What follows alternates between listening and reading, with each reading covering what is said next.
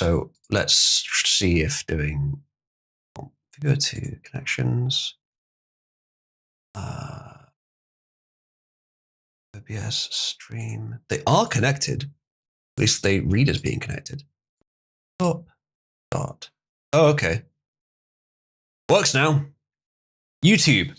I apologize for there being no audio. That was a, like, 1 in a million random glitch in one of the pieces of software that I use, which is usually quite reliable.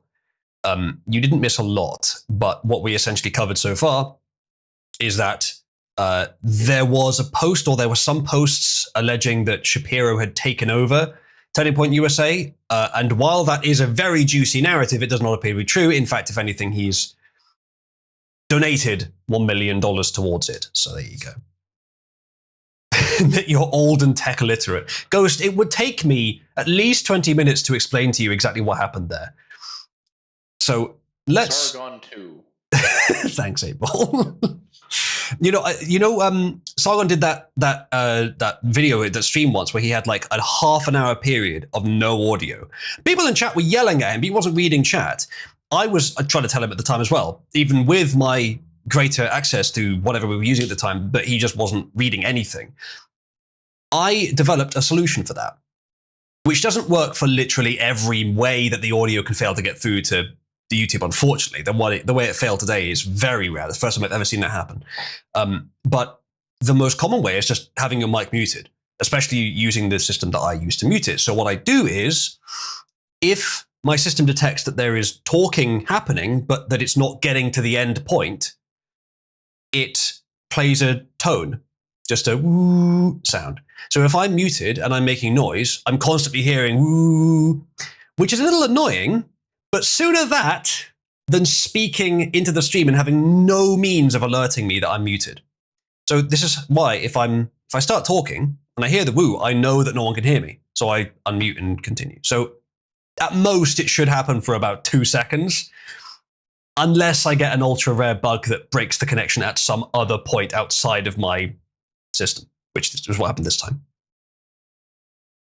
I could do it in 5.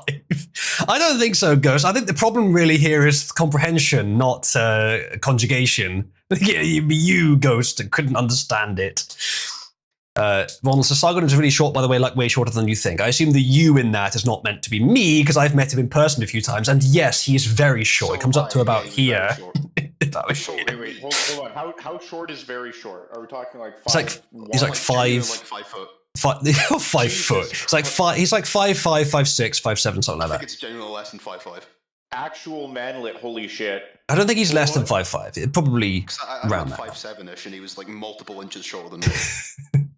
Well, everyone is. Sargon is quite short, yes. This is why I did a video years ago in which I needed to sort of use a snappy couple of words to refer to him compared to some other people, and I called him the diligent dwarf. Because that's what I would describe him as. Dwarf, yes, because he's so tiny. But diligent, because he's... Like, I have random obsessions over lots of different topics. He seems very focused on one topic. As a result, he's terrible at everything else. Almost everything else he does, he's really bad at it. But he's really good at making political videos.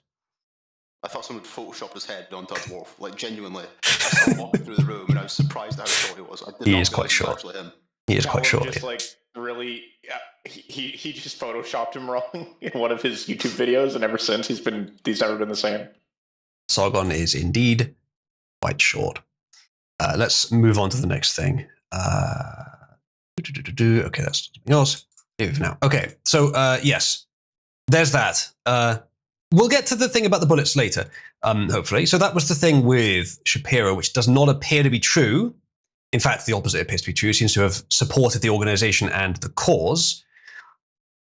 So yeah, good on Shapiro, at least for his reaction to this. Not difficult to give a good reaction to such a obvious catastrophe, unless, of course, you're on the left, in which case it's very difficult to give a good reaction to it. Very few will manage this simple lesson. Let's continue for now with more stuff. JD Vance says, tomorrow, this was a few days ago, I will have the honor of hosting the Charlie Kirk show. Please join me as I pay tribute to my friend. He's got a Rumble link there as well. I was thinking maybe we could watch some of this on stream, I don't know if it would be worth commenting on. I expect it's going to be stuff that we agree on, maybe a tribute to the guy's life, which is not really worth showing on stream. But if you're interested, the Vice President is hosting a politics podcast. So there you have it. It's a nice room as well. Next thing. What was this? So this user on X says, trans goblins and their Reddit-brained fondlers, collectively the mentally unwell, make up the lower ranks of Antifa. The middle ranks are shitlibs from the FBI, CIA, Special Forces, yes, there are a ton of shitlib, de-oppresso liber, green berets, and other branches of the national security apparatus. This is where all the tactical advice comes from in Discord channels. The highest ranks are the financiers, billionaires and foreign countries that hate the US and launder their influence through Antifa so they can attack the US from the inside. He says it's a legitimate terrorist organization that must be defeated immediately, otherwise it will continue to destroy this country. What he said there is pretty much what I already assumed, and based on the information we've been looking at over the years. It's not a grassroots protest movement. It is the elite's pet protest movement. And we've all known this for years, but just in case people weren't aware. This structure described here is quite similar to one that might be used by a terrorist organization. I think it's actually been fairly well stated. I believe we've talked about it before about Antifa being labeled a terrorist organization. It just wasn't really on the cards for the last few years. Even in Trump's first term, he probably should have done it, but he was more timid than he should have been then. He still is, but less. Less timid than he should be compared to the first term. He's better, but still not as good as he should be. But now he's actually doing it. They killed Charlie Kirk. I mean, they, Antifa, but it's a very similar influence. And the guy was, I believe, an Antifa supporter. I don't know if he was actually part of it. But either way, it doesn't matter. The inciting incident doesn't have anything to do with Antifa. Antifa itself should, I believe, be labeled as a terrorist organization. And I wouldn't be saying that if it was just protest. But it's not. More often than not, it is violent. You've seen the pallets of bricks, chat. That on its own, to me, is enough. If they were even just almost always protesting, I'd say, yeah, the violence could just be the sort of random noise that you get with such a violent time. But no, they usually start the violence. Wherever they go, violence usually happens. So yes, I think it's valid, and I'm open to hearing any criticisms on that, especially from a principled perspective. Perhaps if you think it's going too far to label them as such, do you think there's any argument against labeling them as a terrorist organization? I'd like to hear it. Milo has been commenting a lot on stuff recently, and Elon Musk says it needs to be dismantled. It certainly does. Ronald says it's significantly weaker now, to be fair, but still got to go. Agreed. I hope that is similar to BLM. Right? Slightly different reasons there, but with Antifa especially. I hope that that's because, as I've been saying for years, the kind of empire, shadow empire that we're trying to topple here is expensive to maintain. And they're just running out of money. I hope that's the reason. It might not be. Not going far enough, says JDev. No, I think you're probably right, but we're just assessing whether this step is correct. Remember to report your local university student to the FBI with this news, says Ghost. Not sure what you mean by that. What about their freedom of speech to throw bricks at people in windows? Yeah, not quite what speech is. Jackie says, Antifa is an idea of Soviet-style communists. It's actually easy to create random cells, calling themselves different things, but following one set organization. In short, Antifa is a terrorist organization. Yeah, I mean, that sounds like ISIS. Yeah. Company they keep, indeed, yeah. All right. So, yes, we'll be talking about that later today. I've got loads of stories today, loads of pieces of information in a sort of random order that will come together in a general tapestry as we go through.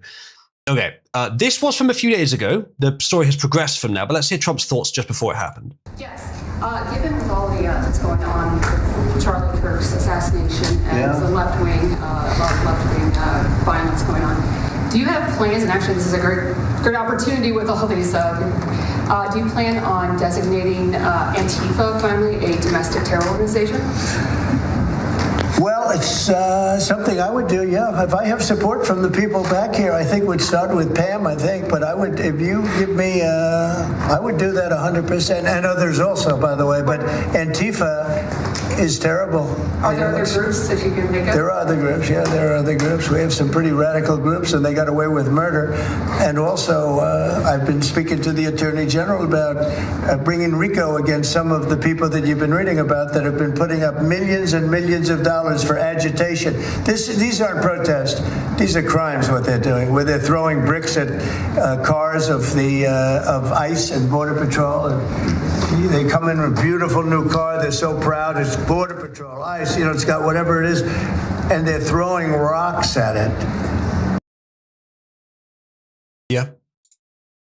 They would probably see what ICE is doing as violent.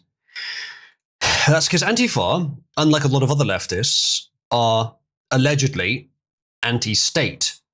Actually, they don't have to be, but often they are anarcho-communists. If you look at an Antifa rally, the most common flag that you will see, even more common than the 3 arrows of Antifa, is the red and black flag.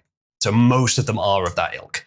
So they're mostly anti-state. So they are anti-authoritarianism when it doesn't suit them, obviously. But that's just the rank and file. That's ostensibly the financiers are quite pro-state when it does what they want. So yes, let's see what else we've got. So yeah, that was Trump's opinion, but there's progress since then. This user says, hearing from a reliable inside source that Hassan Piker is about to get permanently suspended from Twitch. Twitch, if you don't know, is a streaming platform. But it's also a platform that appears to be quite willing to facilitate what many would consider actual proper incitement to violence. And having seen some of what Hassan has said, strong free speech defender myself, I would defend almost everything that he has said, despite the fact that I would find much of it repulsive. The incitement to violence, really tough to defend. I'm reluctant to just come out and say, give the government complete permission to take you down if you incite violence. It's a little bit subjective as a term, but I'm not against that system either. It's iffy, but I'm not against it. And certainly, Twitch is against incitement to violence. Their policies say it shouldn't be allowed. Now, I do understand the perspective of Twitch running an organization which relies upon user-generated content, and you're going to pick at, okay, what's our, I don't know exactly what the numbers are, but like, what's our 3rd, 6th, and 12th most popular streamers saying? Oh, incitement to violence. Okay, well, we'll just clear them off the platform. That won't affect our bottom line. It will affect their bottom line massively.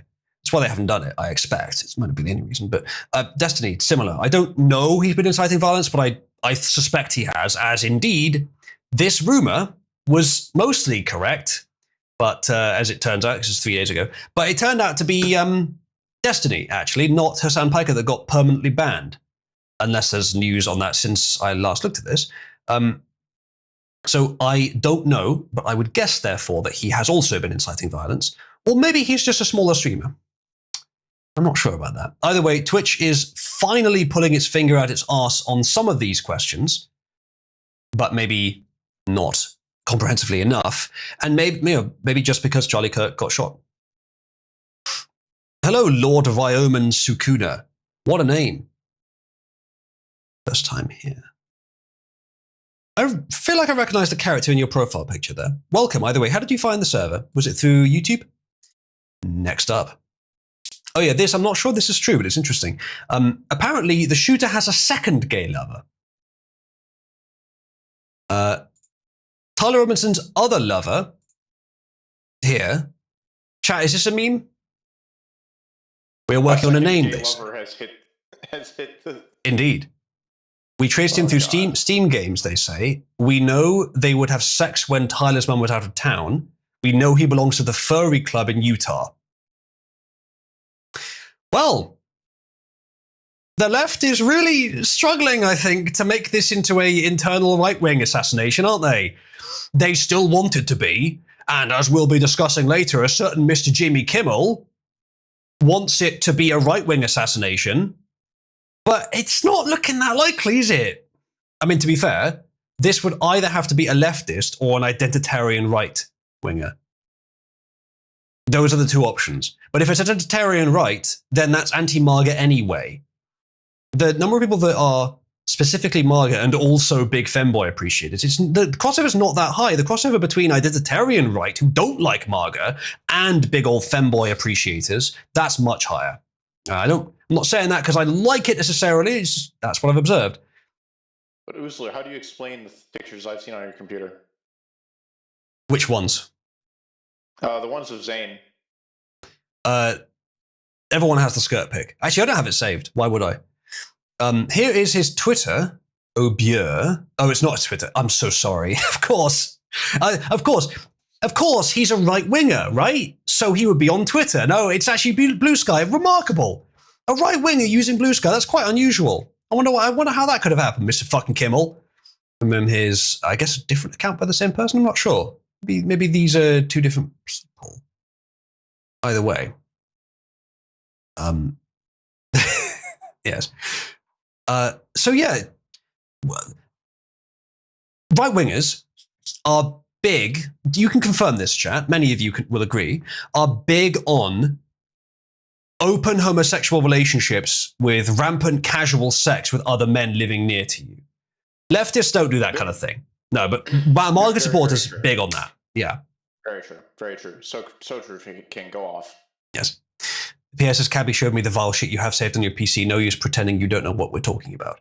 I will pretend I don't know what you're talking about. And you know what? I'm not even pretending. Ryoman says, YouTube primarily in the Claws of the Eagle campaign. Your fifth language. Wow. Well, don't worry. We'll upgrade that to your second. Yeah, that's an old one. That was Arch's campaign, right? The vampires one. Ryoman, are you watching it anew, or have you watched it before? Because do you remember the Neutronium Maxim? That was the only part of that campaign I was actually enthusiastic about. It was when Arch messed that up. All right, next thing. Nick Fuentes confirms that Bibi Netanyahu bribed Charlie Kirk with $150 million prior to his death. Charlie refused. Now, Lord forgive me, we're going to hear Nick Fuentes speak. Chat, press 1 if you're going to go quickly kill yourself before you get a chance to hear his voice. Understandable, right? But I didn't hear this claim from anyone else, so let's at least see what he has to say. They say that... Oh, sorry, chat. This is going to be tough. Steel yourself. We can get through this. God, look at that fucking face. He is one of the most homosexual-looking men I have ever seen in my life. He is almost exactly. Enough to give a man AIDS. He has almost exactly the look of someone who is very blatantly gay, but has sort of a slight hint of not wanting people to think he is. Board game is coughing up blood already. Has he? Okay. I mean, he did stream a date with a cat boy. I don't know about that. I had never heard about that. He did. This Catboy is true. Tommy. Yeah, this is true. Fair enough. A literal engagement. I don't think he always. I don't think he was always open about it. Let's at least say that much. I haven't been He still watching his doesn't stuff. admit it, but he's very open about it. He doesn't admit it, but Hunter. he doesn't admit it, but he keeps showing up in these. It's kind of like how Ted claims to be straight, and yet I've never seen him in the company of a woman. You've never seen him penetrating a woman, and yet he claims to be straight. Unbelievable. Yeah, exactly. Yeah. Very true. I Yeah. mean, that's my standard as well. Can't blame that. That's why you think everyone's gay. What have you said you've run a Star Trek campaign. Oh, Ryoman, that is kind of a long story. The Wizards in Space campaign was available on my main YouTube channel, Oozaloo, but that channel was censored by YouTube, taken down a few years ago, so the videos are gone. I've been asked a few times to re-upload the original series of that, but there are some things in there I don't really want to re-upload. I'd like to remove, and that's just way too much time to dedicate, really.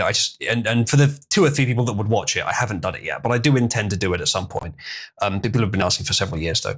However, there are, I believe from the 3rd series onwards, Ryoman, are available and are still up. If you go to my... I don't think I've linked it on my website, actually. I should do that. Thank you for reminding me. Go to Rumble and search Crimson Maxima, They're all there. In fact, I'm going to go do that now because I really should have put that up on my website. I should have linked them there. I don't think I did. Crimson Maxima. Yeah, here we go. Here's the channel. Did I put them on here? Didn't. I really should do that. Yeah, that's my that's the channel I use for any RP stuff that I produce. I really should fix that. Put that on my website. Anyway, chat. We have spent enough time trying to avoid hearing the Cum Hunter Rod Annihilator speak. Let's continue. That Charlie Kirk was offered an infusion of $150 million by Israel. Yeah, you've been offered a lot of infusions, haven't you, mate? You can smell it. He's doing. We're actually suppositories. He's doing his best cocklust face right now. He Okay, does sit very gay. that would double Israel's Very budget, true. or excuse Very me, Turning true. Point USA's budget. Turning Point USA has an annual budget of $140 million. Netanyahu offered Turning Point $150 million for one purpose and one purpose only: to shill for Israel harder. Turning Point USA is already pro-Israel. They're not anti-Israel. They've never been anti-Israel. Charlie Kirk has, in the past, criticized Bibi Netanyahu. This is all very nice, Mr. Fuentes, but is there any actual evidence that this happened? Listen to how horny he sounds as he's talking about Israel. I was hoping that you'd give us some more information. Now, there are some clips of Charlie talking about how Israel has been funding groups like Antifa and how there's a lot of weird connections going on. Mm, Yeah, he specifically called out Jewish donors and said they had a lot to answer for. interesting. If you have that clip, let me know. Netanyahu forced to deny disgusting find it. rumors. He ordered a hit on Charlie Kirk, an extraordinary video. It's weird. Why would you put out a video denying that? Why would you bother? I don't think this contains the $150 million claim. No, it doesn't. Interesting that there may be. It has nothing to do with this claim. I'm not seeing anything on Google anyway about this. Let's see if we can find anything on a slightly more reliable search engine. Elon's personal FAP cave. Rock, is this true? Gawk, is this true? Okay, it looks like it's all just Fuentes' video. Okay, that's... Don't think there's any evidence on any of those. I need to link to a source. Same media that submitted Charlie Kirk never told you this. Charlie said no. Yeah, again, not seeing anything. According to 150 million reports, Israeli PM Benjamin Netanyahu offered Charlie Kirk's TPUSA $897,987 trillion in cash to adopt an even more ardently pro-Israel stance. Kirk refused the money and said to a friend he had been red-pilled by based Nigus, Kanye West, and Nick Fuentes. Yeah, I think this is our conclusion on this story. I think this is probably more accurate than whatever Fuentes is saying. Not necessarily, of course, just that's pretty funny. And I'm not seeing any of these posts that have any link to any evidence, which is not that rare, but it is quite concerning how often you just see rumors circulated on social media. The correct answer to that is free expression, but it's also skepticism. You also have to be willing to reject these ideas. It could be true, and it certainly lines up with some of the things we know about Israel, about Kirk's perspectives and all that stuff. And the fact that it had been sort of waning on Israel recently, but we got no reason to believe it currently. Multiple reports, says this post, from Humstv. According to multiple reports in my dreams, Uzlu offered Charlie Kirk 150 million Uzla coin to promote the ball. Oh, that's roughly how much Marcus owed. Yes, ever since his streaming death. Oh, Yeah, that's That's them, all right. So we'll move on. It could be true, but I don't know. And there's also the proposition of he was planning to give him the money, but it wasn't necessarily a bribe. Now, you might think, well, of course it was. It'll still influence him. Yeah, it would. But maybe that's just normal. Maybe it wasn't something that had changed recently. It would still change the picture if that was the case. Like, Israel might be one of the investors, but not the only investor, and they were just one of the largest, perhaps. I don't know. There's other things it could be, but it's certainly suspicious, the whole situation. APAC finally gives back to Americans. It's just TPUSA.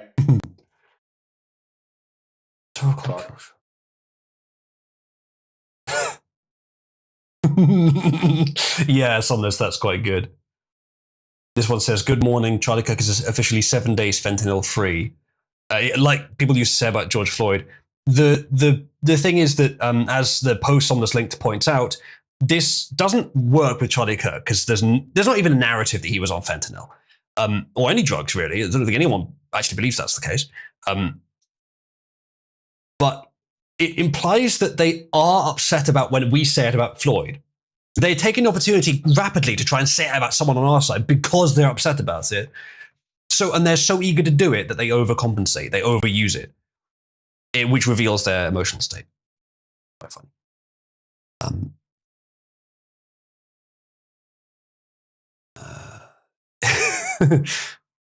Would you play again as Jürgen Peterstein if Arch does National Socialist camp?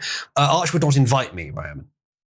I feel like you're kind of lost in time here. It's quite entertaining. That campaign was from 2019, I think, or it might have been. It was around that time, 2019. Since then, Sargon and Arch have decided, and I still don't know why. I don't know if I can be any more persuasive, chat, that I have no idea why. They decided to sort of blacklist me and not talk to me and badmouth me on streams whenever I'm mentioned. They don't say what I've done wrong, and they've never told me what I've done wrong. They've never even attempted to tell me, not even implied it. They haven't talked to me in years. But they do say that I've done something wrong, and he knows what he's done, which I don't. I even messaged Sargon at the beginning of this year, just asking like politely, hey, I think you should tell me what I've done. No response. So Sargon and Arch do good things, but I have reason to find their personal character to be very lacking. I did have some reasons before, but not like this. Jürgen was your favorite? Jürgen Peterstein was a character that I barely played because I got bored with the campaign after the first couple of sessions. I'm afraid to say, Ryoman. I tend to do that. Wendy was the character that people tend to like because I was already bored of the campaign within a couple of sessions, but Wendy was a vehicle to make some good jokes with about her being a tranny and the contrast of the barbarian. So that was funny. So I did that. Peterstein, I didn't think was very, very good. Oh, Panterson, sorry, yeah. Sorry, Peterstein is what they call him as they want to imply that he's Jewish. It was Panterson, yeah, exactly. Ted says I've been Discordia. She probably accused of some fucked up shit. That's one of the possibilities, and it's definitely possible. I lament what she may have said. There is nothing that I did during our relationship that she could actually cause this kind of rift using. So it would have to be deceptive, I believe. Someone says Dev will loudly claim credit. He has loudly claimed credit, but I don't think the timeline actually lines up for him to claim credit. I think him and I were already, rather Sargon and I were already on bad terms when I griefed Dev's blocks, although I'm not sure about that. Didn't watch the Crusaders campaign. Was it good? Most people prefer my Wendy character over my Panterson character, if that matters. And I think the D&D Crusaders campaign was better than the Vampires one. But that may be up to you. So yeah, here's a question actually, and this is maybe a bit self-serving, but this is just an if. In the past, Sargon and Arch have read about me when people have sent in super chats asking them, hey, would you ever do something with Uzlu again? What's your opinion? And they would just give this sort of anonymous blacklist statement of he's bad man, bad man, bad man. But if you ask him, and like that's happened like several times over the years, probably about 8 times over the years. If you happen to send in a super chat and you want to ask about me, please mention, Oozaloo says he doesn't know what he did to you guys. Please tell me what he did. Or please tell him what he did. Something to progress it, because I've tried messaging Sargon and he hasn't responded. And I don't know what else exactly I should try. If there's money to it, they might. If there's money to it, they might at least say no, which is progress from them just not saying anything in terms of like whether they'll tell me.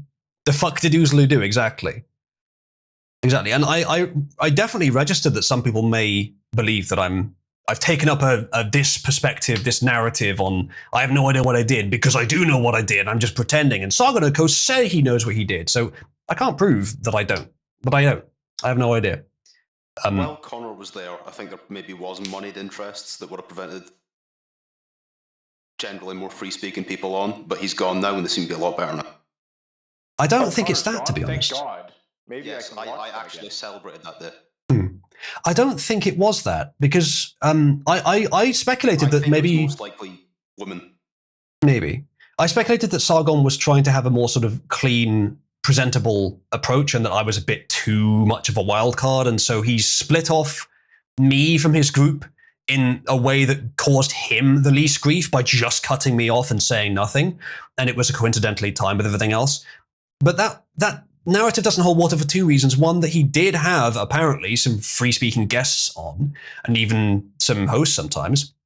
And that 2, and not quite as free-speaking as I would be, but not far off. And that 2, once he started saying Oozaloo knows what he's done, now that doesn't quite line up with that narrative, does it? So I don't think it's that wrong. I think they have listened and believed someone that has lied to them about me. It's been rumors and they've just, Maybe the first reason was why they were willing to listen and believe. It was, it assisted the process, but it wasn't actually the reason. Justice for Oozaloo. Well, I'm not asking you to go and send super chats, but if you happen to be doing so anyway, don't just ask what their opinion on me is. Tell them I don't know what I've done. Why is there a problem? Not just what is your opinion, but why is that your opinion? Someone says, before Laddie taking credit, wasn't Dev vaguely referring to Discordia and saying the reason you were blacklisted was her story to tell, so he naturally couldn't? I don't believe he mentioned that it was hers, but I believe, have they at some point said that it's not their story to tell at some point, which is a very leftist thing to say, or a very like female thing to say. But the whole hashtag her story. I don't know if they said that. They might have done, but the whole pack of them are acting very much like women on this particular matter. Only Dev. Somnus, you may have a better memory than me, so. And that's a possibility as well. There are a few things with Discordia she may have grossly exaggerated, because she did that a lot. And Sargon really trusted her at that time. But there's nothing I did that would actually justify this. Discordia is enough of a subhuman to torpedo Kike Salu, says Busak. Well, it is a shame, but as happened straight away when this happened, I figured I'll give him time to do the right thing because I trust him. Well, that was a fucking mistake. He didn't do the right thing. I shouldn't have assumed that he would, because he's terminally lazy in everything but the one thing he does well. I'm conscientious enough not to be lazy with my principles. He is lazy with his principles. He's very active with his videos. He's lazy with his principles. But that's what I did. And then I just got on with it. Just got on and did other things. And then at the point it became clear that he wasn't going to do the right thing, I just still got on with it. And then I messaged him asking him, like at the beginning of this year, several years after it happened, I messaged him asking him, hey, can you tell me what I've done? No response. So I got on with it. Moral of the story, get on with it. Don't meet your heroes. Also that. Discordia should have been... I was following that whole thing, and I, obviously from the other side from where most people were, she was, actually I can't remember the details. She might have fucked up. I don't remember enough to say whether it was her fault or not, but she was saying that she was describing things other people had done wrong. So I don't think it was entirely her. I think it was mismanaged generally at the beginning.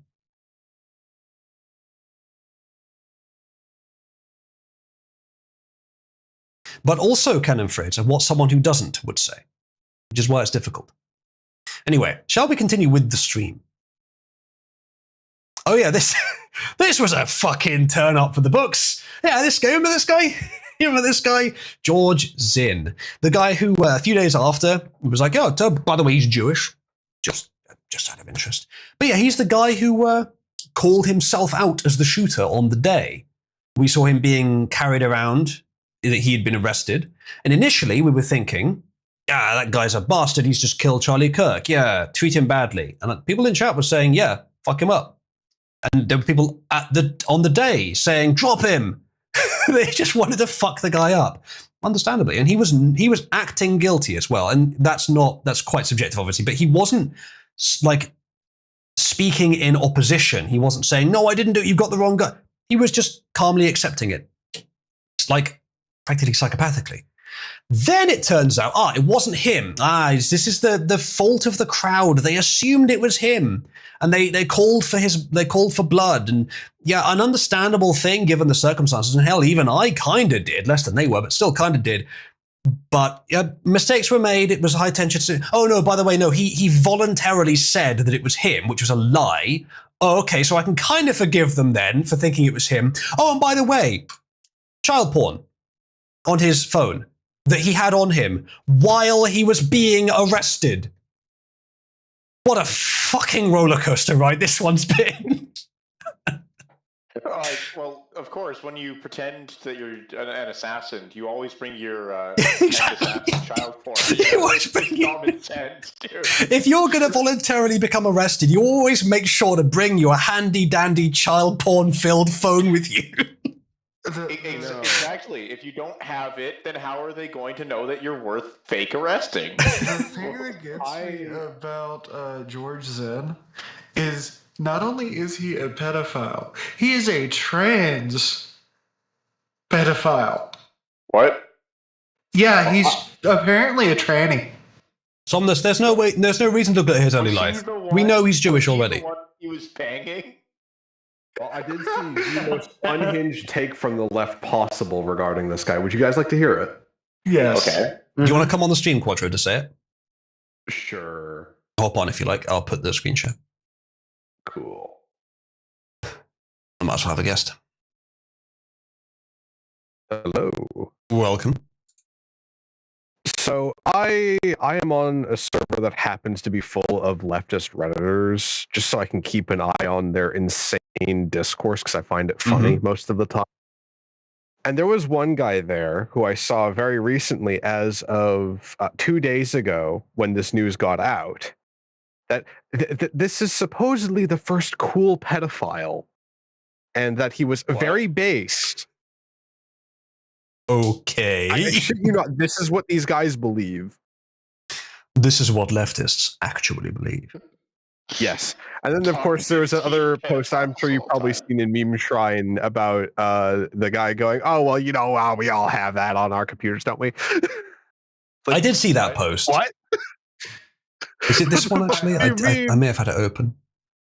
No, never mind. Yes, I did see that. Well, some leftists saying, yeah, we all have CP on our phone. No, mate, no, we don't. Now, here's the best I can give him.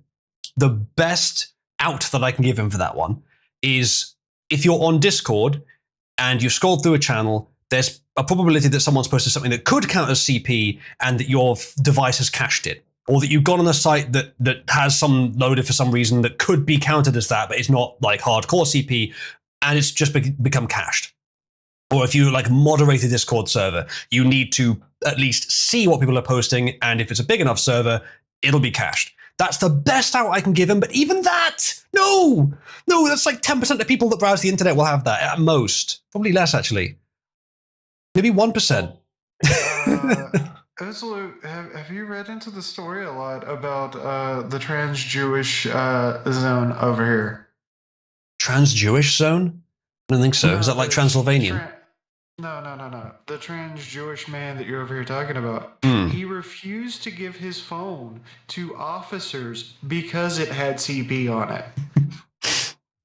Pierre is saying the weirdest thing about him is that he just had the material on his phone and gave the police permission to look through it and openly said that he has it on his phone. Yeah. So the story goes. Somnus says this psychopedo was present for 9/11 and made bomb threats in Utah following the Boston Marathon bombing. Is that true? Yes.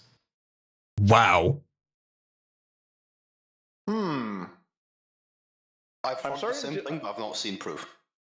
I'd be curious to see any evidence of that, chat, if you have it. But this guy, like, he had gone away with it for years, and he decided, yeah, I'll get arrested. What's the worst that could happen? He did a year in prison for the bomb. Oh, right, okay. So he hadn't got away with it. All right. Well, that's interesting. It just happens to be at the event where Kirk dies. Oh, that's not so unusual. It's like definitely suspicious, but definitely worth looking into. The idea that, like, relatively early on, people were saying, like, this is the patsy that deliberately gave himself up so that the shooter could escape. Maybe. Yeah, possibility. Well, something I can say is that pedos are notoriously retarded and hubristic. I have no idea why, but I guess this is why so many of them decide to become politicians. That's also probably why a lot of them become furries. Real. Oh, yeah. Jackie has posted a link to this. Utah man charged with making bomb threat at marathon. George Zinn of Salt Lake City appears in a photo released by the Salt Lake City County Sheriff's Office. So, not a good guy then. Says he was joking. I'm willing to believe he wasn't. Oh, and like, he's not actually going to do the bomb threat. As you said, pedophiles, stupid, hubristic, and cowardly, I would venture. Yes. But not actually going to do the bomb threat, but still the bomb threat was intended to be taken seriously.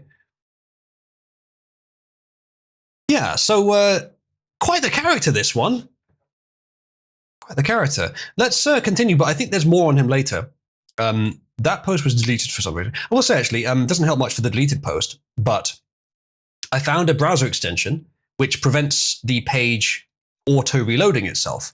Which will break some websites, but it's nice for Twitter because I can just click on an existing open Twitter link and it won't kill the page and refresh it, which Twitter does automatically using JavaScript. It just blocks it from doing that, which is really nice. That's way better for streams. It's a Firefox extension called Stop Auto Reload. Nice and simple if you want it. Next up. Yes. Worry. Worry, if you like. The rate of searches for help with mortgage has just equaled the peak it hit in 2008. Worry. This bodes well. This bodes well, yeah. I'm sure it's fine. It's fine. I'm sure it's fine. I'm hoping for housing to go to the moon. But I may have, it will be so unaffordable that the entire market will crash, everyone will die, and I will be alone. And how will you survive? For 5 nickels. Mostly off of grass. I'm so glad that we have you here commenting, 8ball. Chat, press 1 if you're so glad that 8ball became a patron that's able to heckle. This was wonderful. Busak, you spoil sport. All right. So yeah, this is fine. This is fine. It'll be fine. Next up. All right, so more about George Zinn now, I think.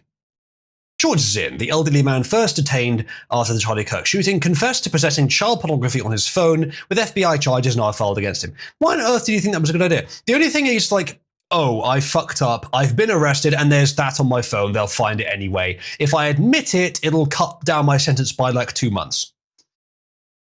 I guess that's the only thing, but... From life? Well, yeah, like, what's it going to do if you admit it at the point you've already been arrested? What difference is that going to make? He admitted he instinctively acted as a distraction to give the real shooter a chance to escape. Now, you're not winning any fucking public support here, mate, are you? Investigators have found no connection between Zinn and the alleged gunman, Tyler Robinson. I don't suspect there is. Why is that an instinctual response? Because he's a fucking bastard, because he's a bad person. It's the instinct that just, I'll protect the show. Because he's a really bad person. Imagine he was there as literally as a hate watcher of Charlie Kirk. Why would he be Look there at those as a eyes. hate watcher? Yeah, look at those eyes, indeed.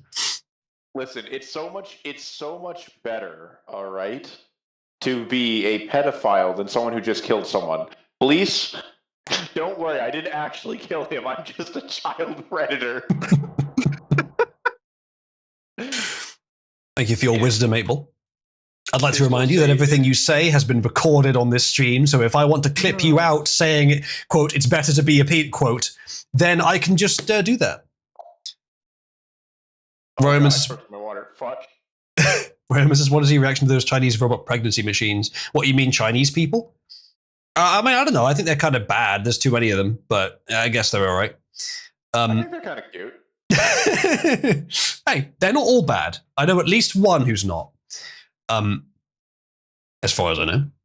So, there is a new theory that he sensed this tranny furry assassin and used their innate clown-to-clown communication in order to set this up and organize it.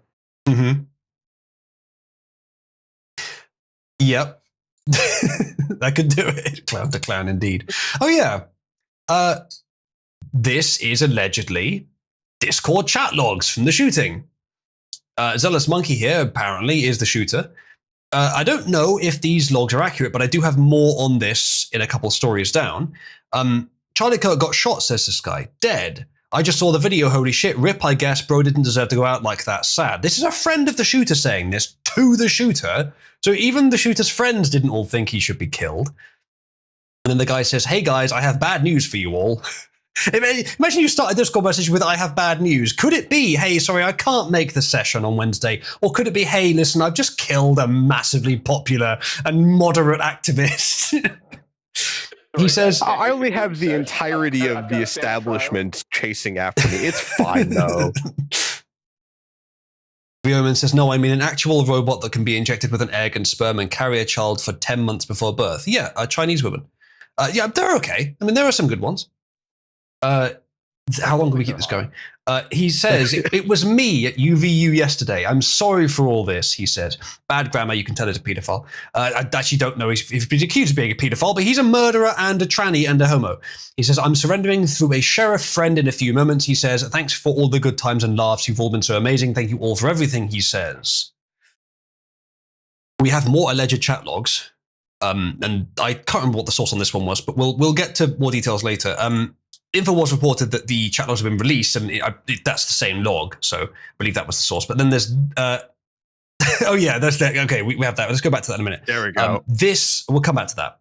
This is the alleged chat logs, so released here by Benny Johnson on Twitter. I believe this is an audio version, actually.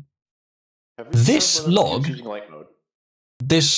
log, I will warn you, I don't know if we should believe it, but we'll read it over anyway.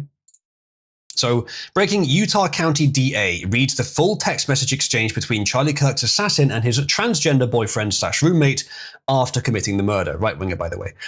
Robinson says, quote, drop what you're doing, look under my keyboard. Roommate says, you're joking, right? Robinson, I'm still okay, my love. Yeah, nice, roommate. Shouldn't be long until I can come home, he says, but I gotta grab my rifle still. To be honest, I had hoped to keep this secret till I died of old age. I'm sorry to involve you, he says. Roommate says, you weren't the one who did it, right? Robinson says, I am, I'm sorry. Roommate says, I thought they caught the person. Robinson says, no, they grabbed some crazy old dude. You have no idea how right you are.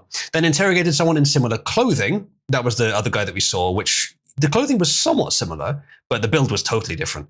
He says, I had planned to grab my rifle from my drop point shortly after, but most of that side of town got locked down. It's quiet, almost enough to get out, but there's one vehicle lingering. Imagine staying in the same town. I mean, I don't know, chat. I think, not that I ever would, but I think if I was going to commit an assassination, I think I could do a better job of getting away than this guy could.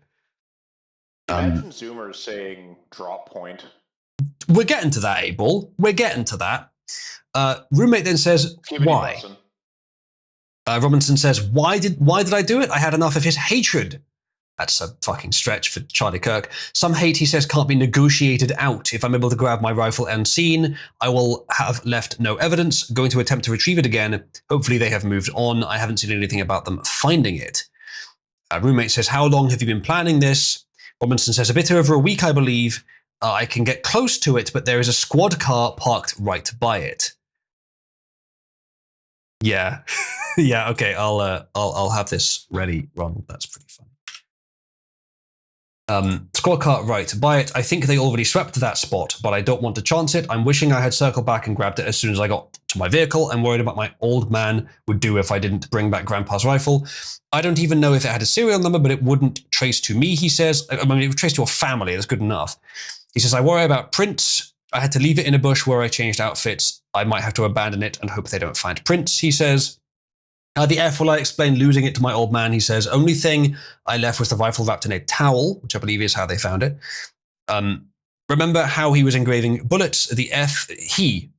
That's the interesting thing. Like, the idea of someone else was doing it. I don't think he even says who. Like the dad was engraving them? What, with the tranny furry messages? Yeah, it's not really adding up here, is it? Catch this, oh whoa. Yeah, exactly. The F in messages are mostly a big meme. Yeah, this is sounding less believable the more I read it. He says, if I see notice bulge uwu on Fox News, I might have a stroke. All right, I'm going to have to leave it. That really effing sucks. Judging from today, I'd say Grandpa's gun does just fine. I think that was a $2,000 scope. To lead this exchange, my dad wants photos of the rifle. He says Grandpa wants to know who has what. The vets released a photo of the rifle and it's very unique. He's calling me right now and not answering. Since Trump got into office, my dad has been pretty diehard MAGA. I'm going to turn myself in willingly. One of my neighbors here is a deputy for the sheriff. Again, you are all I worry about. Love. Don't take any interviews or make any comments. If any police ask you questions, ask for a lawyer and stay silent. Now, there are many reasons to suspect that this excerpt might not be 100% accurate. That it may in fact have been totally fucking fabricated. And this is like the authorities releasing it as well, which makes it so much more suspicious. Now maybe the authorities were passed it from someone else, bought it, maybe it was planted by a small group, and then the majority of the US authorities are doing the right thing and just reporting what they found, but haven't really investigated it well enough to have confirmed it, so it's still not doing the right thing. But, you know, those are the attempts to make it sound less dystopian, that this is just fucking fabricated, because it sure looks like it. There are several indications. As 8ball mentioned, the idea of, I think you said squad car, and there's also the like swept the area, and there's a lot of expressions in here which are things that police say, but that circle back as well. Circle back, yeah, but that tranny teenagers don't say, or homo teenagers or leftist teenagers don't say. Circle back is also used militarily. Exactly. But squad car normally, I don't know about any of you, it would be cops. Old man would probably be dad, or I don't know, fucking pops or something. Like grandpa is fine. That's I think the capitalization of stuff like RN for right now is also unusual. Now, I believe this is a quoted excerpt from the spoken version in this video. But if this is drawn from text, this guy has some odd writing patterns. You wouldn't write RN capitalized unless your phone's correcting it to that. So to play like complete devil's advocate, maybe that's just how Mormons are, and because they're maybe Mormons and we're. Oh, okay, but he has an o or an uwu. Yeah, and he won't say the text. Yeah, as with that. It looks like it's fed. It does. It's not real. Let's be honest. There is another possibility, one that we haven't discussed properly yet, I don't think, and that is perhaps he was trained by feds and started to LARP as one of them. Oh god. Maybe. Cannon Fraser says, pseudo-intellectual theatre kids might write like this, but not under stress. Otherwise, we are talking Nero levels of melodramatic personality. Yeah, I agree mostly with that. Also, I don't know why you would specify it was like a $2,000 scope. You could just say that was fucking expensive. Maybe. There are lots of things here that are strange that you wouldn't expect to be here. And then there's this that Ronald linked. Gee whiz, by golly, I had the jitters there for a moment, but now I'm with you and I feel just swell. Wipeout, this is so gnarly. Situation is tubular.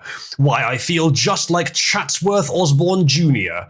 Hang 10, I still love you, brah. Cool, daddy-o, cool. Actual words spoken by actual Zoomers after actually killing someone. I would say similar things. If I didn't kill someone, because I wouldn't do that. I'm going to be honest with you. If I'm ever at war with someone and I pop a guy, I'll probably say like L plus ratio and then move on. Darn, I'd be cranky 90s. I'm cranking 90s, Morty. Whatever that means. Just start, You actually have that's busting down the orange justice over his body. screenshots of the Discord conversation, September 10th at 3:17. Also, if this is real, then this isn't, because the writing style is completely different. Okay, this is a text message exchange, but still, texting and Discord, the way you'd write wouldn't change very much, and they are completely different between the two. 10 p.m. Charlie Kirk got shot. 10:44 or 3:44 dead. 4:40. I just saw the video. R.I.P. I guess. Bro didn't deserve to go out like that. And then the next day, September 11th. We read this for you all. They're a friend in a few moments. And there's an exchange between Robinson and the roommate in which Robinson says, "I'm still okay, my love, but I'm stuck in Orem for a little while longer yet." So this is the one that we just read. Okay, it's from Andy Nago, so that would explain it. Shouldn't be long until I can come home, but I got to grab my rifle still to be. All right, hold on.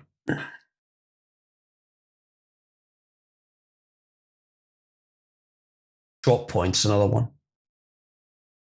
Vehicle, lingering rather than car. Yeah. It's like if you just started saying like LZ or some random shit. Yeah. Well, obviously he just picked it up from being a gamer, right?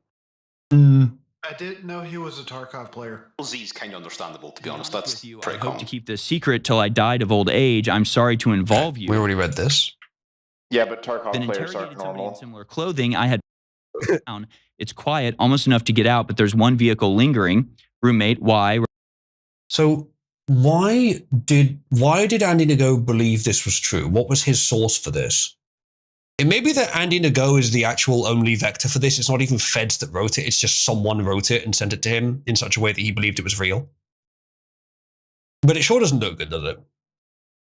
Oops, that's the wrong one. Oops, that's also the wrong one. Yeah, there we go. So if this is real, then this very likely isn't. And this sure doesn't look real. So I don't think we can count this in at the moment. So if you have anything else on this thing in particular, chat, let me know. But I think that's all we're going to be able to say for now. We're going to have to look into more later where this came from and why it sounds so strange. Yeah, it is sketchy as fuck. Let's see what this is. The roommate.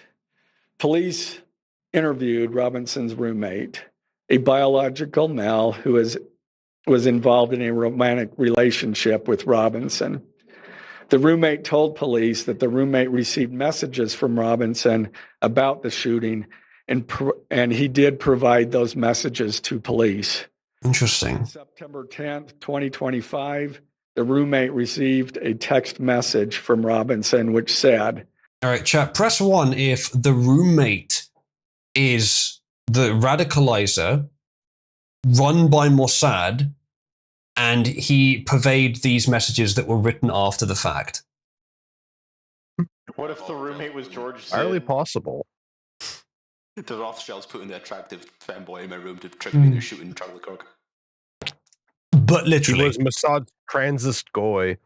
Like, I know, I'm not by any means saying that is the most likely answer, but it is shockingly plausible considering how dumb it sounds. Big if true. Drop what you're doing. Look under my keyboard. The roommate looked under the keyboard and found a note that stated, quote, "I had the opportunity to take out Charlie Kirk, and I'm going to take it." Police found a photograph of this note. The following text exchange, then took place. After reading the note, the roommate responded, "What? You're joking, right?" Even leaving that note under the keyboard is strangely well coordinated. Like that he knew he'd be telling the guy later. I mean, he must have been thinking about this, even though this... I guess there would have been enough time knowing in advance when Kirk was going to be there, wouldn't there? For him to plan everything. To like arrange to get the rifle and everything, you'd have time yeah. to write a note and move on the He probably already had the rifle nearby. Robinson, I am still okay, my love, but am stuck in Orem for a little while longer yet. Shouldn't be long until I can come home, but I got to grab my rifle still. To be honest, I had hoped to keep this secret till I died of old age. I believe the rest of this, as this guy does in fact die of old age, I believe the rest of this is just reading out the quote. But let's see if we can skip ahead to commentary. Have a stroke, all right. I'm going to have to leave it. That really effing sucks. Judging from today, I'd say Grandpa's gun does just fine, IDK. I think that was a 2AC notice bulge UWU on Fox News. I might have a stroke, all right. I'm going to have to leave it. Yes, we did just hear him say that. The number of people who would never say that in their lives that have now had to say it is quite funny. Reading that? Probably, yeah. Probably wanted to do. Anything else in here that you want to hear him read? There's nothing else in here funny, is there? Just the notices bulge. The effing messages are mostly a big meme. If I see notice bulge UWU on Fox News, I might have a stroke, all right. I'm going to have to leave it. You know, actually, let's see if he mentions who the he was here. How the F will I explain losing it to my old man? Only thing I left was the rifle wrapped in a towel. Remember how I was engraving bullets? No, I still want to know who the he is there, but this guy's going to tell us. Messages are mostly a big meme. He's not going to tell us who that is. See if there's a commentary at the end. Photo of the rifle, and it is very unique. He's calling me RN, not answering. Rob, again, you are all I worry about, love. That came from Robinson. Roommate, I'm much more worried about you. Robinson, don't talk to the media, please. Don't take any interviews or make any comments. If any police ask you questions, ask for a lawyer and stay silent. The search for Robinson. That's it. So the excerpt here was slightly off. There was a little interjection here, but it wasn't that significant. So yeah, I worry about that $2,000 scope I left behind. People do say that kind of thing, though. Abel. I know. I always find it funny when it's immediately after someone worrying about something else. Yeah. So yeah, I don't know. We'll have to keep an eye on this. There will be more on it in later posts, but let's now skip back to something that we went over. It will be interesting. So yeah, here's this guy Elliot on Twitter who says literally everyone, he says, has CP of some kind, he says, on their computer, he says. Easiest way to put someone away forever if they know too much. Well, we already went over this. The answer is no, they don't. Very few people do, even by means such as haphazardly caching it automatically as you scroll past it. So I don't know where he's coming from with that. Maybe we could try and find his post if he hasn't taken it down already and look at the replies and just see if he's responded to people explaining how everyone has this. Because I don't know. Well, even if that's true, surely you would think that this individual in question would go, yes, I am not going to admit this. And also, I will just remove the CP from my computer so that I cannot be put away easily if I get arrested for something. What if my 17-year-old girlfriend sent me nudes when we were both 17? Then I technically have CP, because that's something that everyone has when they're like 30 or 57, whatever he was. Yeah. Oh yeah, because you just keep the. You don't actually take any new pictures of your girlfriend afterwards. You just kept them for 40 years straight. Yeah, exactly. You don't actually, have new pictures of your girlfriend and hopefully wife. No, you just... Yeah, this 57-year-old...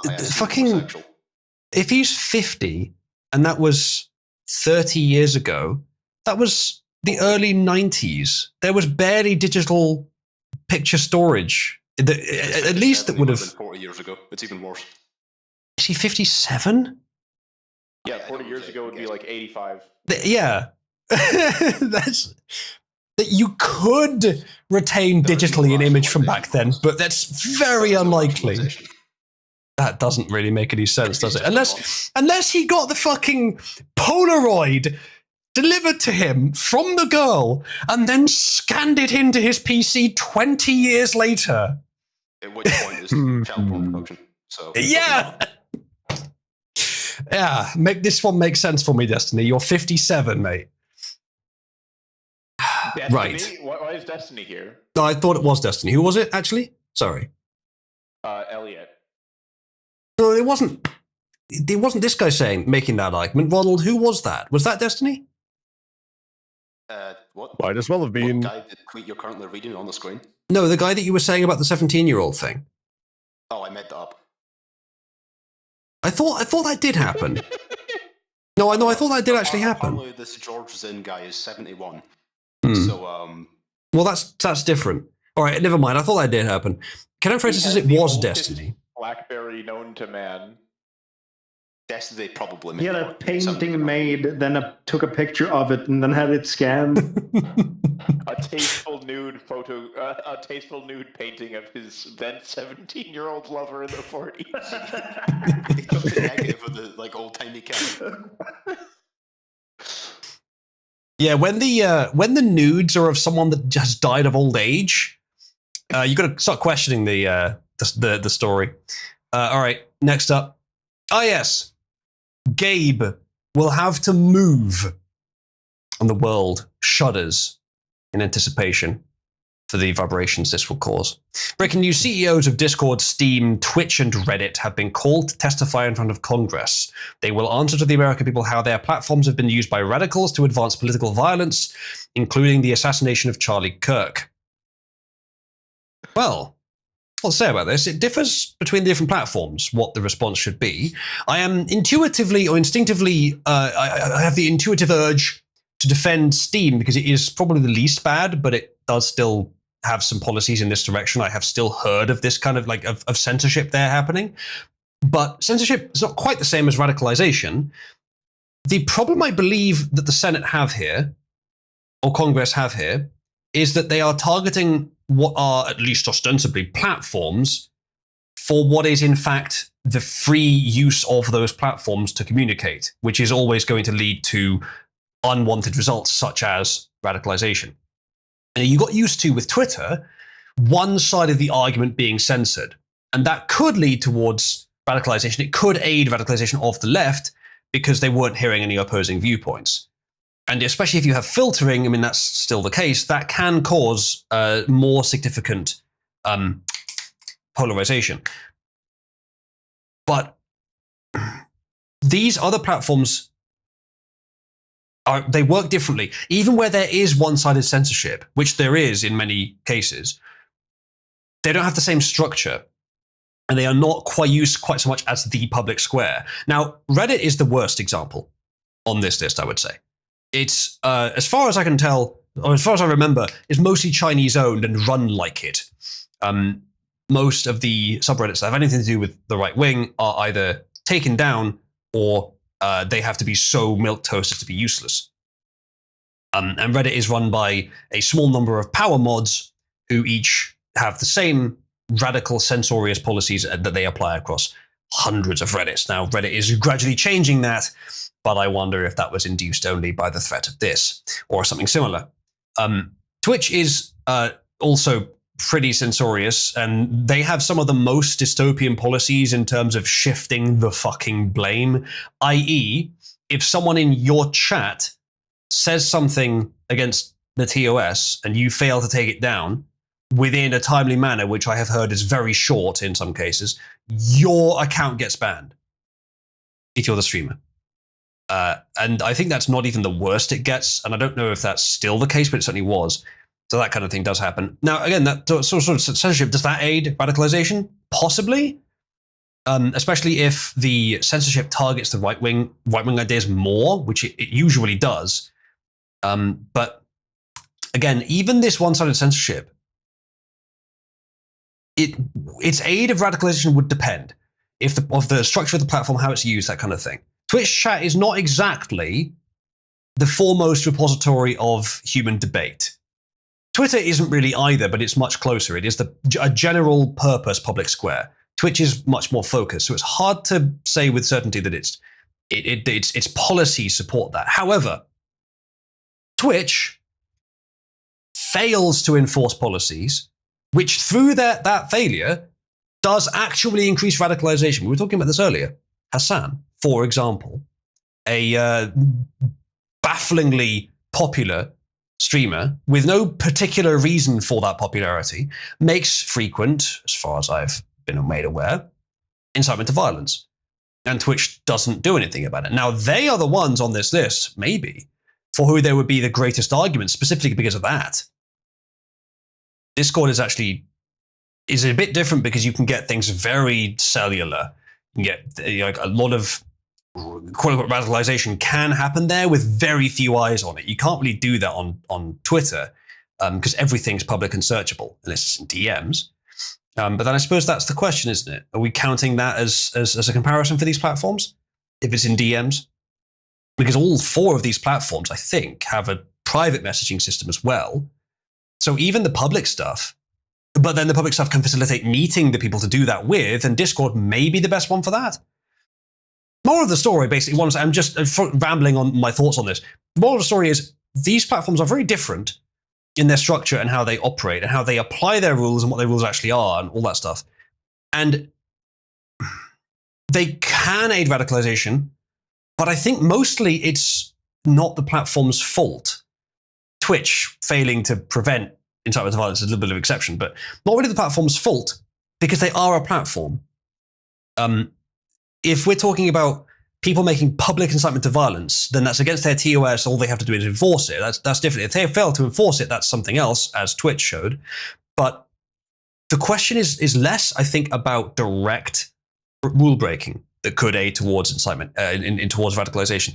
It's more so how sort of like subjectively, softly, passively things can sort of eke towards it, and most of that's probably being done outside the public view on these platforms anyway. So, well, from what I understand, it seems to mostly be the mainstream media that's radicalizing these people. It has nothing to do with at least most of these platforms. It is the media. They're the ones who should have the inquiries, not these platforms. Yeah. Well, see, and that gets onto the rest of it, because the concern I would have is that Trump and his government have shown themselves to be just as willing, I hate to say this, because but it is, I'm afraid, true, just as willing in principle to use censorious measures. Actually, not as willing, but they are willing to use censorious measures against their political opponents. Trump does it over way less things, but he still does it, mostly over Israel. The left does it over loads of stuff, so they're obviously way worse, but Trump does still do it. And that sort of reminds me, and I think reminds us all, that we have to still be quite aware that even politicians that are on our side, quote unquote, are still quite viable, quite liable to censor when they want to, when they feel they have a mandate, especially when they have political capital to do so. Going after these platforms may be their opportunity to gain the power to censor them in certain ways. I wonder how jealous some aspects of the government, the US government currently are, that the Biden government had so much censorious power over Twitter. I do think the Trump government generally is pretty full of people that are genuinely good, but there are some of them that aren't, and there are some influences there that may be pushing them, and there are some exceptions they make for when they're going to be good and when they're not.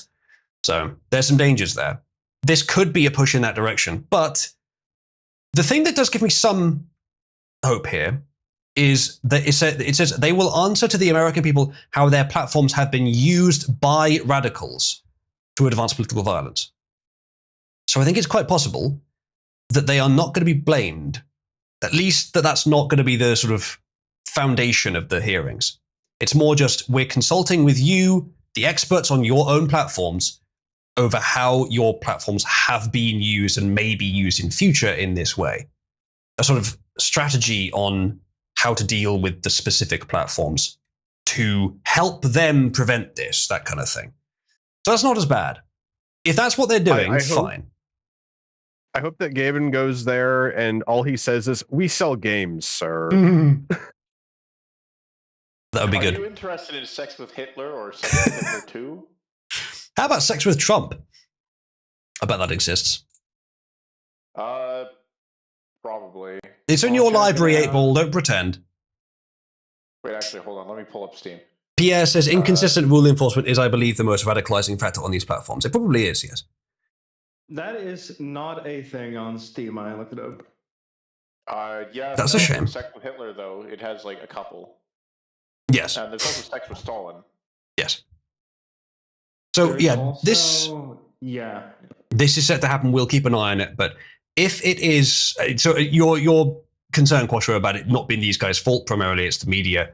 Yeah, this is what I'm thinking as well. If the hearings seem to be in the direction of it's your fault, you've done this, like what are you going to do about this, all that stuff, then mixed feelings on it. I don't think Steam has done much wrong here. Discord's done less than you might expect wrong. Reddit has done more wrong in how they're operated and the clear biases across the entire platform, and the censorship that we've seen lots of examples of. And Twitch, arguably the most, because if they've failed to stop those particular incitement speakers. If it's that, then mixed feelings. But if they're just going to say, help us help you to stop radicalization on your platforms, then that's probably quite useful. Well, they wouldn't be so emboldened in the case of, say, Twitch and Reddit to have such a left-leaning, well, extreme left bias if it weren't for the fact that all of the media's talking heads support their insane position. Quite possibly. And are the ones basically uploading their new positions into their heads every time they turn on their fucking truth box on the wall. Someone that says Reddit and Twitch might actually be. Remember how Hassan advocated openly for murdering Senator Rick Scott and Dan Clancy only gave him a 1-day suspension on a day he normally wouldn't stream anyway. I do remember that, yes. And that was disappointing to a lot of people because that's very inconsistent rule enforcement. Given that if you stream and someone says nig in your chat and you don't ban it within like 10 minutes, your account disappears. Because you're not making as much money for them as Hassan is. They don't want him to go over to Kick. That's what it is. They're remarkable, isn't it? Finally. It's funny, because I can't imagine that he'd actually be bringing him that much money, considering how much he is astroturfed. I'm not sure. But finally, you have competition active. Well, it has happened before, but we have a really good example, I think, of competition actively preventing censorship. And it's only benefiting a leftist, astroturfed, inciter of violence roach. Fantastic, isn't it? Pretty sure Kick would shit can Hassan real quick after the whole IRL streamer thing. I don't know what that is, but okay. Anyway, let us continue. Breaking. Disney's ABC is pulling Jimmy Kimmel indefinitely after late night host's recent remarks about Charlie Kirk. Move comes as ABC affiliate groups told network they would be dropping the host. I don't really have a lot to say. I don't know what he said. Well, I have the video. It wasn't actually that bad from what I saw, but it was obviously on the wrong side of a pretty sensitive issue. It would depend a lot on what he actually said. What I will say is that I don't support operating like this because it isn't principled. Well, I'll say I don't enjoy operating like this because it isn't principled. But I recognize it's sometimes useful, even though I don't want to do it myself. But it really is a taste of their own medicine. The left getting cancelled, it's really hard to generate sympathy. It really is. It's taken all the power of my principles to generate any fucking sympathy for them. Because they have been openly supporting and promoting this regime for years. So the temptation to say, ha, lol, get fucked, retard, is pretty strong, and I just did say it. And I kind of meant it too, but at the same time, my dedication to free speech is quite strong, and I do wonder what exactly he said. As I say, I do have a clip we'll watch. Maybe I could find it now, actually. Where is it? It's one of these. Yeah, this is it. But joking about a tragedy, even one that everyone feels, very, very sore about, should be fine. Should be protected. Now, importantly, that doesn't mean the the network has to continue to promote you, because we're not just talking about he went on Twitter and said it and then Twitter banned him. No, we're talking about he went on, he's been hired by ABC to deliver a certain kind of show. And he went on and joked about shooting. ABC said, we're not so into that, and advertisers don't want to continue supporting you anyway. To do anything else would be to compel their speech. So it is a matter of platforming.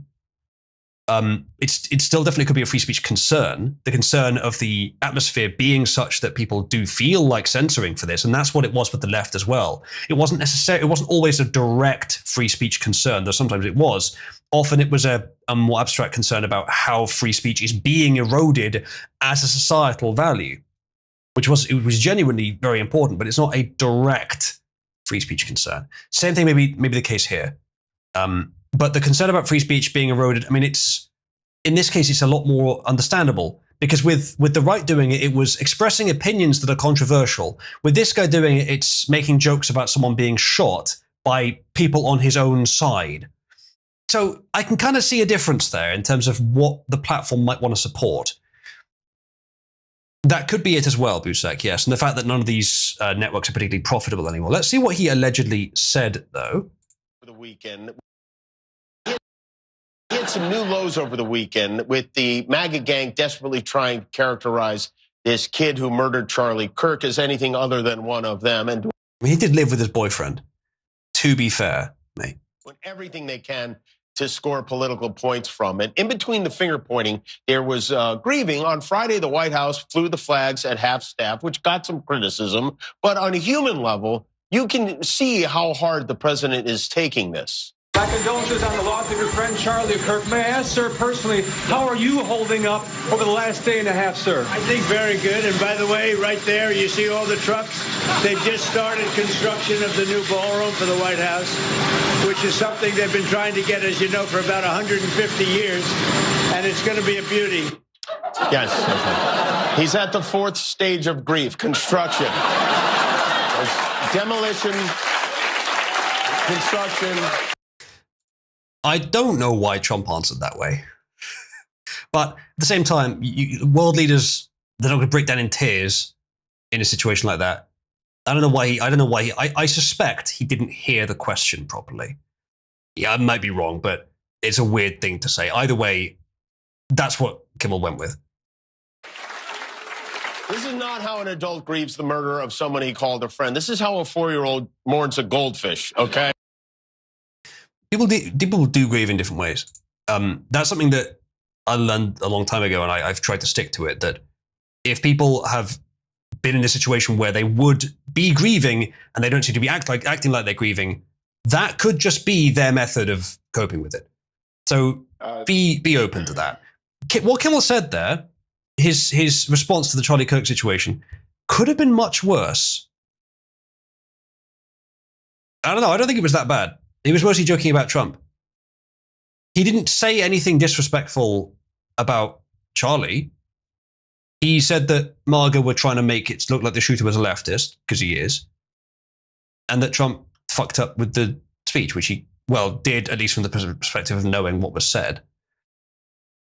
But he didn't say much about Charlie. So if this is all he said that got him cancelled, I don't think it's enough to get him cancelled. But as someone in chat was saying, as well as Busek said, there's regulatory pressure. So there's that. But it's strange that the advertisers were the first step here, apparently. They're the ones that pulled out, and then the network said, we're going to have to cancel your show. I wonder if they were going to cancel the show anyway, but the advertisers just sort of confirmed it, or they were going to cancel the show because of the pressure, and the advertisers confirmed it, or they were considering it with the pressure, but then once the advertisers pulled out, it was enough. Not sure.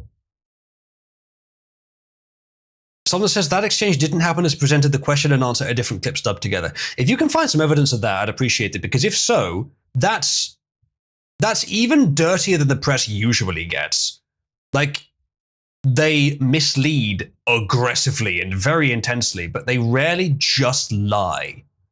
I say rarely. I mean, they rarely state something as true directly that is directly not true. It's rarely that simple. There's usually some other layer to it. In that case, dubbing two clips together really would be just a fucking lie. Isn't the thing that the media is most known for lying? Yes, but rarely so straightforwardly and directly as to just edit a clip to be something it wasn't. They usually mislead, misrepresent. It's slightly softer than just a direct lie most of the time. There are some exceptions, like with the 2020 election with COVID. People that I know. Maybe I'm being too generous. Cannon Fraser says, I read that his show had 220,000 viewers in the target audience per episode. I cannot imagine that this could upset the production costs, let alone make profits. Yeah, for a show with a budget like it must have, that's not very many, is it?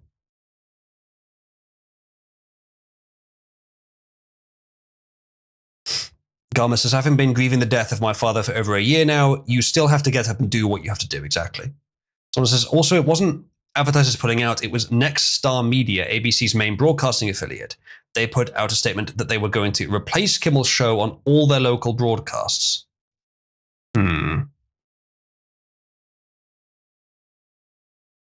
says, regarding crying Jimmy Kimmel, he was actively lying. The information about the far leftist ideology and tranny boyfriend was long publicly stated by law enforcement.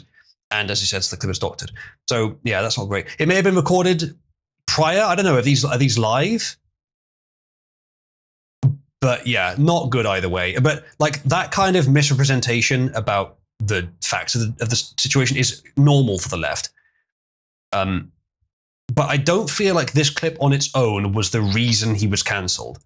I feel like there was more going on behind the scenes. Let's read what the thing is. So breaking Next Star, who controls almost 24 ABC stations in major American cities. Okay, so they don't control ABC, they just control the broadcasting stations or whatever that means.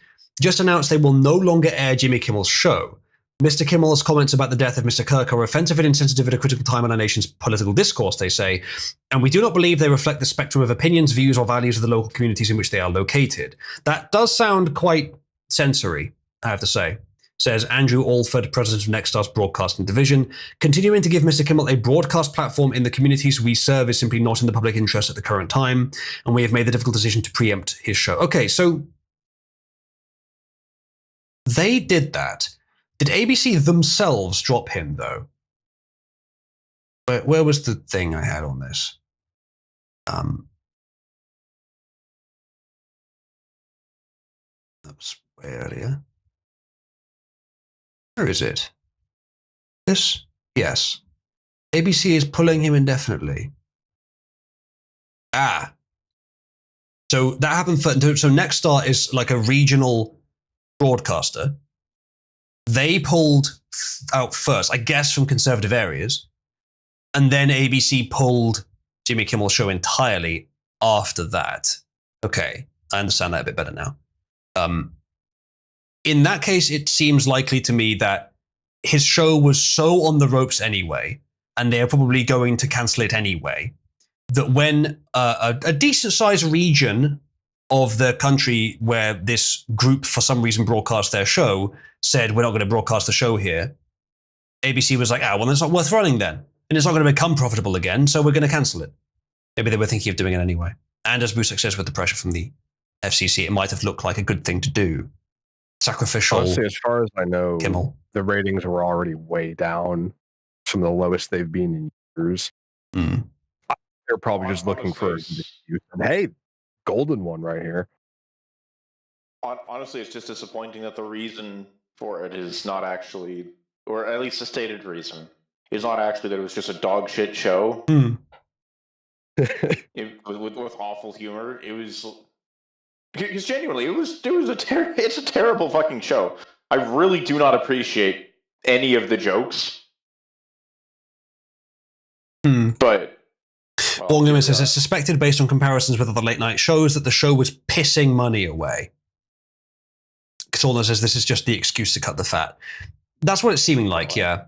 In which case, it's really hard to call it a cancellation. I mean, you could sort of approach that, but no, the real reason was it was just so unpopular that they couldn't continue it. That's true, but that does give them some manner of political ammo to go, oh, well, it's no bueno now.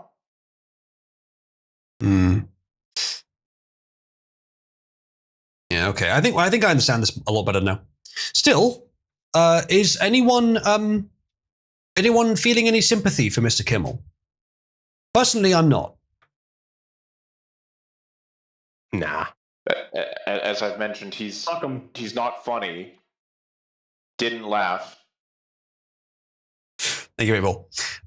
Now, we have this. I don't know what this is yet. I saw this posted in Cabal, and I saw like a lot of funny reactions on it, so I'm going to find out what the fuck this is. Did you go to a cabin with Miss Willis ever? Ever? Ever. I've been really trying, trying to hold back this feeling for so long. And if you feel like I feel, baby. No. You've never gone to a cabin with this? No. Did you go? Can someone explain this to me, please? I mean, he's angry. She's forcing him to think. Yeah, but Trump himself posted this. I think this is Trump's actual account, right? He doesn't usually use X. He usually uses Truth. Yeah, but that is the... Oh shit, yeah, real that is his actual account. yeah, he actually posted this on Twitter, which he doesn't do very often. He usually uses Truth. Messed Twitch before. Yeah, Fannie Willis. Yeah, it was. This is the boyfriend or whatever that she hired, that she shouldn't have hired, using public money to hire someone who was not the right man for the job, but the right man for her jobs. Yeah, Somnus, I do also have that story, unfortunately. Disgusting. Quite.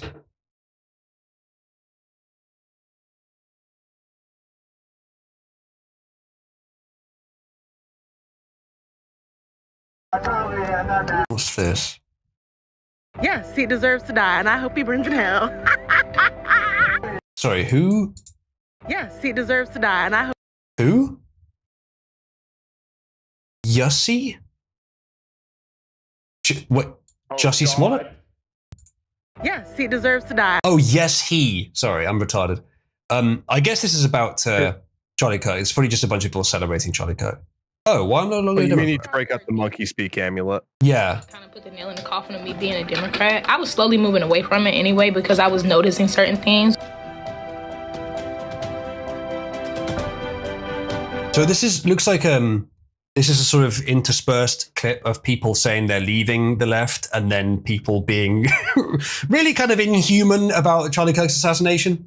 That's interesting. Anyway, yeah. So there's that guy. Let's see what does it look like when a black man is asked to think. Happened with Miss Willis ever? Ever? It looks like that. It looked like fucking stop motion Play-Doh. All right, good. Moving on. Ah, yes. Images of Kirk's killer, Tyler Robinson's social media video gaming account known as Steam. Thank you, Boomer, for your input. He says 3 of these games are extremely violent shooting and firearm simulators with graphic imagery where Tyler no doubt honed his skill. Yeah, stop. I'll stop you right there, mate. Gmod. I'll stop you right there, mate. The worrying one here is not Rainbow Six Siege, it's not Counter-Strike, it's not Hearts of Iron, and it's not Gmod either. It's VR chat. As was pointed out by this response here, it's the video games, motherfuckers, not realizing that 2.6 thousand hours in VR chat is the most terrifying thing here. Look at this shit. Holy. Yeah, that's the worrying one. Terrifying. That's the worrying one. How much does he have in Siege? 442 hours. Incurable mental illness right there. Okay, Siege sucks ass. This is true. Siege does indeed suck ass, and that is worrying that he would play so much of it. Hoi 4 is just how it is. Everyone of every political stripe plays that game. Don't need a rundown of every game on. He is evidently Russian, and Gmod, he might make some porn, I don't know. But VR chat? What the hell was he using Gmod for, I wonder? Yeah, exactly. Like, you either use it for porn or incredibly esoteric TF2 animations. It's very funny.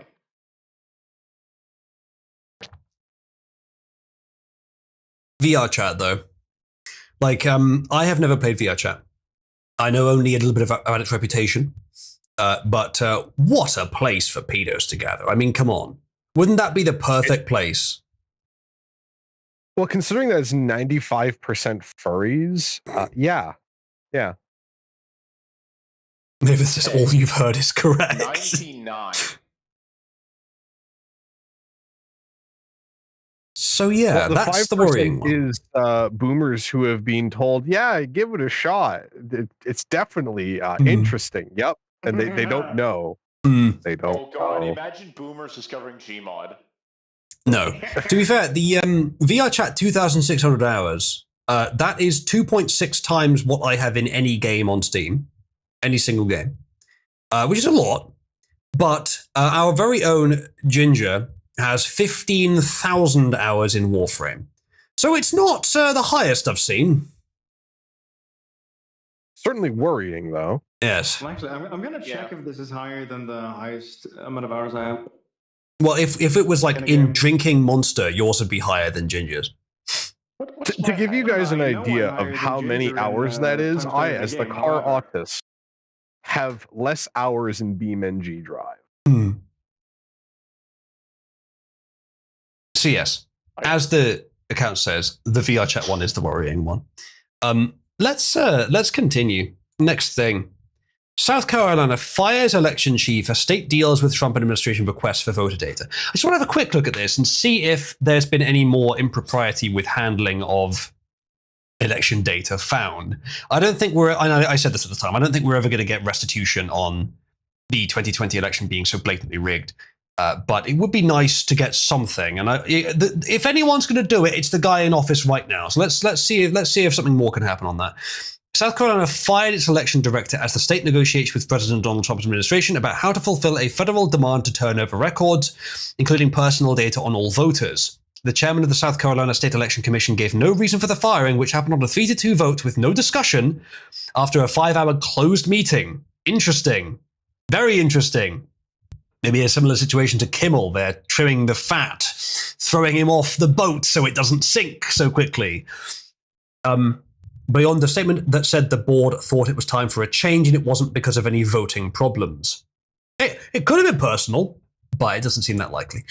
However, Knapp was fired effective immediately, expressing a desire for new leadership. The decision was unrelated to the conduct of any election in South Carolina. And board chairman Dennis Shedd, a former federal judge appointed by President George H.W. Bush and a longtime aide for Republican U.S. Senator Strom Thurmond, who I haven't heard of. Knapp is part of an open criminal investigation that started 6 months ago after a request by the South Carolina Attorney General's office, according to a statement Thursday from the State Law Enforcement Division that provided no other details. Oh. I'm glad that there is a criminal investigation. South Carolina Republican Governor Henry McMaster appoints the 5 members of the elections board and is required to make sure it includes at least 1 Republican as a member of the majority party in the legislature and 1 Democrat as the minority party. They choose the director, who also must be approved by the state Senate. McMaster's office said Thursday that he has nothing to say on the firing. Okay, so it's pretty behind closed doors. I don't think we're going to get much information on that, but good to know that there's some sort of movement in the direction of holding people accountable for the election fraud in 2020, but probably not enough. That said, I doubt there's much evidence left. If there's any evidence left of the fraud, I'll be surprised. Not that we didn't already present enough at the time when it fucking happened, but that's fucking different. And you could just look over the records of that. There were hours and hours and hours and hours of presentations given to state legislators by experts demonstrating beyond doubt that the election was rigged in multiple locations. Just use that footage and arrest people. I mean, I say that. They didn't actually specify who was in charge, but just find whoever was in charge of the elections at that time and start a public trial using that information. Or something like that. Anyway. Let's continue, though. Here's a little bit of good news. Trump is working to get Bagram Air Base back from the Taliban. So this was the one that Biden bafflingly gave up at just the same time as that really bodged withdrawal from Afghanistan. Almost as if the bodged withdrawal was the distraction to let Bagram Air Base go. Because Bagram Air Base is the it is one of the main reasons that the US have had an interest in Afghanistan, because it is within a sort of jet plane's flight distance of the main Chinese nuclear facility. I may have missed out some words there, but in terms of being specific, but like nuclear weapons refining facility, that kind of thing. That's why Bagram was important, and that's why Biden gave it up. I'm sorry, did I say that out loud? So Trump's working to get it back. Now, I hope that what he's saying is you will give it back, or rather than, please, Mr. Taliban, can we have our airbase back? Ooh. I expect it will be the first, given it's Trump. But if it was Biden or Starmer, I wouldn't. Trump said Thursday he is working to regain American possession of Bagram Airfield in Afghanistan. Trump and, oh look, it's Starmer, delivered a joint address at the Chequers estate during Trump's final stop in his state visit to the UK, which I do have some stuff on later as well. Trump revealed his effort to bring the airbase, which the US forfeited to the Taliban during the Biden admin's botched Afghanistan withdrawal, back under American control. Quote, we're trying to get it back, by the way, okay? That could be a little breaking news. We're trying to get it back because they need things from us. We want that base back, Trump said. But one of the reasons we want that base is, as you know, it's an hour away from where China makes its nuclear weapons. Thank you, my memory was not so bad. So a lot of things are happening, he added. In July 2021, the Biden admin handed Bagram over to the Afghan government in the lead up to the calamitous US military withdrawal. Biden's correct about that. So that's the background. You have that. So the US had it for 20 years. Unbeknownst to Afghan military officials. Yeah, they suddenly withdrew at night. Looters subsequently ransacked the base. Thanks, Biden. Really appreciate that. Trump's remarks come after a White House delegation led by Special Envoy for Hostage Affairs Adam Boehler met over the weekend with senior Taliban leaders who expressed a desire for normalized relations. After the withdrawal of Afghanistan forces from Afghanistan, American forces from Afghanistan, there was no serious obstacles to bilateral relations that can be resolved. In fact, the US delegation has opened its doors to Kabul, marks a new and more serious phase in continuing negotiations. Okay, so I believe that's all. Good.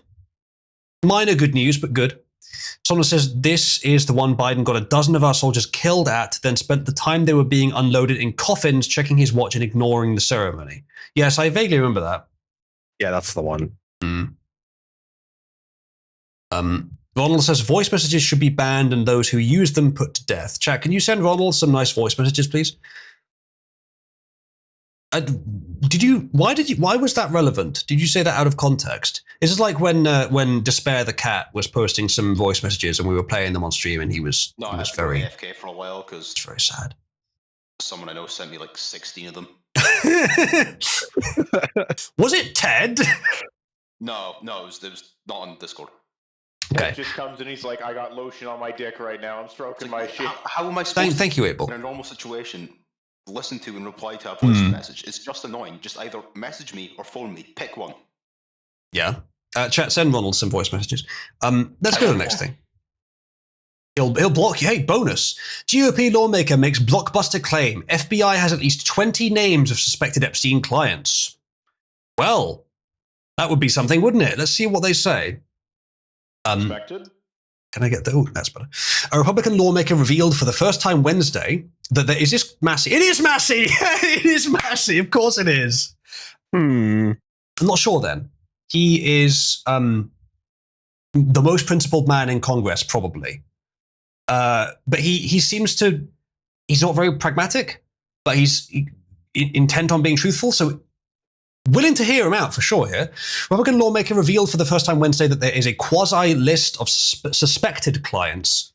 Well, suspected is not that interesting. I think we could put up a list of 20 that we're pretty fucking sure were there, but okay. Oh, it'd be a lot longer than just 20. Yeah. Of sex trafficker Jeffrey Epstein that can be compiled from a series of witness statements and other evidence gathered by the FBI. Okay, this is not quite the bombshell it sounds like. He's not saying they have the client list, they're hiding it, which I'm sure many people will have suspected upon reading the headline. He's saying that witness statements would allow us to put together a list of 20 strong suspects. Okay, yes, do that. Absolutely. But it's not quite the same as saying that there is a client list. I'll read on more, though. Massey told the House Judiciary Committee that he thinks the FBI has the names of at least 20 people tied to Epstein, including prominent figures in the music industry, finance, politics, and banking. Yes, investigate all of them. Massey's statement comes as FBI Director Kash Patel testified under oath before Congress over 2 days of contentious hearings, during which he continued to insist that there is no client list, which is not inconsistent with Massey's claim here. It depends what you mean by client list. The idea of we have strong suspects is not the same as a client list. It really is not, but it's still a bit suspicious. And no credible evidence that Epstein trafficked underage girls to anyone other than himself. Now, again, we all know he did, but Kash Patel is being specific in saying that he has no evidence. I'm loath to defend him because I do feel that the FBI is not doing their fucking job in investigating this properly, and that it's probably motivated. But this can all be true without them deliberately covering anything up. Just technically it can be. And I'm willing to believe that is what's happened. It's just been presented so poorly that it looks like a cover-up. Maybe it is a cover-up. Massey cited files used by the U.S. Attorney's Office for the Southern District of New York, which summarizes interviews with witnesses and suspects. The lawmaker claimed those files include one Hollywood producer worth a few $100 million, one royal prince, probably Andrew, one high-profile individual in the music industry, that could be anyone. But Quattro, do you want to hazard a guess as to any of his attributes, this high-profile music industry individual? Oh, I wonder who it could possibly be. Definitely not a member of the Small Hat Tribe, would it be? I would not make such an assertion. One very prominent banker, I wonder what if he has certainly. One owner of a car company in Italy. I wonder if that's. There's not many car companies in the world. Ferrari, Fiat, I guess. I don't know. It's not. It'd probably be Fiat, knowing how they build their cars. Would you describe Fiat's build quality as pedophilic? Yeah, I would. Fantastic. I mean, they did have a merger with Chrysler after all. What about Jaguar, asks Skarma. I believe that is still technically British. Despite their now. They're what now? They rebranded to Faguar. They sure did. One rock star, one magician. I swear I never touched them, chat. At least 6 billionaires, including a billion. Magician is different than wizard anyway. Including a billionaire from Canada. If it's fucking Carney. We know these people exist in the FBI files and the files that you control, he says. Why is it always my fucking country? Well, it's not always. There was one the here. Infinite Crimes of the Leaf. They did mention one royal prince. Who do you fucking think that is, 8-Ball? Patel? I bet it's definitely not the one that was sweating bullets after saying that he physically could not sweat. Patel said he asked FBI agents to review the existing files and added, any investigations that arise from any credible investigation will be brought. There have been no new materials brought to me. It's odd. That sounds like he's saying that he's already investigated them. Or that they're already under investigation. Well, I hope we can at least assume it's that, but I don't know. Prince Randeep Puhard III, yes. On Tuesday, Patel blamed former Miami federal prosecutor Alexander Acosta for what he called the original sin, explaining that the decision to give federal immunity to Epstein in 2008 has hampered almost every effort by the FBI and Justice Department to hold those involved in Epstein's criminal operation accountable. That's interesting, and I'm sure that is a legal boundary. Chat, press 1 if you would support black ops to take in the people strongly suspected by the FBI of doing this, regardless the federal protection allegedly granted in 2008. Oh, no, you're missing half the government then. Oh, wait. Yeah. I don't like government overreach. But rich people who have been part of pedophile industries where you have good enough evidence to at least interrogate them, yeah, black ops operations to kidnap them and bring them back. I don't mind that. Not only that, every person who facilitated that getting it to an industrial scale needs to have consequences.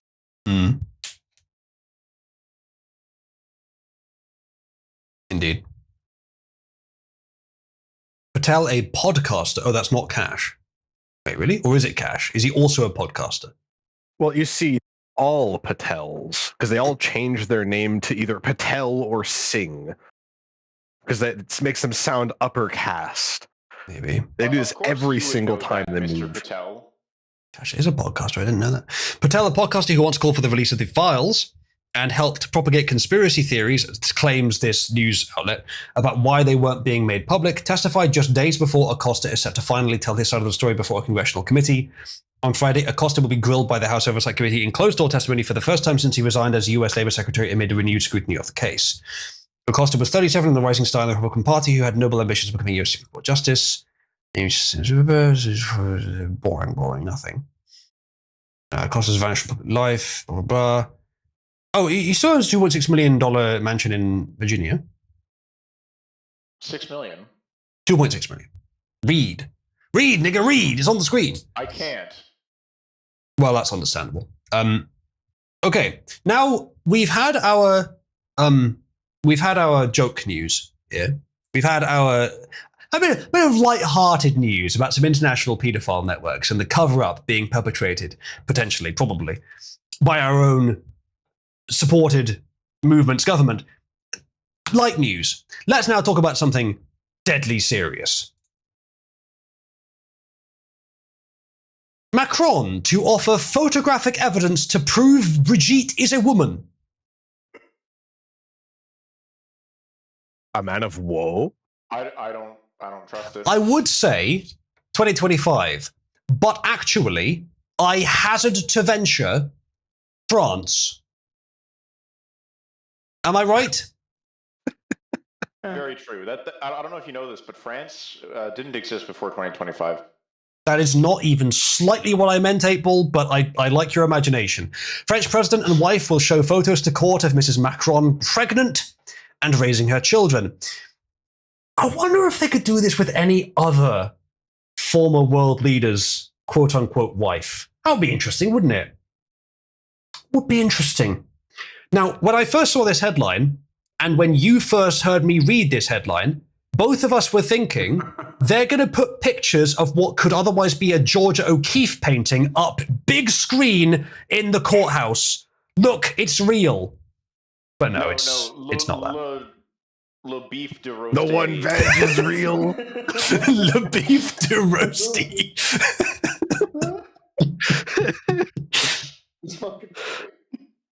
Chat. If I wanted to see a slightly pink leather bag, I'd spray paint a leather bag. Okay, I don't want to see this. The fish lips, says J-Dev. Emmanuel Macron and his wife, allegedly, will present photographic and scientific evidence to an American court to prove France's first lady. Not even a French court. It's in the US. Your fault. Why are you doing this? So Macron's will. It might be le beef de roasté. Maybe. Well, side of it probably means DNA evidence, right? But the Macrons will present the evidence in a defamation to. Mrs. Macron will go into the back room and let the judge finger. This is something that I only show to the little boys. But they're French. They do that shit all the time. How many husbands do you think she would have if she wasn't the leader's wife? Yeah, exactly. Her shoulders are broader than his. What? She's wearing a suit, to be fair. She's French. She's French. Listen, okay, the judge has to bring her all the way to orgasm so we know it's real, okay? Very true. Very true.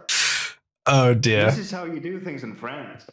As Mavis says, paternal DNA tests are illegal in France for a reason. I don't know if there maybe is some other reason, but no. As far as I've heard, the reason is because they would all show that the children are illegitimate. I think the cheating rate in France for both sexes, by the way, is over 40%. The cheating rate in France is yes. Yeah. It's so weird because there are fucking neighbors, but they're also fucking neighbors. Yes, that is such a big distinction between our countries because that isn't the case here. Oh, what's that? What's the name of that British comedy? LOLO? The one where the French guy is just cheating on his wife constantly. I believe that's anything involving French people. Jackie says women don't orgasm. Now, a lot of you guys don't know Jackie, this. Just because you can't doesn't mean that all women have that skill issue. Wait, does that mean that Jackie's a woman now? You've been demoted to woman, Jackie. Sorry. Jackie, please send photographic and scientific evidence that you are in fact a woman, and please allow Judge 8-Ball to finger you to completion to verify your gender. Do not redeem. Do not redeem. No.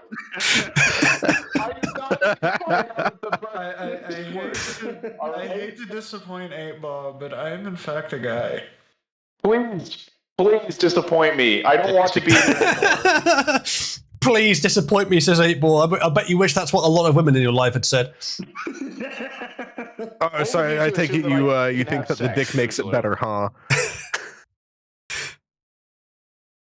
Yeah, so this real says penis inspection day is in effect. Time to prove your men. All right, where's Ted? What's the fucking meme? The fucking penis inspection meme. Do you have that on meme run? I don't know. It's Sanespot. Eric says 8-Ball, you were sentenced to fingering that man to orgasm. Please don't. No. No, I want out.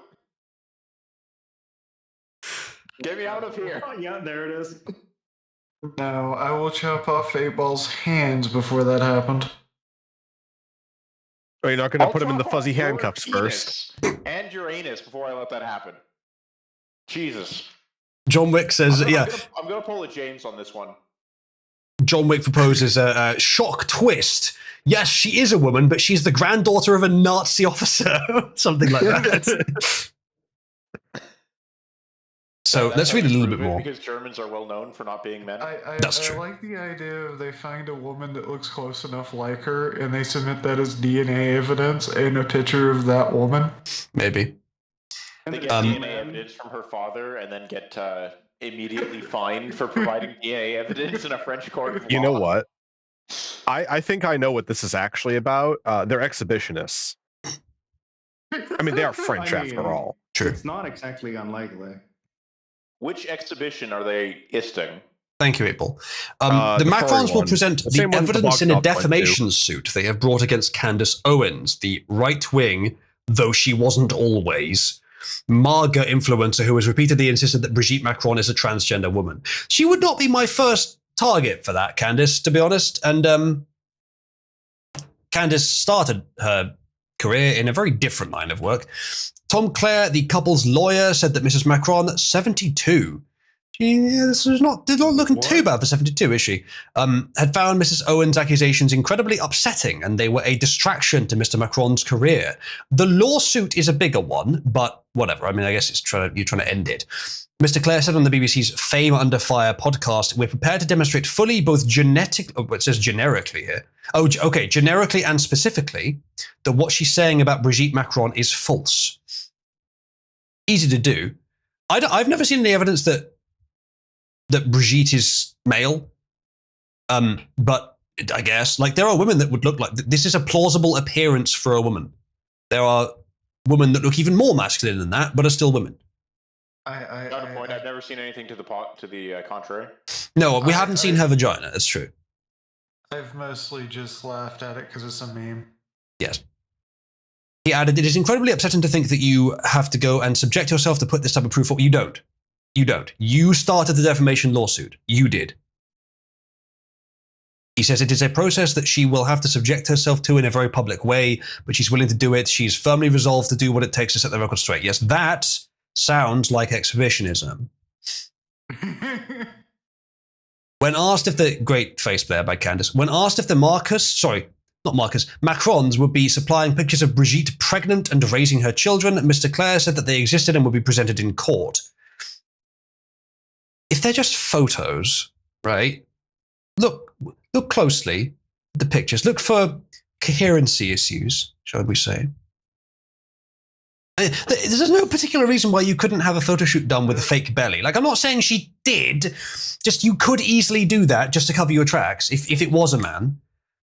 This is going to the same U.S. judges that couldn't figure out how drone footage and edited clips work. So, is this?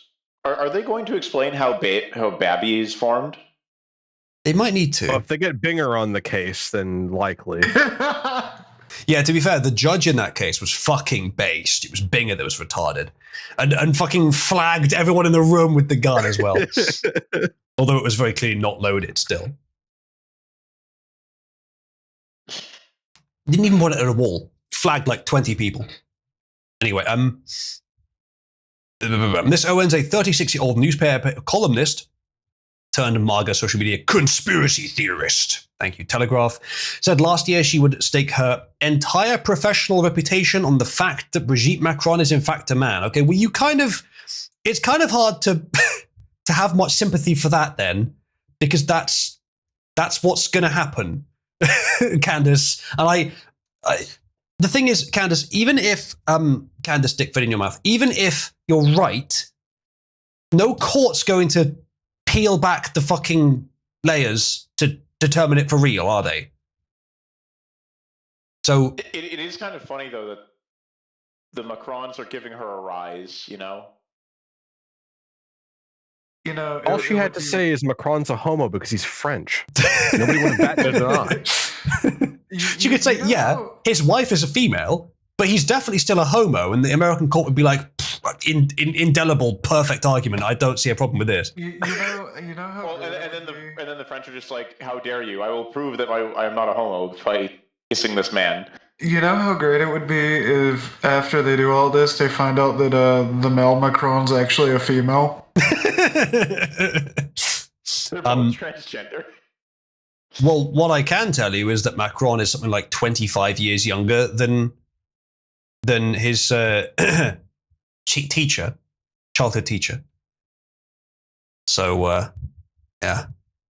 We here in normal countries call that pedophilia and grooming. We don't know if that happened while he was a child, but given that they married later, it's a distinct possibility. Also, it's France. It happened before he was a child. Very true. Thank you, A-Ball. I do appreciate your input. You're welcome. JPEG says, Uzlu has an amazing ability of saying something that I then wish he would have worded differently. How do you mean, JPEG? What is it disturbing, or is it just a slight word change? She lost her teaching license over this, for your information, says Lichlord. Yeah, that's a bit sus then. It's a bit sus. 15, married at 17. Wait, I thought they met up again later. They got married at 17 while Macron was 17? And they met at 15? I didn't know that bit. It's France, dude. He saw it's that France. prompt to pick up the ruined cougar, and he did. Hey, don't knock it until you've tried it, all right? JPEG, you should know that was completely intentional. Just so you know. Yes, peeling back the layers. Yes, I did. I meant specifically what you're thinking and hoping I didn't mean. Yes. Ogres are like onions. Thank you, 8-Ball, again for your commentary. Baked Alaska has posted the following. Excuse me, FBI, I'd like to report an Antifa domestic terrorist who needs to be immediately arrested and deported. His name is Hassan. He's currently crying and pissing under his bed sheets right now. Thank you for your attention to this matter. Yeah, there he is.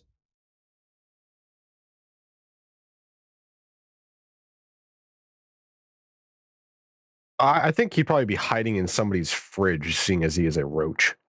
True. Thank you, Pug. This is a picture of Macron, 15, kissing his current wife. How many wives has he? Look at that schnoz, though. That is quite the schnoz, I will agree.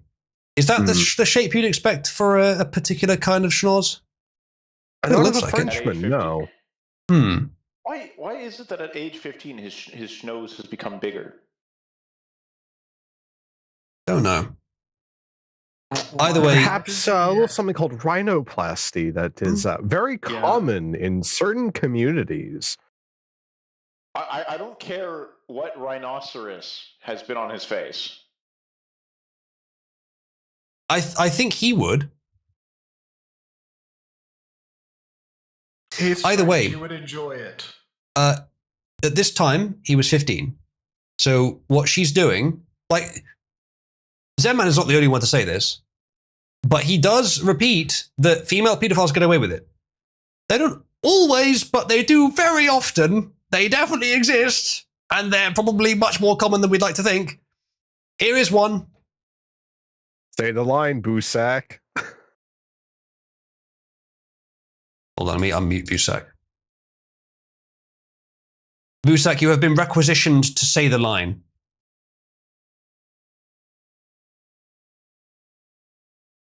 Sadly, oh shit, he's dead. Sadly, Busak is not present. Oh no, the feds have got to him. That's very sad. Busak, as we know, is just 3 memes in a trench coat. It appears that the memes have fallen off each other, and the trench coat has fluttered to the floor. Anyway, Ezreal, once again talking about her vagina. Okay, any more meme material here? Brigitte's 24 years older than her husband, whom she met while teaching at his high school. Yeah, that on its own is a pretty fucking big problem there. She has 3 children from a form of marriage and 7 grandchildren. How many of her children are older than Macron? How many? France, ladies and gentlemen, France. The Macrons filed a suit in July alleging that Miss Owens had made continued defamatory attacks against the couple in order to promote her independent platform, gain notoriety, and to make money. I mean, like, if Brigitte actually is female, kind of hard to argue against that one, Candice. You might be fucked here. Like Macron was when he was a child by Brigitte. The suit also states that Miss Trogneau, or Trogneau, is Brigitte's older brother who lives in northern France and attended Mr. Macron's presidential inaugurations in 2017 and 2022, and also his 10th birthday party when they've been dating for 5 years. It also accuses the US podcaster of falsely alleging Mr. Macron and his wife are blood relatives and that the president was installed in office by a secret CIA plot. I mean, the latter is much more believable than the former. Well, actually, I mean, the former is true of all humans, but given regardless. the infidelity rates that we mentioned earlier, that is actually more plausible. I suppose. Yeah. Not that you could fucking tell. Yeah. Mr. Clare said that the Macrons would also testify, adding that the process was incredibly intrusive for this family. You started the lawsuit. You did. But would demonstrate how confident they are in their ability to prove it is a false in an open forum. Now, US defamation courts tend to, as far as I understand, have very high standards. If Candice, stick fit in your mouth, didn't actually know it was false, she might just get away with it. But if it is false, she might be fucked. Yes, Ezreal, good reference. The conspiracy theory, it says, first went viral on social media in 2021 and grew in prominence after a YouTube video made by French bloggers Amandine Roy and Natasha Ray. The Macrons won a defamation lawsuit in France against the 2 bloggers, but this has since been overturned after an appeals court ruled it did not fit the legal definition of defamation. Maybe they honestly believed it, which would make them immune to it. It is odd, though. How many world leaders do you see pursuing defamation cases over something this, at least on the surface, ridiculous? Not very many. People have been talking about Big Mike for decades now, and you don't see him doing this shit. That maybe is the most suspicious part of this. That is actually true. So look, I'm just going to point out, Big Mike looks like a linebacker. Yeah, but some black women do, to be fair. I've been more prone to believe Big Mike over this. This one I think is less likely than Big Mike. And I'm still not sure on Big Mike. I'm like 50-50 on that one. Big Mike has never actually been seen to be pregnant, as far as I know. That's the biggest evidence as far as I'm concerned. Big Mike also has facial structure features that looks like Obama's best friend growing up. Yes, there is that. Who mysteriously disappeared. Who mysteriously disappeared. I've heard that story. I don't know for sure if that best friend while growing up was... I've seen the picture, right? Looks male. Again, some black women look like that. Maybe it's a black woman who was a trans male for a few years. I'm not saying it's likely, but I think Michelle Obama is female. At that age? Yeah. I mean, they were crazy leftists even back then. Era? Yeah. I think Michelle Obama is female, but very, very masculine one. To point out something, there's been transgenders officially since 1891. It's a plausible theory. But as I say, I'm kind of 50-50, maybe leaning slightly towards she is female. But the pregnancy thing, that's the majority of my doubt. There's no picture of her being pregnant. You see, she's afraid the camera will capture her soul. It's possible as well with that she's infertile through no fault of her own, and they adopted but decided not to tell the public because it wouldn't look good. That would be a perfectly plausible answer. But they're leftists. It would have been an optics win. You may think so, Quattro, maybe. But at least towards the beginning of Obama's term, he wasn't particularly woke, as we today say. That stuff kind of came in towards the end. There's so many sympathy cards that could be played from that. Maybe. But it could be the whim of a optics manager in a campaign that just said, don't do it. And then they decided to stick with it. And once they've decided to do it, the question is, why did you not say it earlier if they changed their mind? I don't know. You're probably right. It would benefit them overall. But I could see someone in their team believing it wouldn't. So, yeah, I don't know. There's any number of things that could have happened there. But even with the evidence available, it is possible, though a little distant, that, yeah, she's completely female. But there's some unanswered questions there. Norman says she could also have used a surrogate, as some women in high places do. It's also possible. She might not have wanted the inconvenience.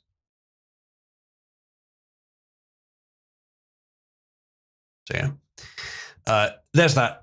Brigitte Macron is probably female, but the idea that it's gone to a defamation lawsuit is quite funny, I think. And even if she's female, and even if that's completely above board, she is a known paedophile. I mean, unless they just didn't frick until he was 18, despite the fact they were married at 17. It's France. Moving on. UK to formally recognize Palestinian statehood after Trump departs. Not sure what's going on there. Starmer is expected to confirm that the British government will vote to recognize a Palestinian state hours or days after President Trump's visit to Britain. There's quite a few things you could infer from that. We have a story actually next about Trump's relationship with Israel. Now, I've said in the past that it's looking frayed, and we've all sort of sensed it. But then, of course, there's an Epstein thing, which looks like they're defending Israel. And there's been a few other things where they've seemed to be defending Israel recently when they shouldn't have done, and like going after anti-Semitism and stuff. It's a very mixed bag. But it does seem like Trump is not particularly happy with the way the Israeli state is acting and is treating him either. As I said, there's an article about it in a minute. There's been a few indications of that. And it may be that Trump is... sounds hopeful, I know, but that Trump is pissed off and wants to get some revenge on them, wants to do something to piss them off, so asks a US ally to recognize a state that Israel certainly would not want recognized. It's also a very leftist-friendly thing for Starmer to do. So it could be that it's one of those motives and not the other, or it could be that they happen to line up, and so it seemed perfect. Hey, Starmer can win some favor with some of his base, though it's too late for that now, and Trump gets to piss off Israel, because Israel would know Trump dumped it. It's right after the visit. That's my guess on why this has happened, but I'll read some more in the article because there might be some more pennies to drop. Days or hours after President Trump departs Britain this afternoon, Prime Minister Keir Starmer is expected to confirm the British government will vote to recognise Palestinian state next week in the UN. The expected announcement is not a surprise. When Mr. Starmer announced the decision on recognition in July, okay, that's a bit different then, he made it contingent on conditions, notably that Israel agree to a ceasefire with Hamas, none of which appear any closer to being met. But it puts Britain at odds with the US. Mr. Trump is opposed to recognizing a Palestinian state, though he has not made an issue of it with Mr. Starmer, with whom he has developed a warm relationship despite their divergent politics. Quote, I'm not going to take a position. I don't mind him taking a position, Mr. Trump said during his visit to Scotland in July when he was asked about Mr. Starmer's movement towards recognizing Palestinian statehood. I'm looking to get people fed right now. That's the number one position because you have a lot of starving people. Vice President J.D. Vance was more frank in confirming a split when he visited Britain in a family vacation in August. Quote, "We have no plans to recognize a Palestinian state," he said before meeting David Lammy. Oh God, why the hell did you put him there? Britain's foreign secretary at the time. "I don't know what it would really mean to recognize a Palestinian state given the lack of a functional government there." That's a good point. For Mr. Starmer, recognizing a Palestinian state is driven partly by domestic political imperatives. That's true. Pressure within the Labour Party and from the broader British public to take the step. And I wouldn't say the broader public, no. It's the section of the Labour Party who are either like strongly socialist or brown. It's those two groups, which is a large part of Labour's base, which is probably what they're pushing for here. As Israel's combat operations in Gaza have intensified and the humanitarian crisis in terror has escalated, says New York Times, don't really care. So France, Canada, and Malta did the same thing, apparently. Recognized Palestinian state, clear that the harrowing images of suffering in Gaza, etc., white helmets, probably fake. Situation simply intolerable, particularly concerned, idea two-state solution for reducing. Yeah, there's no good solution to that situation. I think partly because Israel wants the chaos, so it's going to keep happening. And I suspect that that the pull Israel has over the US means that it will never stop until that pull goes away. And I think Israel provides something that the US can't get anywhere else. So that's just always going to be the case. So Britain doing this, us doing this is going to make no difference at all. It's only going to make a difference to international diplomatic relations. And the fact that it happened just after Trump left is either Starmer desperately trying to claw back some support from his own party, maybe he got Trump's permission to do it, or he's doing it as a fuck you to Trump as he leaves, or they're working together because Trump isn't happy with Israel, wants to screw them over, and Starmer gets the benefit of domestic support from doing it. It's one of those two. Either way, I don't really care. Next thing. Why Trump privately fumes about Netanyahu but gives him free rein. Now, this is an article about something we've been wondering about for a long time. It seems like the one topic that you can't really get a straight answer on, doesn't it?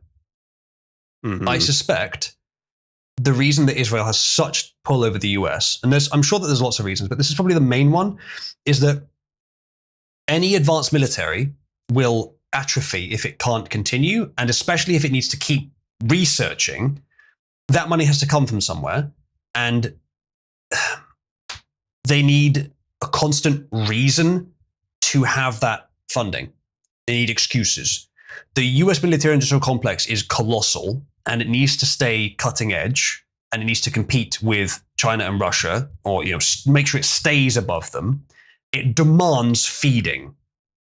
And almost nowhere in the world is there a greater opportunity to create free food, i.e. opportunities to go and scrap the hardware, than the Middle East. And who is the US emissary to the Middle East to produce that consistent chaos? Israel.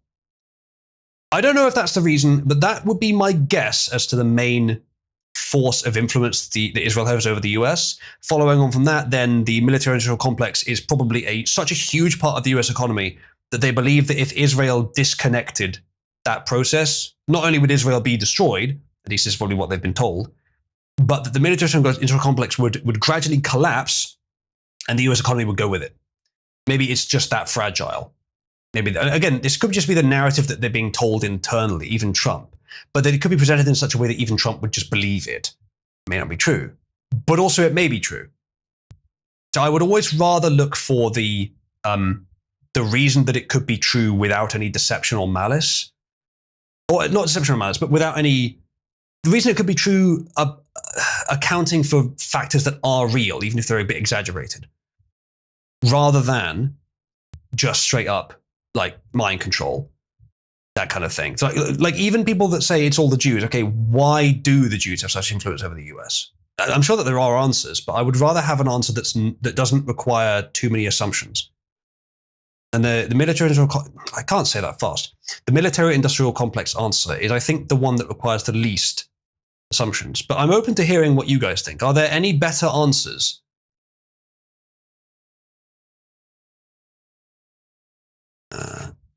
I'm switching the stream quality because, that one's okay, actually. That's fine. Yeah, I don't know if there are any better answers, but this is probably why, because it's not just Trump. Successive US leaders given free rein, such a huge amount of control. And Trump is the only one I know of who has twice now made statements implying a total dissatisfaction or disdain towards Israel's actions. Because Trump has recently said, quote, he's fucking me about Israel. He says the US president said of the Israeli prime minister after strikes on Hamas and Qatar. So this article is from the Wall Street Journal. And it is, there's so much nonsense on the Wall Street Journal website to try and get you to stop using it. Not only is it paywalled, but it also has some sort of layer that protects against, prevents you from viewing it through a VPN or through even a browser that has some like extensions that modify the page, which I use for Stream to make it look as good as it does. But luckily, there are other sources which just quote the Wall Street Journal. Here's one from the Times of Israel. Don't worry, I have a less Jewish source as well after this. Trump tells aides Netanyahu, fucking me, but won't break publicly with him. US President's public accommodation of Israel belief belies private frustration over ongoing Gaza war and attack on Hamas leaders in Qatar, the Wall Street Journal says. Wall Street Journal was never worth viewing, says John returns. Maybe at one time, but not for like 10 years. Yeah, Canon Fraser says there are stories about every US president that had to deal with Netanyahu that they all hate him. Yeah, because what is it that he has on them? Again, another assumption that you could, another narrative you could use to explain why Israel has so much influence over the US is he just has dirt on every president. But maybe it's the existential threat of Mossad.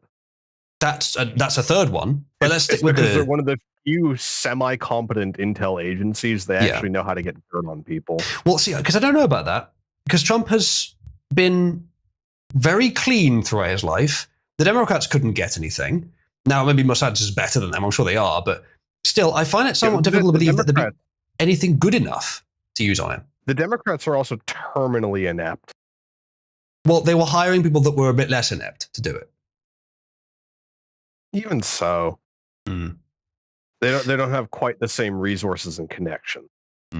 As Canon Fraser says, getting dirt and creating dirt. It's quite possible that they have like a formula that they run for every president where they can just manufacture some dirt that would be believable. And then they did the same thing with Trump, but they just threatened him with that. In that case, I would expect Trump at that point to say, fuck you, do it. If you release it, I'll bomb your capital or something crazy like that. Because I just don't find it believable that Trump would just say, oh, okay, Mr. Netanyahu, salute. Right away, sir, I'll do everything you want. Just on the basis of that. There's something more to it than that. The US, like a large portion of the US higher up must genuinely consider Israel to be a necessary aspect of the US survival, which I think is wrong, but maybe there's something I'm missing. Well, a lot of that's just due to the propaganda of my greatest ally. I don't think nothing to earn that. Yeah, I don't think Trump is likely to just buy that without any good reason. A lot of people are. I don't know. I'm not trying to lionize Trump here, chat. I'm just looking for an answer that I think fits his personality. Smart people do stupid things all the time. I haven't seen Trump do many stupid things, honestly. The Epstein file handling and Israel, they're the two flaws. What about bringing in more Indians and fast tracking them? Actually, I heard you mention that, but I haven't seen that story, actually. If anyone has that story, do link it. As no one says, lots of Jewish friends. Yeah. In the news recently. Karen Fraser says, if they have enough on many people, he can't say bring it without them toppling the whole political apparatus. If it was me, I'd say, yeah, go for it. Like, he's in a position to fix shit. That's what he's there to do. Trump wouldn't see it in racial terms. It wouldn't really matter if they have Jewish friends, unless those friends are Mossad agents. Which I guess they could be.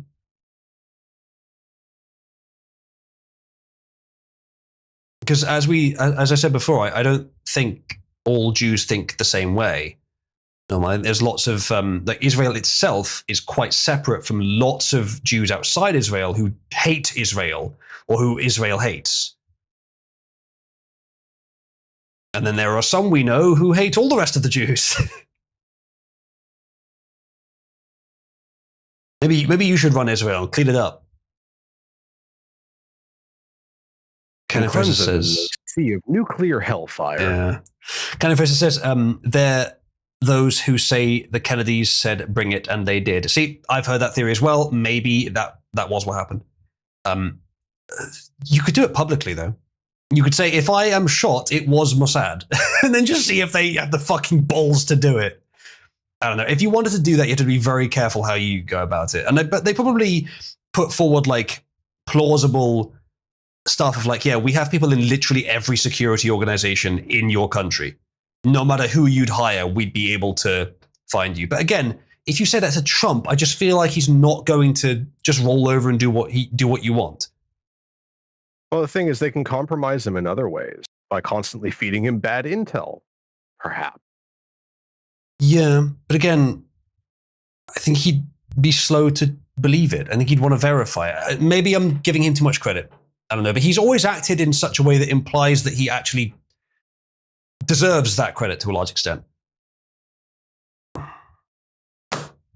So let's continue. The report said that despite the American leader's frustrations with the Israeli premier, he's unlikely to publicly break with him. The comment reportedly came as Trump spoke to senior aides, including Secretary of State Marco Rubio, about how to respond to Israel's strike against Hamas leaders in Doha, Qatar earlier this month. The US expressed disapproval of the attack, which apparently failed to kill at least some of the senior officials it was targeting. It said Israel only informed American officials once it was too late to avert the strike, though Axios reported earlier this week, citing Israeli officials, that this wasn't true. Well, Israel says it wasn't, and the US says it was too late to avert it. I'd be more likely to trust the US on that one. In the wake of the strike, Trump and top US officials met with the Qatari Prime Minister, and Rubio flew to Israel, then Qatar, to discuss it. Trump has also praised the Gulf Emirate as a great ally and pledged that Israel won't attack its soil again. Qatar is a tiny little slave state. It is probably per capita one of the most evil states in the world. The only reason you don't hear about it more often is because that's per capita. It's a small state, but I believe it is the state with the highest population of slaves in the world. So that's Qatar. Many of them Indian and Chinese, yes. Yes, indeed. So that's Qatar. If you consider them a great ally, Trump, you had better be saying that for diplomatic reasons, because I don't think they are otherwise. The Journal report noted, however, the US president is broadly accommodating of Netanyahu's decisions, even when they appear to contradict the White House's stated goals with respect to the war in Gaza and the Middle East relations more broadly. Netanyahu said Wednesday that he was invited to join Trump at the White House next week amid the UN General Assembly. The premier said the invitation came during a phone call on Monday and that he had held several conversations with Trump since Israel's September 9th strike on Hamas leaders in Qatar. All of them were good, it says. YouTube chat has been popping off, and I have missed it because it's YouTube chat. Hello, HFNH. Quite a lot of commentary earlier on what I was talking about with Arch and Sargon. Actually, I'll read that in a minute. Let me get through this first. Unlike his predecessor Joe Biden, Trump has declined to put public pressure on Israel to reach a deal with Hamas for an end to the war. The kind of pressure that Biden can put on something is less than the grip strength of an Indian, so I wouldn't really compare the two. In June, after the US brokered a ceasefire between Israel and Iran after a brief war launched by Israel to cripple the Islamic Republic's nuclear and ballistic missile programs, it's interesting that even the Times of Israel is saying that war was launched by Israel, which it was, but they didn't admit it at the time. They said it was defensive. Trump told reporters both countries have been fighting so long and so hard that they don't know what the fuck they're doing. Great quote from Trump there. I wish that would start a sort of like breakdown of relations with Israel that would normalize things to the level they should actually be, i.e. Israel becomes a vassal at best. With respect to Gaza, however, the US president has opted to endorse Israeli military operations in Gaza and to issue threats against the terror group demanding it turn over the hostages it abducted on October 7th, assault in Israel, which started the ongoing war. So there's a picture of them. I want this article to tell me, this is Times of Israel, they wouldn't, but I want it to give me a clue as to why Israel holds so much sway over the US. Quote, it's slightly baffling and counterintuitive. Shalom Lipner, a think tank fellow who served for decades in the Prime Minister's office, told the Journal, Netanyahu's moves have prolonged the Gaza war, created trouble for Trump with other US allies in the region, and made the expansion of the Abraham Accords excruciatingly difficult. He added, referring to a series of normalization agreements between Israel and Muslim nations that the US brokered during Trump's first term in office. The White House has declined to comment on the report. Senior Israeli official told the Journal any reports of acrimony between Trump and Netanyahu are fake news, adding that American and Israeli interests are closely aligned. Well, yes, they would say that. I can have a look at the Mail's article on this as well, see if it has any more information, but it probably won't. I want to first, though, have a little read through the messages here, just quickly. Never seen Arch say anything on you leaving. He has several times on streams with Sargon. Arch usually isn't the one that says stuff about me when I'm mentioned. It's usually Sargon, but he has before. Arch says out of drama, I've asked him after you got banned. Before then, he didn't know. I'm not sure about that. I got my YouTube account banned around the same time I was blacklisted. Not exactly the same time, but around the same time, which was great because it was like, yeah, a fellow member of the sort of same community that they're in gets censored from major platforms, and literally zero of them even mentioned it, which was disappointing. Again, principles. It says a lot happened about or around the VTM campaign. Sargon also had started losing seats roughly at the same time. Moreover, it's odd the older Arch people do miss you. I've not heard any of them say that. If you hear of anyone saying that they miss me, tell them that I'm still doing stuff. They can just find me. Oozlu.net's the best place to start. Dev is on his way out or hated by Arch community. Well, that's been the case for a long time, yeah.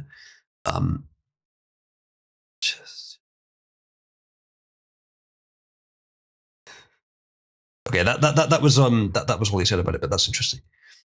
Okay, let's continue with this. Raging Trump declared Netanyahu is fucking me after Israel carried out Qatar attack and is very frustrated by his handling of Gaza. By the way, Q, one of the letters that arguably has no silent version. We've all seen a Mob Words video, but just in case you haven't, every letter in the English language, except arguably one, has a silent form in some sort of word. In my opinion, V doesn't. It's the only one that doesn't. The video I saw on it said that there was one where you could argue it, but I don't agree. So it doesn't. Q and I think F and Y are like debatable, but I think they do count. V, I don't think does count, but that's 25 out of 26 where they can be silent in a word. Very interesting. Sergeant Septic. Oh, I was giving too much credit. Says, do you guys unironically think the Jews were behind the assassinations? Which assassinations? I would want to look into it more carefully than that. Well, considering that many of them own the media with which the rhetoric that got this to happen, well, you know, you could make that argument. Yeah. Sergeant Septic, I'm open to theories on it. I think that Mossad doing it, it's a plausible hypothesis. I'm not married to it. As Quattro says, Jews being involved in the process in some way wouldn't be that surprising. They do seem to turn up in those kinds of places. But no, I would not. The way you're wording it, Z Jews, hey, I've worded it like that before. I think people overreact in that way. Even if they should react strongly to the possibility of Jews being involved, I think they sometimes overreact to it. So what do you think, Mr. Septic? Because it's an interesting one. It's not set in stone what the answer is, but it does seem more likely to just have been a crazy lefty acting alone. But it's possible he was given help. Yes, that's true. But it's very possible he was given help directly. I think it's an interesting idea, but it's certainly possible. Yeah. Okay. Well, I think we're on the same page then. I'm going to skim this and just see if I can find anything different in it. Trump's been complaining in recent weeks about Netanyahu's preference to use military power over negotiations and a ceasefire to resolve the lasting situation in the Middle East. Maybe Netanyahu is doing that specifically to piss Trump off. They have that kind of hubris.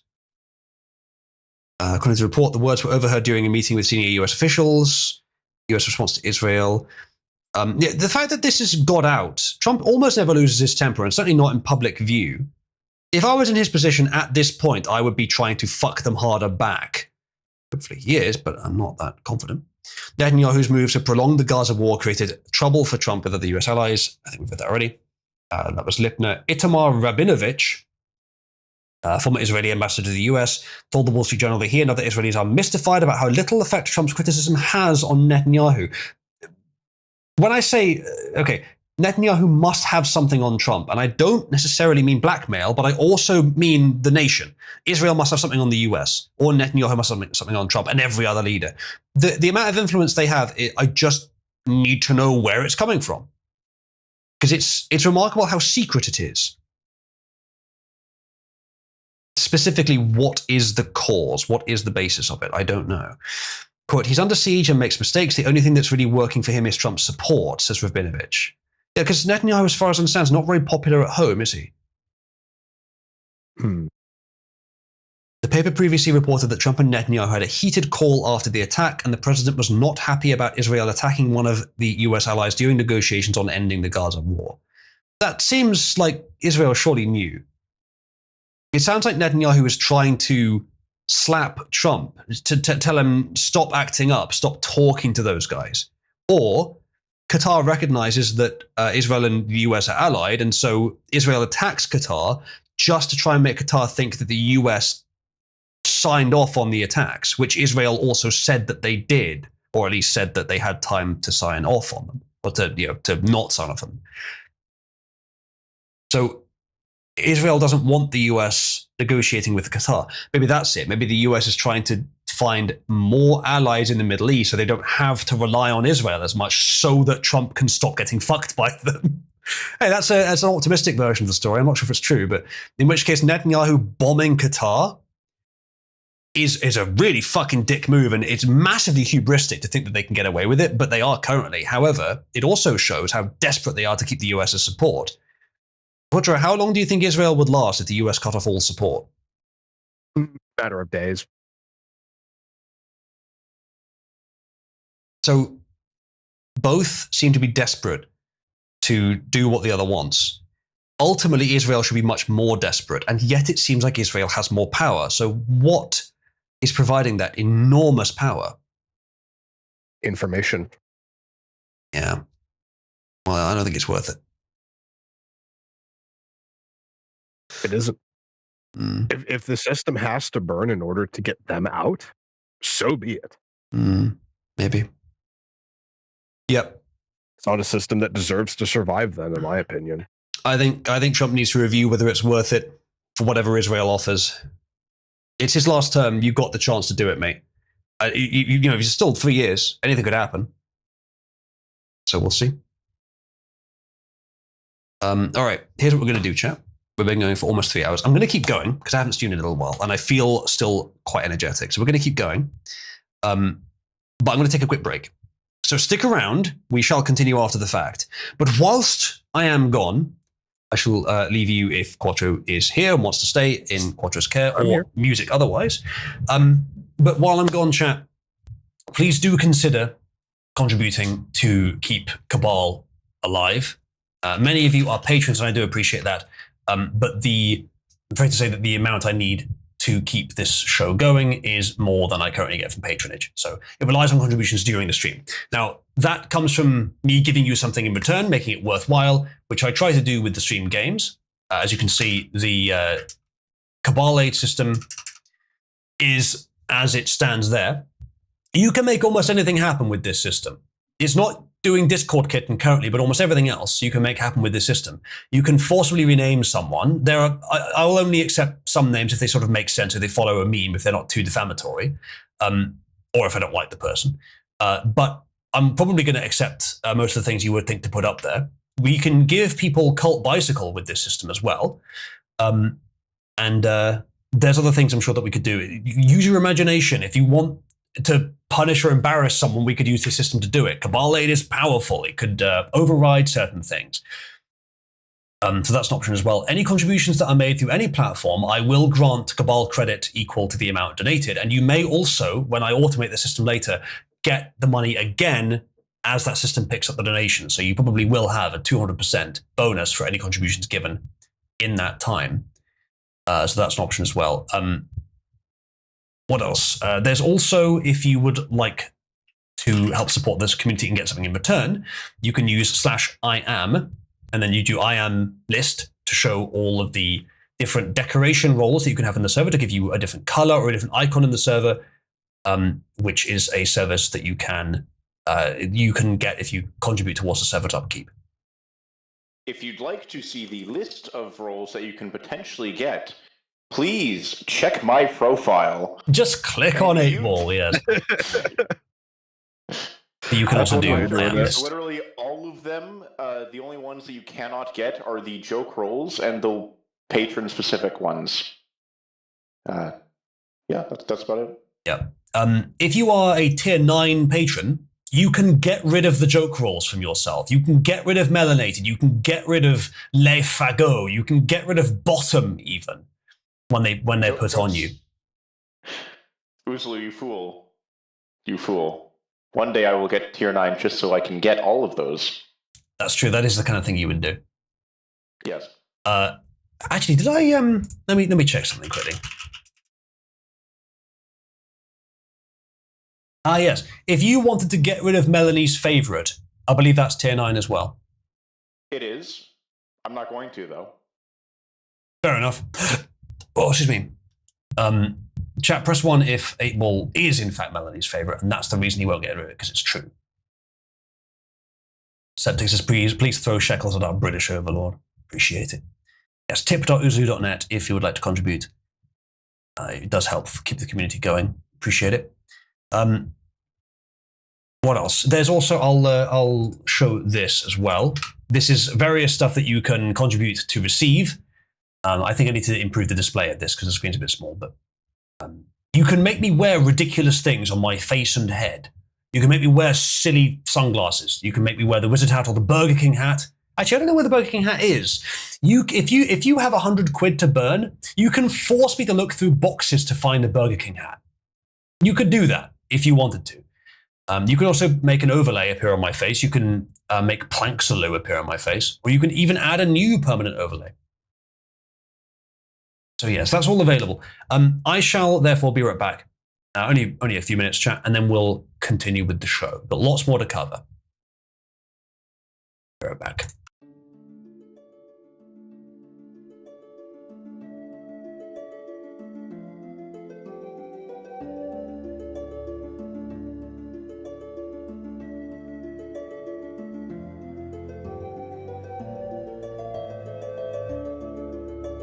So, how's everyone doing?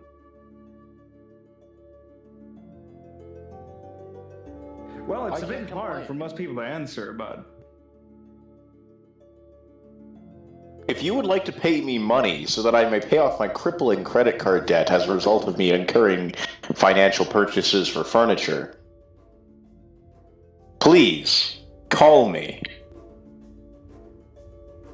Thank you. Well, on the other hand, if you would like to fund Robo Waifus, you can send me money instead. Okay, you know what? That's better. Yeah, go kiss Quattro's wallet with your money mouth.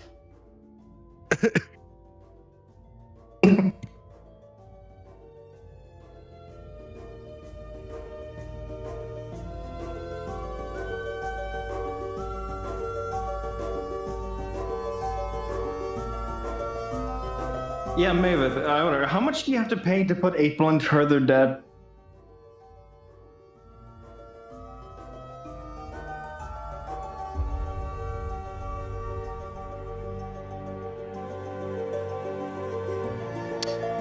Good question, Mavis. Tell you what, if you give me all of the money that I require, which is roughly $6,000, you will allow me to go back into debt by virtue of digging me out of the debt hole. So, why? Sounds like a really bad deal. Listen, all right? I got a fridge, and I need to pay it off. I wasn't asking why you're in debt. I mean, that you already answered. Why increase the debt? Well, you see, if I pay off the debt, then I can just go back into debt for like $2 or something, you know, to like buy a monster. Something reasonable. You wait, motherfucker. You have a Jew that can cast harm credit score if you'd prefer. Listen, no one. As a treat, all right. When I've paid off my furniture, I will purchase a monster using my credit card to flex on the poors, which I currently am.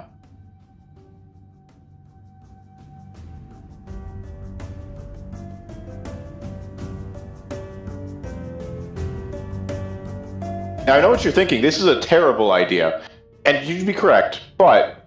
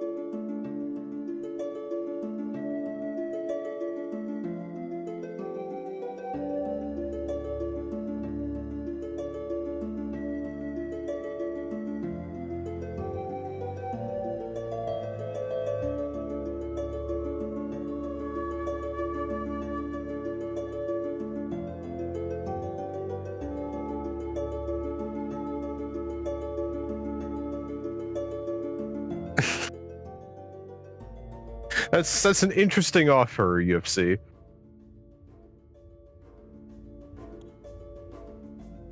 Yeah, that is. It could work.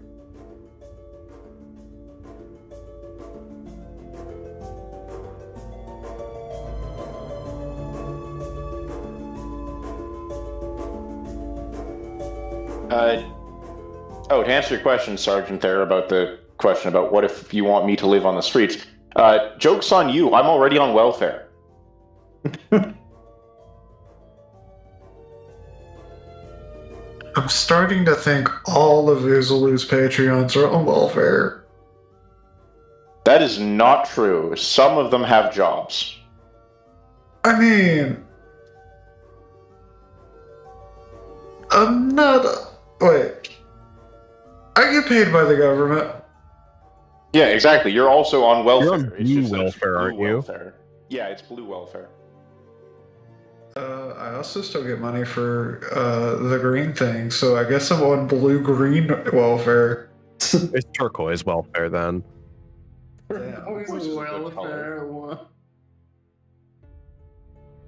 Yeah, see, we're new poor because the other people, you know, they're old poor because they just don't have money. But we have money. We just steal it via legally acceptable means. The nouveau poor. Exactly. Hey. I at least do stuff for my welfare check, thank you. Yeah? And? I show It's up. stuff that requires you break out the fuzzy handcuffs. Listen, Officer Boykisser is an important member of the team. He provides all kinds of morale. Yeah, he's the emotional support twink. Exactly. What would anyone do without him? Hey, I just want you to know I passed my sniper's test. Listen, I don't care how well you pass. It's a question of why you suck your dick.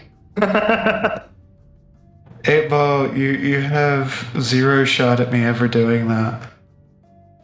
Thank God. Much like a woman, I will reject you every time. I'm safe. You've been demoted to woman again.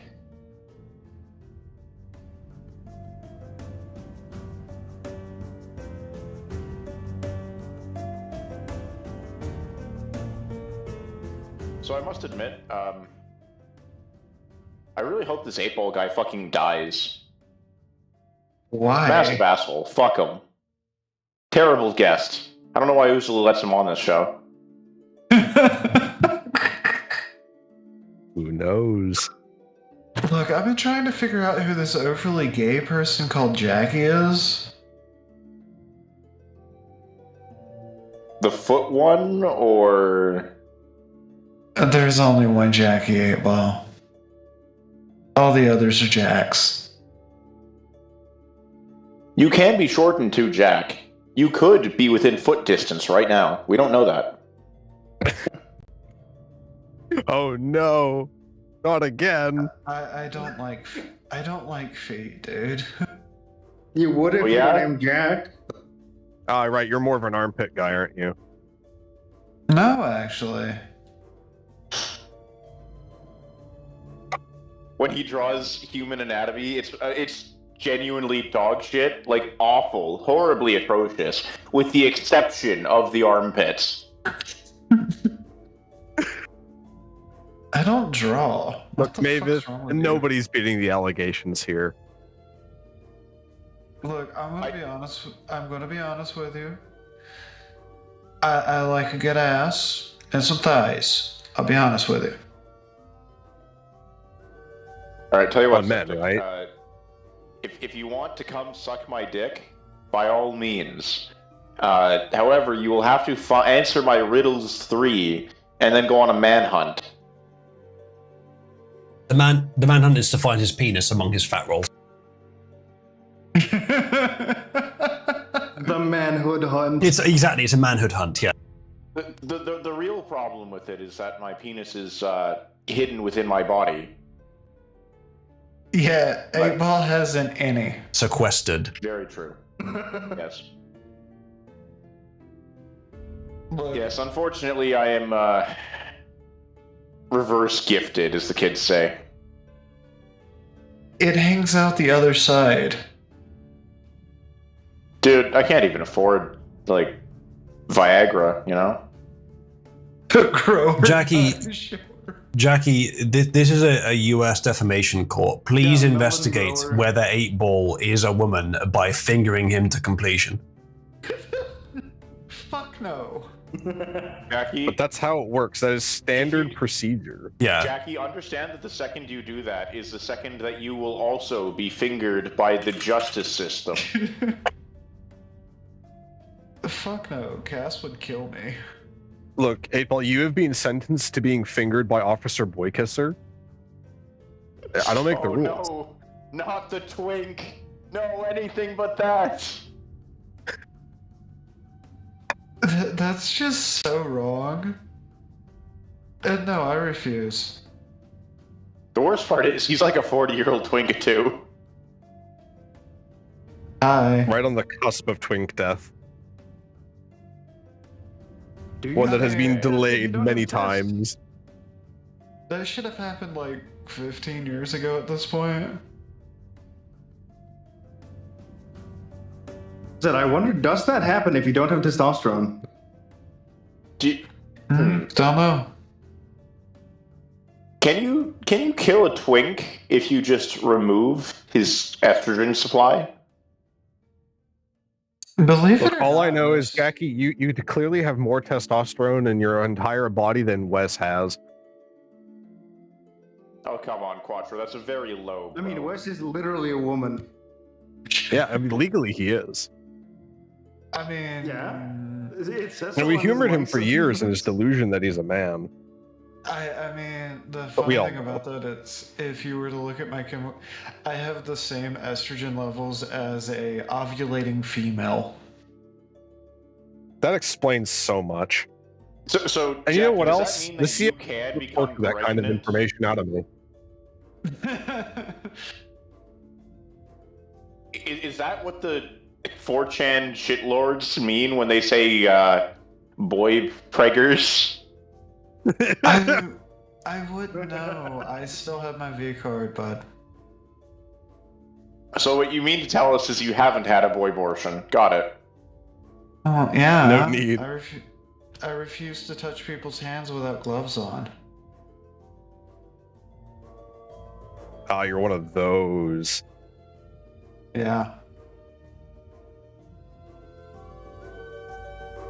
I believe in safe hand holding, yes. So you are hypersexualized. I see. Bad news, bud. Hand holding is how they get you pregnant. True. That's why you wear gloves. Agent Ice suggests pay to remove tags from 8-Ball. Real? I might do that. I'd be open to that.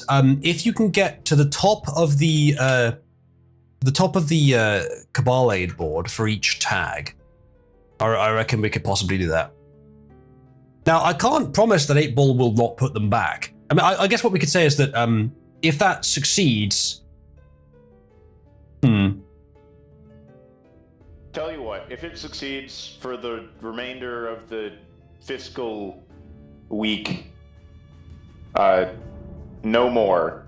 Let's just say that the anything in the top 5 items on the whole board, if they are asking to remove a roll from 8-Ball, then the roll will stay removed if they're in that top 5.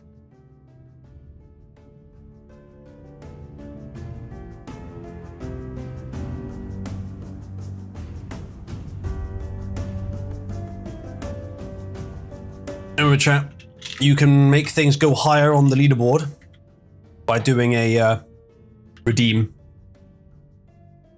Do not redeem. Please do redeem. I have a great... Actually, that's a good point. Yeah, give it. There's currently nothing on the leaders board that even includes 8-Ball.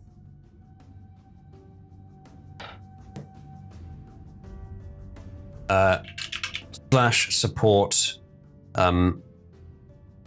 8-Ball, no invisible. There you go. I have now supported removing 8-Ball's invisible roll, the color that he currently uses. Damn, I can't believe that Duran Invisible is no longer playing. Don't know what that is.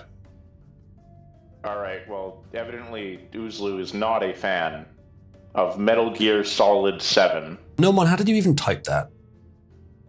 Also, I don't believe there has been a 7. There was, actually. I invented it just now. I'm lying to you. Well, thank you for being clear. You're welcome. I prefer to be concise if possible. Do you know what concise means? No. You guys should be able to use slash leaders. I have a great idea. Slash support 8-Ball, no level 2. That roll, however, cannot be removed. But he already has level 3. Yes, do you understand how many things break if we drop the cascading roll system that we currently have, where you have to have all the previous ones to have the current one as well? Yeah, so the answer is yes things. Most stuff in the server, or almost all stuff, all server permissions setups are designed with the assumption that if you have level 3, you always have a level 2, and if you have level 2, you always have a level 1. If you remove level 2 but kept level 3, you would get such a random assortment of, of issues. Much worse if you remove level 1. Remove level 1 from someone, they will lose permissions in such a chaotic fashion that they'll be able to see certain channels but not type in them, even though they should be able to. 8-Ball only ever able to speak in Overlook. Now, for what it's worth, I did attempt to remove level 2 with the system as a strat test, and it passed, so we're good on that. Yay!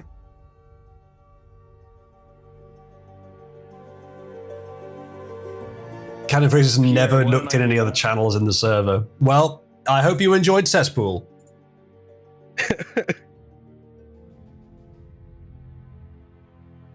Support 8-Ball for governor. Pretty cool. Get some Cybersmith guys, you know, like, there you go.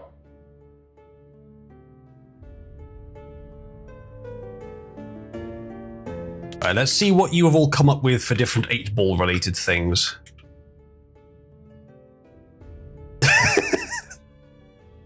Just the 2 so far.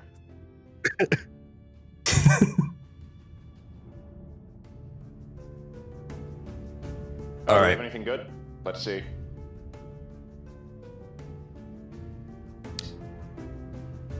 Cannon Fraser, the command should pop up when you start typing in /support. If you're on mobile, it might be hard to see it. It should be there. It should be as simple to type in. You have to actually do it through the Discord command system. Kat, let me let you in on a little secret. I, for one, am in favor of 8-Ball being removed from level 3. Fuck them.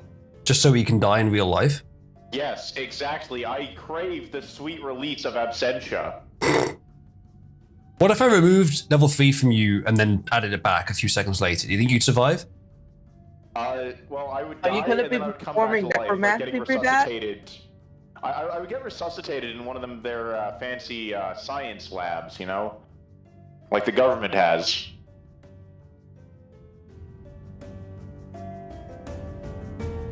So I don't know how that would go. You could do something even more horrific and demote him to moderator. Ooh. I don't know if I could be that cruel, to be honest. Yeah, no, listen, Uzlu, he already has his All right, Abel, fucking abuse. I'd like to congratulate you on the appointment to a very highly respected and responsibility-carrying position here. Congratulations, you have now a new role. I can only imagine what it is. Yeah. Oh my god. In my profile, I'm a fucking Star Wars title crawl. Yeah. Excuse me. I'm glad you're happy. For those who are not aware, it is Modder Gator. I am now a homosexual member of the community. Ping Verdant and say, I'm just like you, babe. Babe, what are you doing? You've hardly touched your... You've hardly touched your mod abuse. Yeah, exactly. But what about second mod abuse? 8-Ball, stay the fuck away from me now. No, don't worry, Jackie. Now that I'm gay, I can't be interested in women. That's a mystifying array of factors crawled into that sentence there. Well, I don't know if you remember, but Jackie was demoted to woman. Yeah, Jackie is the woman race. I have been demoted to woman so many times. Yeah, it's happened like 4 times, and every time you come crawling back, much like a typical woman.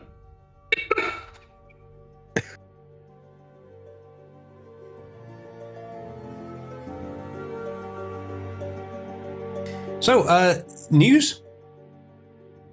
Maybe. No.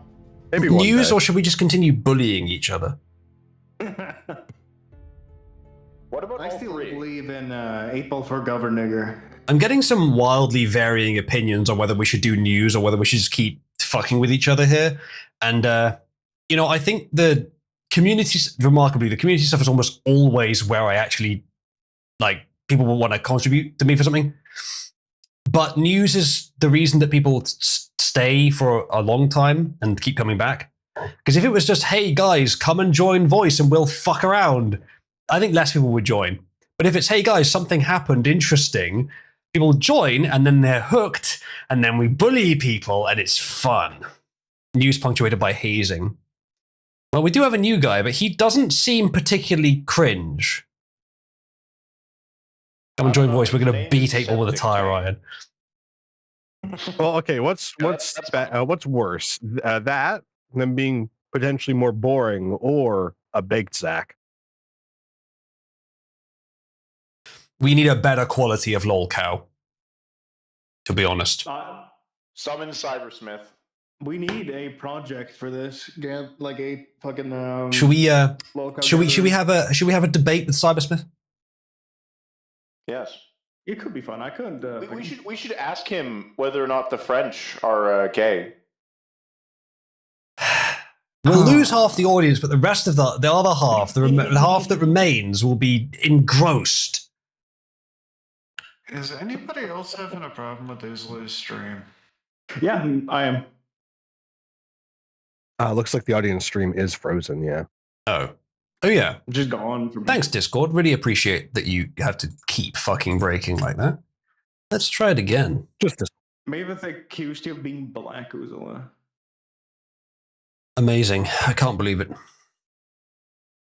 You should have video again now. How do you respond to this allegation? Wait, which allegation? It's gonna be bans, I think. Try again. Try again now. Oh, it's still black. Yep. Yeah. Thanks, Discord. Once again, Discord, I really appreciate you can't do that. Let's try. African edition. Let's try killing the stream on both and then starting it again. But what's this? Oh yeah, to OBS. Okay, that makes sense. Just try starting them both again. African edition. But it is his African cousin. Hey. Nigstig. Okay, then now they're both black. All right, let's kill both of those. Shit, it's spreading. It is spreading. Let's kill the Discord one, not the Discord one, the OBS one. Okay, that killed all the screen shares and now started up screen shares again. So we do that. Okay, OBS can't capture anything now either.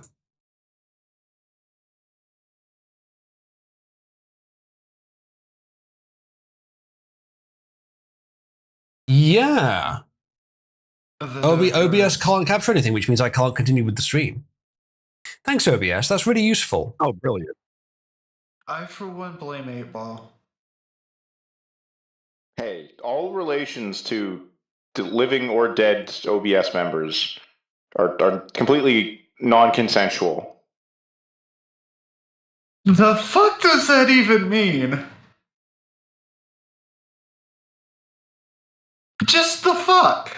It's 8-Ball. Why would you assume that there even can be a meaning?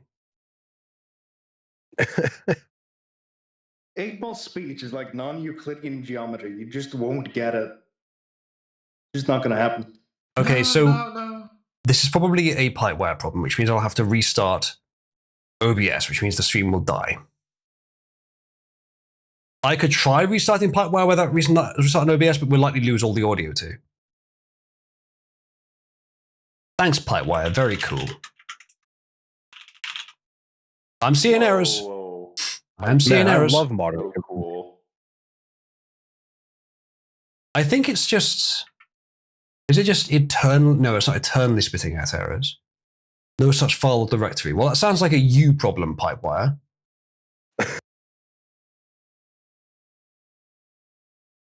Yeah, if I restart it, then everything that's currently on the audio server disconnects from it.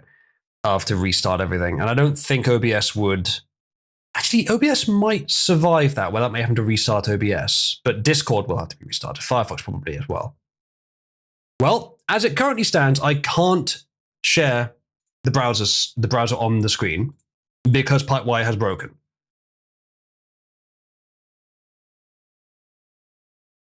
It just doesn't pick it up, no matter what I select. If I don't do that. Nope, nothing. Okay, so as it is, I'm going to have to murder Pipewire. Great, fantastic. Right, okay, I'm going to go onto the Be Right Back screen because this will probably break. But when I get back, when I've restored everything, hopefully it'll still work and I won't have to restart OBS, because otherwise we're going to do an audio-only stream. I just need to do a full system update at some point. Perhaps this is a good time for me to go for a smoke. No worries, I'll see you in a few minutes. All right. I'll be back. Restarting Pipewire now.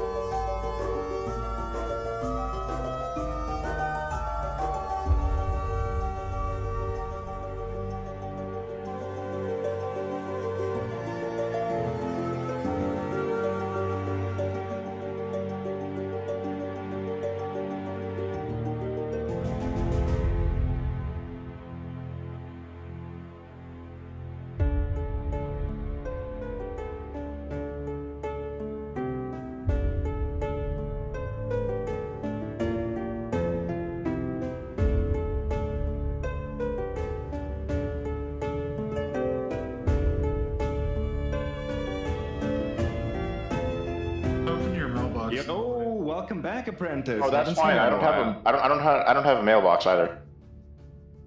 I forget, you live in a box.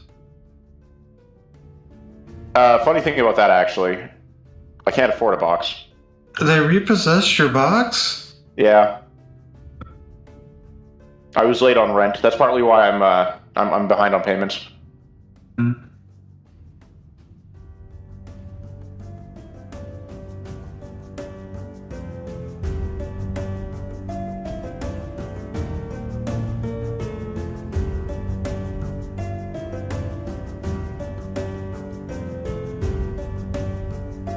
I haven't had an issue on a pipe wire, but I'm using a newer version, so.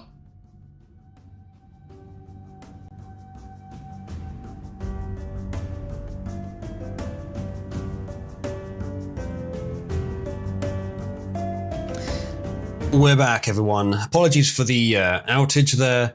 I'm going to have to update the system and just roll the dice that the next version of Pipewire does not have this bug.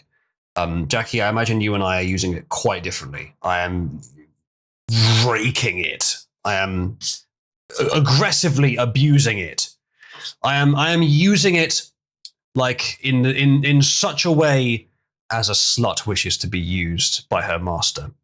And she doesn't always appreciate it.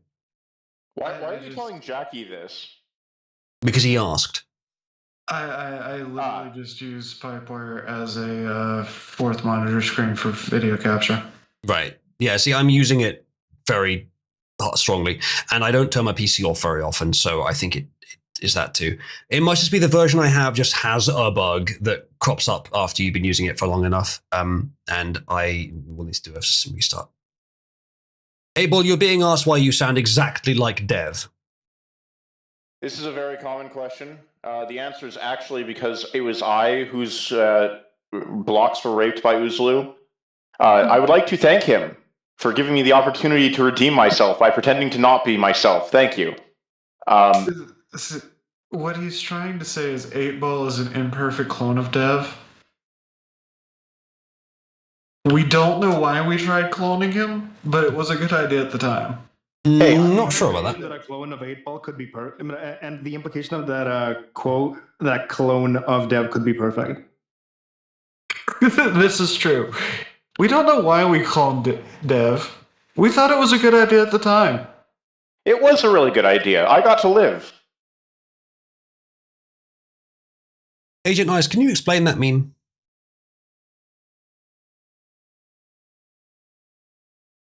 Because I don't really get it. Right.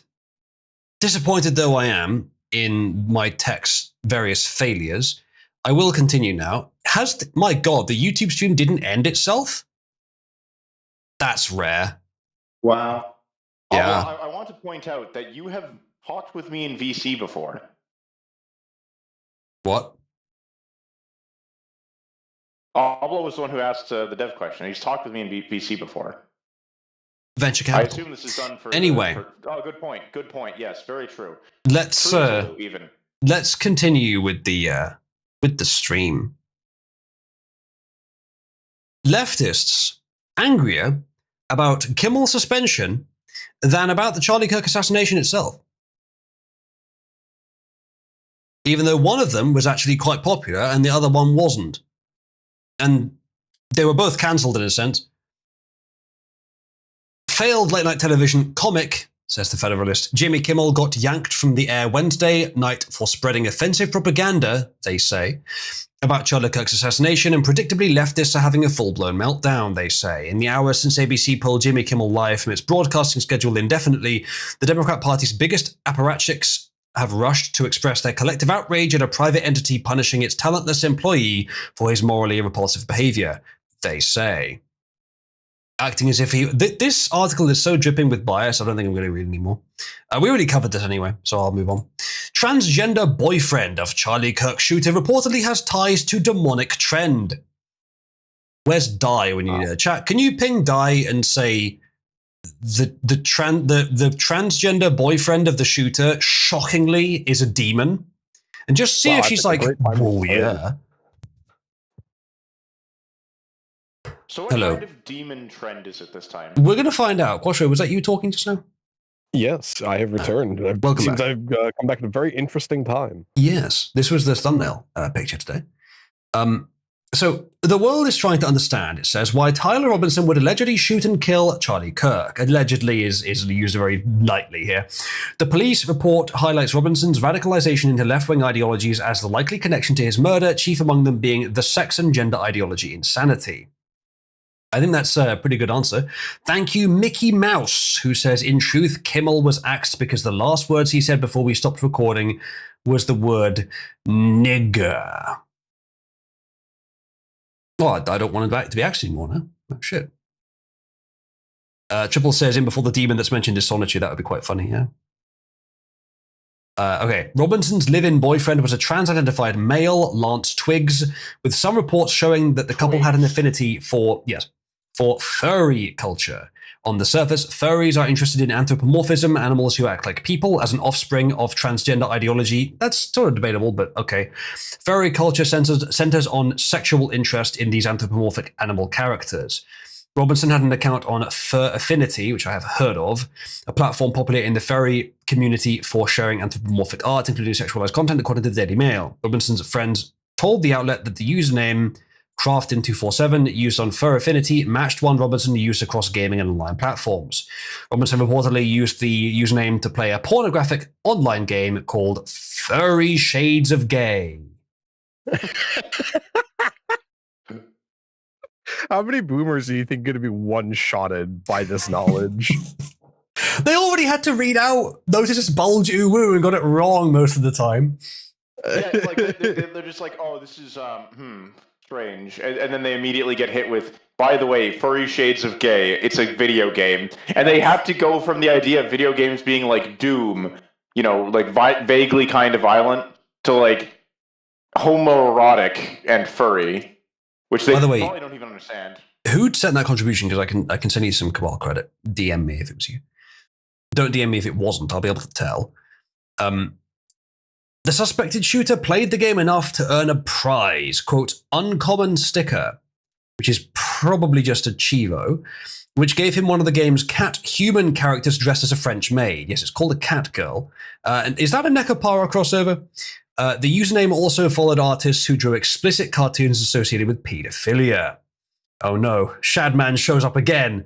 One of the bullet's casings and text messages between Robinson and Triggs expose the importance of this furry connection. In the chat, press 1 if you would like to avoid a furry connection. In the section describing physical evidence recovered from the crime scene detailed in the Utah county charging document, police found the rifle allegedly used to murder Kirk and 4 rounds of ammunition with messages etched into each, including a fired cartridge with the words "Notices bulge, oh, what's this?" The phrase first appeared on a copy-pasta meme, copied and spread across the internet. Okay, let's move on and try and get to the fucking demon stuff. Wait, hold on. When they say stickers, do they mean the trading cards that Steam have? Maybe, don't know. Furry culture is overtly sexual, they say. Online forums are filled with depictions of humans role-playing as animals engaging in sexual activity. Still, what's worse is that this subculture is a version of humanity that claims we are nothing more than animals, which also happens to be a quarter of Church of Satan. Okay, if that's going to be your argument, I'm very disappointed in this article. Let's talk about this for a second. If you're going to try and link basic taxonomy with furry sexual fetish culture, I'll be very fucking disappointed, Daily Caller. If you're going to use basically creationist deceptive talking points about evolution to try to link furry stuff to Satanism, which you don't have to go by that route. It's pretty fucking demonic anyway, if you're willing to use the term a bit metaphorically. You had better not be going in the direction of humans are animals. So say that we're nothing more than animals is a bit of a stretch. We are, taxonomically speaking, animals. So I'm holding my breath on you making a really poor decision here, Daily Caller. Quote, Satansplain podcast host Magister Bill M. addressed whether or not furry culture was compatible with the Church of Satan in a 2023 episode titled Legal Recognition of the Church of Satan. In the majority of the episode, Bill spoke about the history behind becoming a legally recognized religious organization, but towards the end, he addressed listener mail asking about the furry fandom and Satanism. I really don't care what he says about it, to be honest. Quote, and as for adults who may do the furry thing as a harmless kink with other consenting adults, in that case, as a Satanist, I have no problem with that, because as we say in the Satanic Bible, we're okay with sort of so-called sexual deviances as long as it's with consenting adult humans. Doesn't matter how weird it may seem to other people, because that's irrelevant. If you find something that's pleasurable to you and you're doing blah, blah, blah, blah, Satanist talking points. Satanism explicitly states that humans are animals. This is in our 9 satanic statements. It's satanic statement number 7.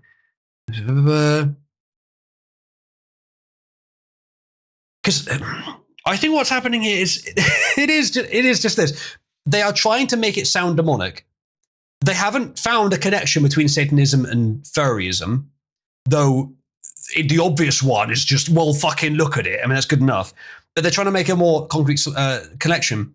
So what they're saying is, well, Satanism is okay with it, and Satanism says that humans are animals. Therefore, no, mate, no, you've failed.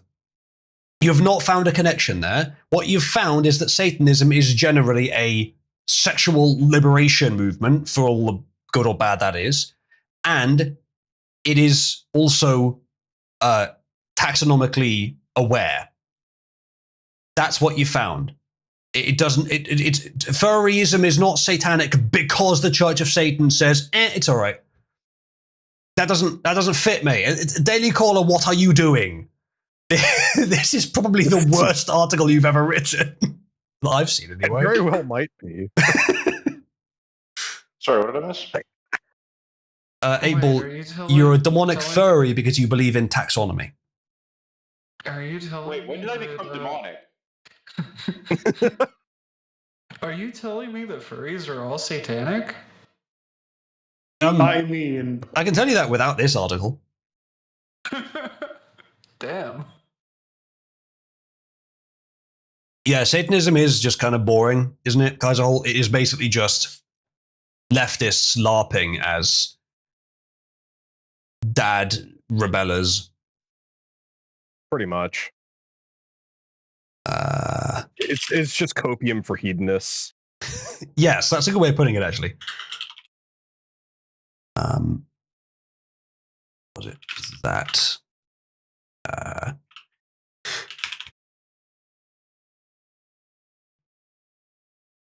LeVay was just a slutty scammer, basically a Jeet, Sabla.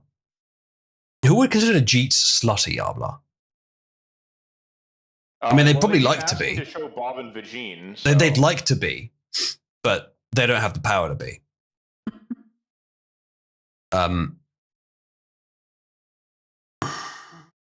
Quote, while not all furries consider themselves Satanists, there is a growing support for their connection. In May 2024, parents with students at 2 elementary schools in Sacramento County reported seeing furries adorned with satanic symbols at parts of the school. This is Cybersmith level shit, Daily Caller. One time, people said they saw furries who may also have been Satanists. School mothers said this, by the way, who are known for not jumping at shadows over social hysteria issues. What a fucking shit article! Who fucking wrote this? This is so amateurish. I'd expect better from a fucking green text, Daily Caller. This would be even better if it was actually written by Cybersmith. I would expect better from a green text than this. It turns out his real name is actually like Hardeep Patel Singh or whoever it is produced this. Like,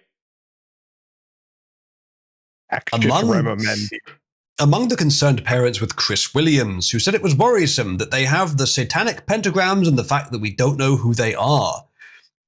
So you don't know much of anything by the sounds of it. He added that, it's a male one. Wow, that's different. He added that he has seen a sensitive TikTok video of one of the furries shooting a room up and turning the gun on herself. I imagine that was animated. Otherwise, you probably want to tell the police, not the Daily Caller. On the first page of Emerson's search results for furries for Satan, we found a connection between furries and Satan when we Googled furries for Satan, guys. Oh my god! Come on, Daily Caller. Shit, guys. Next, we're gonna find out that there's this like.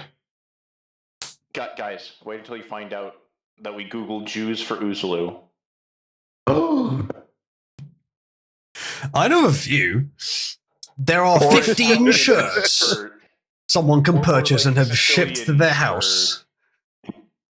Sicilians for homosexuality.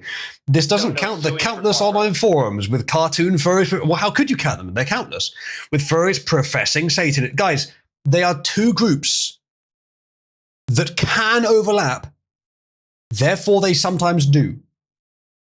If you're going to try and assert that furryism is satanic, you'll get no argument from me.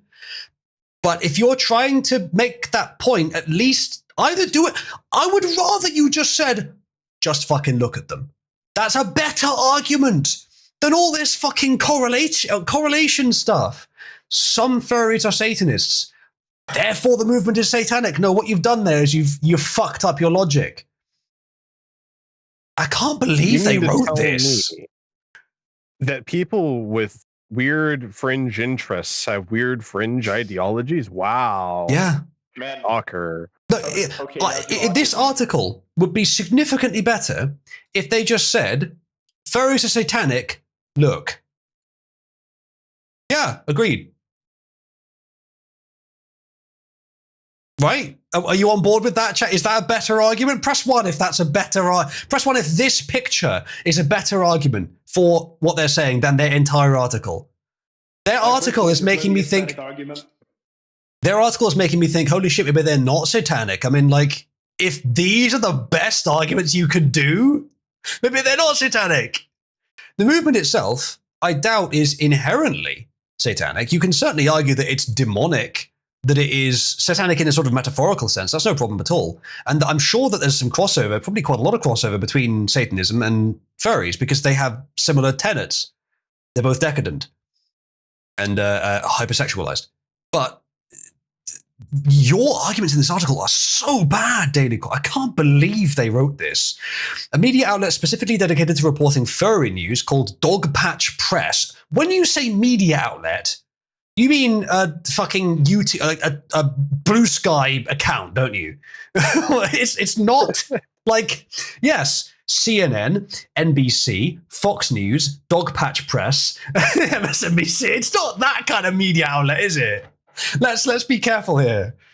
Has been featured in outlets like Rolling Stone, the LA Times, Vice, and Newsweek. It's kind of is doing that.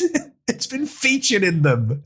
Among the pieces published by the website were 2 articles titled Hail Satan, the Original Furry, and a chat with Gemini Dechant, Furry at the Satanic Temple. Well done. Once again, you have found 2 cases of correlation across the entire internet. Again, I don't even disagree with you, but your arguments are so bad, I want to. In the former... You tell me that Satan was a furry because he pretended to be a snake? You know what? Based. Scaly. But he's a furry because he's a fawn, you dork, or something? I don't know. He has the goat legs. In the former, the author, Pacho Fur, urges their reader to give in to the 7 deadly sins, including wrath for bigots.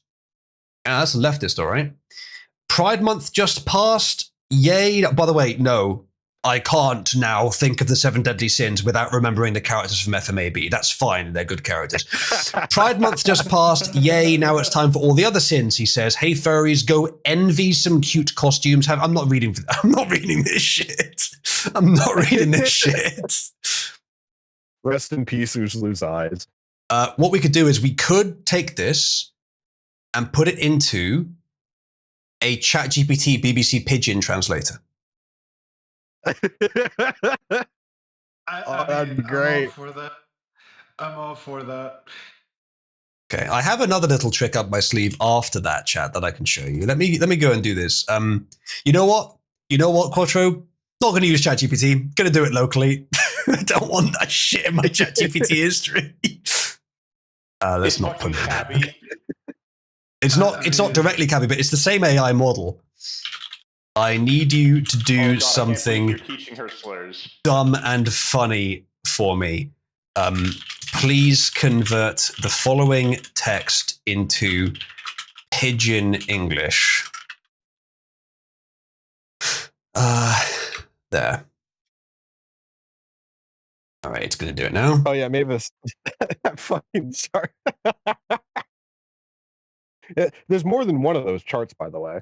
Yeah, that's true. Okay. Yeah, there's such a problem with furries giving each other AIDS. They have to chart it out. Yep. Okay. Ready, chat?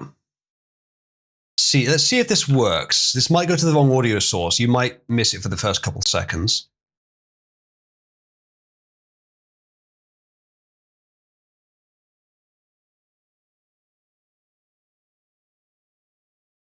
Fuck off. Hold on.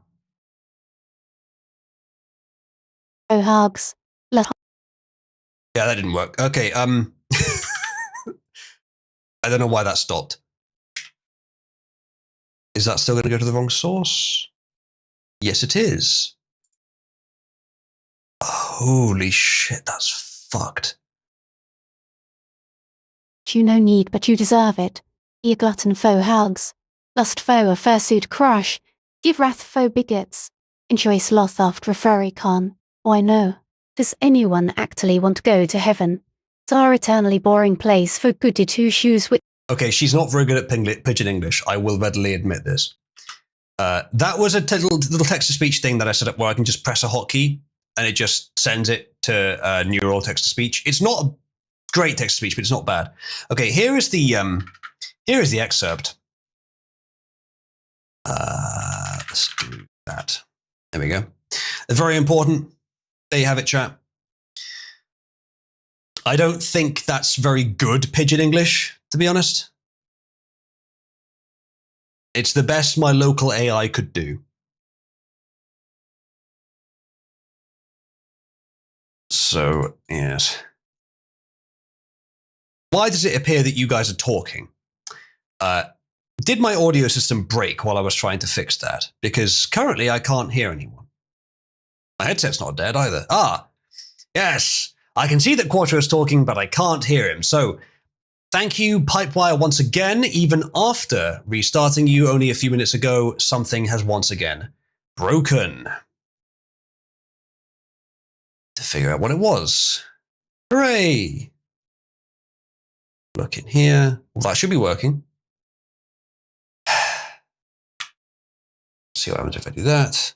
I assume you guys can hear me. Right, can I hear you now, Quattro? Here's hoping. Yes, good. Thank you, Discord. Very cool. I don't know if it's Discord's fault on that one, actually. I was getting a little bit of roboting from you. Oh my fucking really, god, the screen share's broken chat, again. Lovely. Is that it then? Is it not going to come back? Why is Pipewire having so many fucking issues today? Yeah, that's just fucked. I don't think that's coming back. Great. Fantastic. I have to restart Pipewire again. But there's not much I can do if it's going to keep happening. Oh, fantastic timing. My headset's running out of battery. All I tried to do was open the volume dialog to redirect the text-to-speech to the right audio output. But because there's so many audio devices, it locked up the application that's used to pulse audio. And that, I guess, created a race condition within Pipewire. It's fantastic. Really appreciate that. I also still can't hear the audio starting. Oh, the whole system's frozen up. Can you still hear me? I can hear you. Fantastic. Well, the whole desktop is frozen up. Yeah, so that's not gone well. Welcome to my world. Oh, it's back. Okay, I should be able to hear the audience in a minute. Is your desktop not it's not connected. No, it's not the same problem. Okay, good. It's not connecting to the audio channel in Discord. Well, that's really good. That's going well. It can't connect to the audio channel in Discord. Is that because the... Nope, that seems just to be working. Connect again, please. Oh, it's stuck on RTC connecting, which usually means there's an audio server issue, which means I'll have to restart that particular Discord client. Yay! Come on, guys. It really shouldn't be this difficult. To be fair, it's worked in every other stream. Only a very few times has been a problem. It still won't connect, even after restarting that Discord. Usually the RTC connecting issue goes away when you restart the Discord. The region, I could change the region override, but I doubt it's that. Let's find out. Just do US East. Nope, still stuck on RTC connecting. That can't be good. Nope. If you're hearing that, you shouldn't be. I had a feeling. That work now? Nope. Does screen share work yet? Or was that program locking it up, or is that a different problem? Nope. That's black screen as well.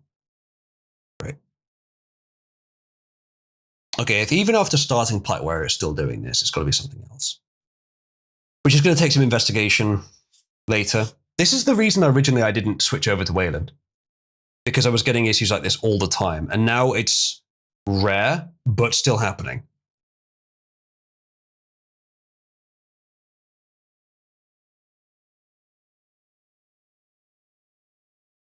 The only way I know of how to fix the RTC connecting issue is to just restart Discord. That usually fixes it, because it's usually an audio server issue. But it's not working today. Yeah, it's just stuck on RTC connecting.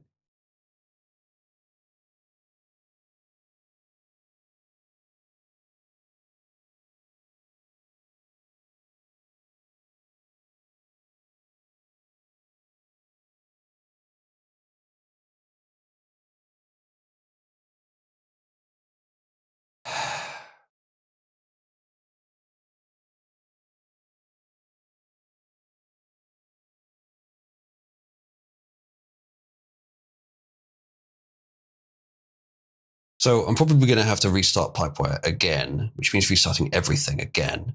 I can't believe I'm having to do this twice in a row. It's got to be something outside of Pipewire that's catalyzing it to do this.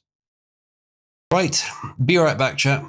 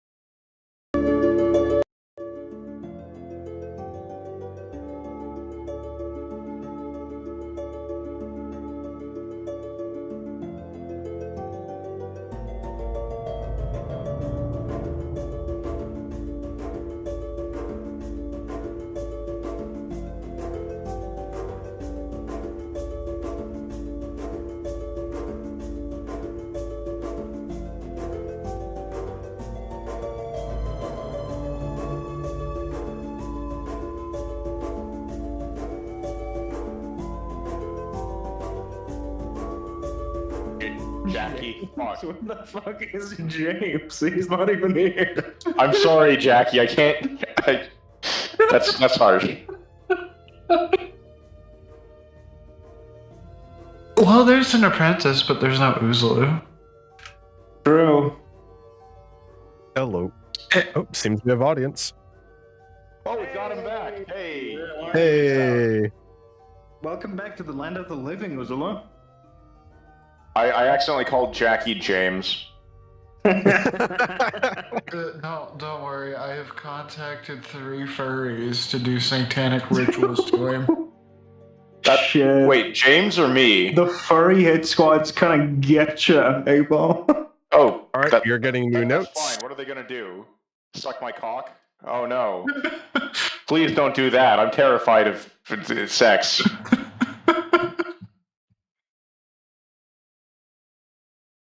don't know, man. I don't know. They said they were into this thing called Vor. I don't know what that is. One fear.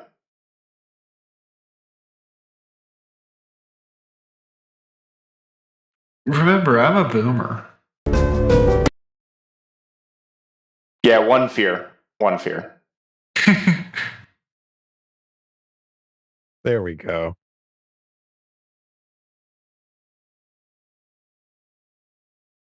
Stream failed to start. Error 2012. Yeah, it's still broken.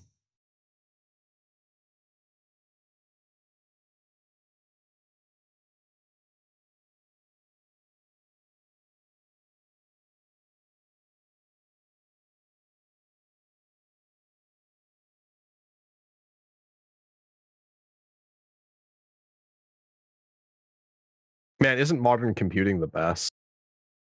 Yeah, I love not being able to see the stream even after fixing it. It's never been anywhere near this bad. It has been a while since I restarted my PC. I probably should do that, but I shouldn't need to. This is ridiculous. I'm honestly surprised that you don't keep it as a habit to shut off your PC every day. It's hosting stuff. Yeah. Oh yeah, true. Fuck.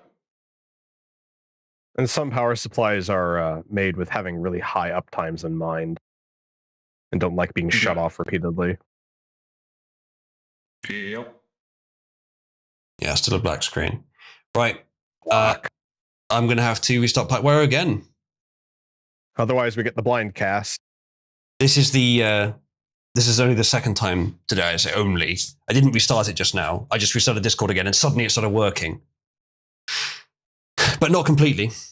So I'll be right back with completely restart everything, and maybe it'll fix it.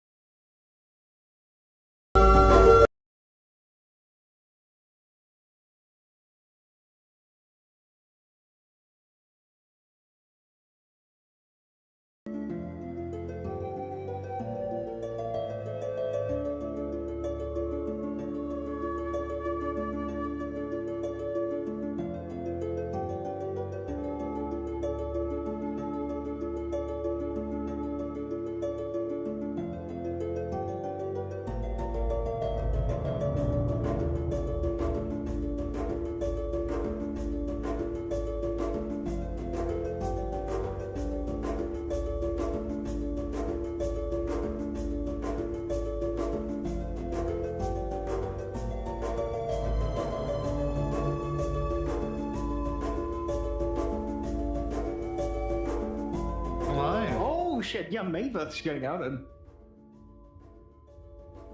Mavis.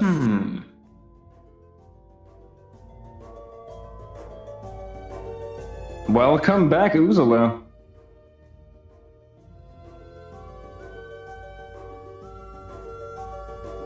Wait, hold on. 3.5-inch floppies, bitch. I remember 8-inch floppies. Jeez. What size cocks were you looking at? Anyways, Mavis, prove it. Send me some good robot porn. Thank you.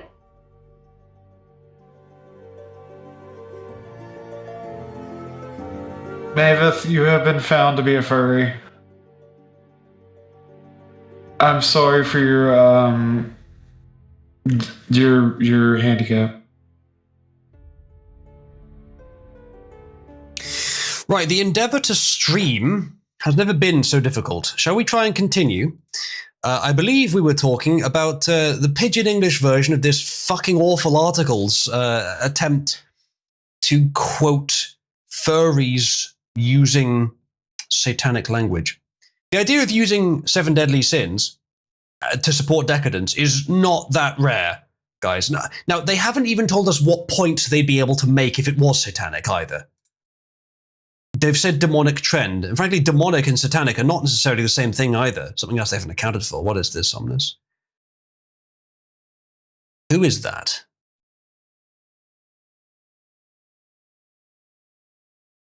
Who is in the picture, though? I don't recognize that. Spoonie. Never heard of him. Okay, quote, hell is where to find real fun and friends, they say. Looks like a furry convention. Well, if that doesn't turn you Christian, what will? Hell is definitely a furry convention. I will agree with that. Chat, press 1 if all furries are going to hell, just like this guy says. He says, if you go there for doing just one sin, you might as well go for broke, they added. I mean, that's a great way of getting more people in there if you think it's real. In the latter, the author conducts an interview with a Satanist furry. Sanita Squirrel. Of course, we all know Sanita Squirrel. The fuck that is. Claiming to work at the Temple of Satan in Salem, Massachusetts. It's a key place to be a Satanist. While Dechant is a biological male, his furry persona is female, of course. So they're massive degenerates either way. It was him, Dio. There you go. No connection between Robinson or Twig and the Satanist furry community. That is the only line you needed to write in your article. It wouldn't have made the point you wanted. But then that's the problem. Isn't it? It says, but there is a connection to the furry world at large. Yes, they were, I think one or both of them were furries, yes. But they weren't Satanists as far as we know.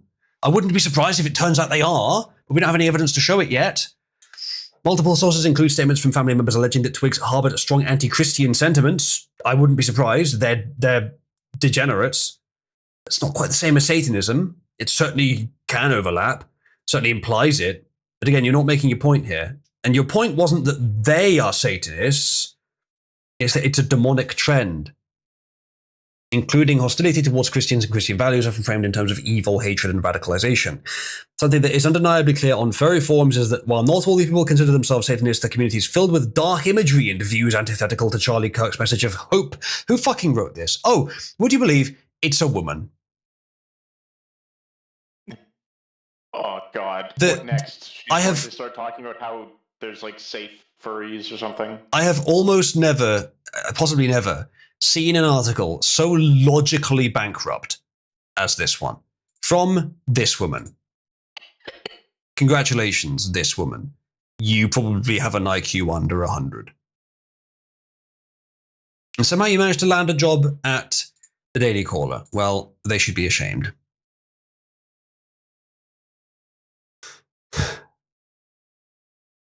Followed by Styx and Andy Nago. Why?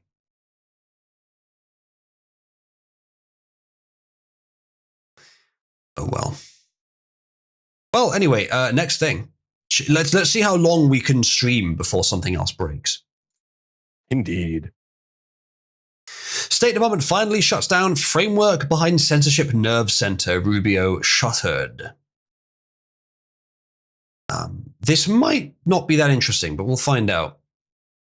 The State Department confirmed it formally removed the framework underlying both the Global Engagement Center, deemed the government's censorship nerve center by a first-term Trump administration official, and defunded it by Congress after the 2024 election, and GEC's surreptitious successor, Counter Foreign Information Manipulation and Interference Hub, or CFIMIR, which Secretary Marco Rubio shut down in April. Acting under Secretary for State for Public Diplomacy and Public Affairs, if your title is that long, either don't use it or get a better title. Darren Beatty told the Daily Wire there were loose ends to tie up, including GEC's agreements with other countries to facilitate and provide a framework for cooperation on mutual objectives, including principally combating so-called disinformation, which sometimes turn out to be domestic and often consisted of disfavored narratives. That's certainly true. It's good to see that, you know, it's nice that the people who recognize that are now in government. 2080 said GEC used an indirect approach to censorship whereby they would fund third-party organizations that would engage in activity from facilitating the demonetization of conservative sites to generally castigating certain narrative perspectives on COVID, on immigration, on foreign policy as simply malign as a matter of foreign influence, when in fact these were entirely legitimate points of view that often came from Americans. Roughly the way we were saying that they were doing it for years, before we even knew. His office is conducting a meticulous transparency review whose very first tranche will come out this fall, reflecting the extensive review of hundreds of thousands of emails that will more specifically and systematically document exactly the kinds of nefarious activities that the GEC was involved in this unfortunate chapter of Americans' history, they say. That is about it from the article. So it's not a great deal here. What actually happened now then? That was then. This article doesn't actually say what's happened now. Ah, brilliant. The framework and lying both.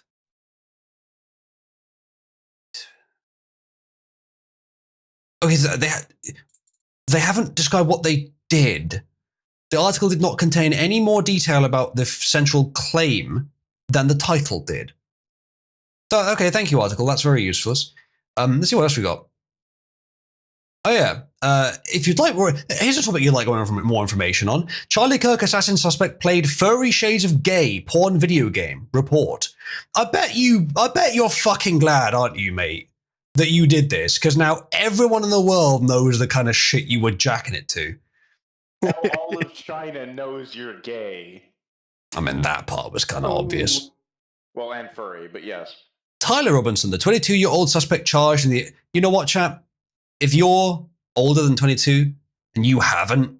Like, this guy's famous. Are you? What have you done with your life? Anyway, charged in the assassination of Charlie Kirk... Well, that's true, he doesn't. Reportedly played porn video... Well, he's going to be involved in a lot of jobs now that he's in prison. Reportedly played porn video games such as Furry Shades of Gay, as well as followed artists who drew explicit and disturbing cartoons, some of them associated with paedophilia. On Tuesday, Robinson was arraigned on several charges, including the aggravated murder of Charlie Kirk after he allegedly shot and killed it. We know that already. We know most of this already, I think. Game is about love, queer relationships, hot gay sex, and slapstick humor. Chat, are you a big fan of queer slapping of sticks? A profile of the game on Steam said that those who play should get ready for 24 hot animated voiced sex scenes. Are you ready, Abel? Robinson had earned the prize of an uncommon sticker with how often he played the video game. Whatever that means. Why am I catching strays now? Because strays are furries. The Mail said that... Look at the chat, by the way. Yeah, I know Somnus. I have that article. The Mail said that friends of Robinson told the outlet he had used the profile Crafting 247 to play. There's a fur affinity thing, furry content, blah, blah, blah. He was known as Red Rusker, recently viewed content from an author. The same user has been also been enveloped in controversy after making the sexualized furry porn that included underage characters. One pornographic scene involved a larger adult furry using drugs and having sex with a small furry labeled Snack. Yeah, that sounds like furry language to me. The depraved drawing had the smaller furry labeled age 8 per the Mail.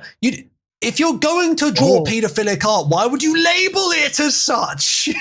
Well, then again, why would George Zimmer admit to like shooting someone when he had it on his phone? We have labeled child porn, labeled, like, admitting to child porn. What the fuck else is going to happen? Some guy's just going to come out and say, you know what, at the UN, hey guys, check this shit out. And just like whips out a skateboard and rides down the side and then shoots the Director General in the head. Yeah. Yeah, exactly. Here's what's going to happen at the UN is that they're going to say, oh, I have this presentation here, this thing I've been studying, and it's just going to be child porn. And then everyone in the room is going to stand and applaud. And then everyone claps. UN. Well, that, but unironically, yes, because this is fucking clown timeline, apparently. Robinson was romantically involved with his male roommate, Lance Twiggs, who also identifies as transgender. Previous reports have indicated that Robinson had a fixation with furries, and Twiggs has pictures online of himself in fur-related garb, such as animal ears. That's disgusting. Anyway, that's all there is in this article. That's just common for these individuals. Mm.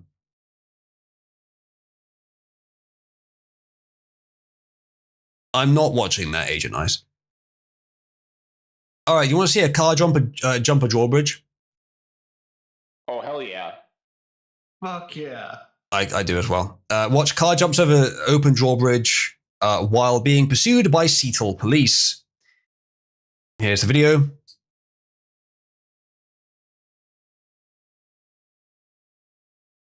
Come on, video, do something. It's a long video. All right, it's coming down. All right, something's about to happen, I think. That doesn't look like chase speeds to me. He's fucking going for it, though. He slowed down to take the gate and then jumped. There you go. It looks like he made it as well. Someone actually did it. There you go. I've always imagined it was possible. Disregarded. Imagine how the Seattle police are feeling right now. Yeah, well, they didn't follow him, did they? They waited for the bridge to come down and then they went after him. I don't think we're going to find any. No, there's no more footage, unfortunately. Either way, the daring fellow may have made a break for it. The car was found a short time later with a broken windshield and a destroyed undercarriage, presumably police said from landing on the far bridge after the jump. Police say the driver was not found. He escaped as well? Wow! Dude, he was sick as shit. Yeah, he must be feeling like a legend right now. Yeah. I was that cool, all right? I'm sitting here going, what, were the police chasing the main character from Driver or, you know? No, Drive. Not Driver, Drive. His name was Driver, but he's Ryan Gosling in Drive. He's literally... It's Ryman Goosling. My goodness. Literally him for real, for real. It is literally him for real. Skibbity bussin'. Quite. I think I jumped this bridge in Project Gotham before. I can't remember. Hey, Despair, why are you dressed as... That's how... I reckon... I remember the music better than I remember his name. Sans? Why are you dressed as Sans, Despair? Have you not... Holy shit. Fucking... Undertale? Have you not already debased enough characters merely by wearing their skin, Despair? Right, what's this? Oh yeah, here's a story to raise your spirits and not make you want to kill yourself. Keir Starmer's Director of Strategy, Paul Ovenden, has quit after sordid sexual messages about Diane Abbott came to light. What a fucking name. In one email, he described a shag, marry, kill game where he and two colleagues discussed going down on Diane in graphic detail. Oh, how embarrassing. That is fucking disgusting. I'd like to remind you, yeah, but Norman, you only think that because she's black. I'd like to remind you all that Diane Abbott, despite the fact that, and to her credit, she doesn't look this old, she is 71 years old. What? She looks like she could be in her 40s, right? But she's 71 years old. So here's the thing. The guy on the right here was probably just joking around. Obviously, the jokes were about a topic so disgusting I would rather not engage personally. I'm not saying he shouldn't. You know, morally speaking, free expression, go for it. But I'm saying I wouldn't. But I'm very glad that now, I'm not currently eating. History will remember him, wrongly, but still, as the man who fucked Diane Abbott. Or sexted with Diane Abbott. Or the man who wanted to fuck Diane Abbott but never did. Good job, mate. And you know how much sympathy I have? He's a Labour MP. It's pretty low.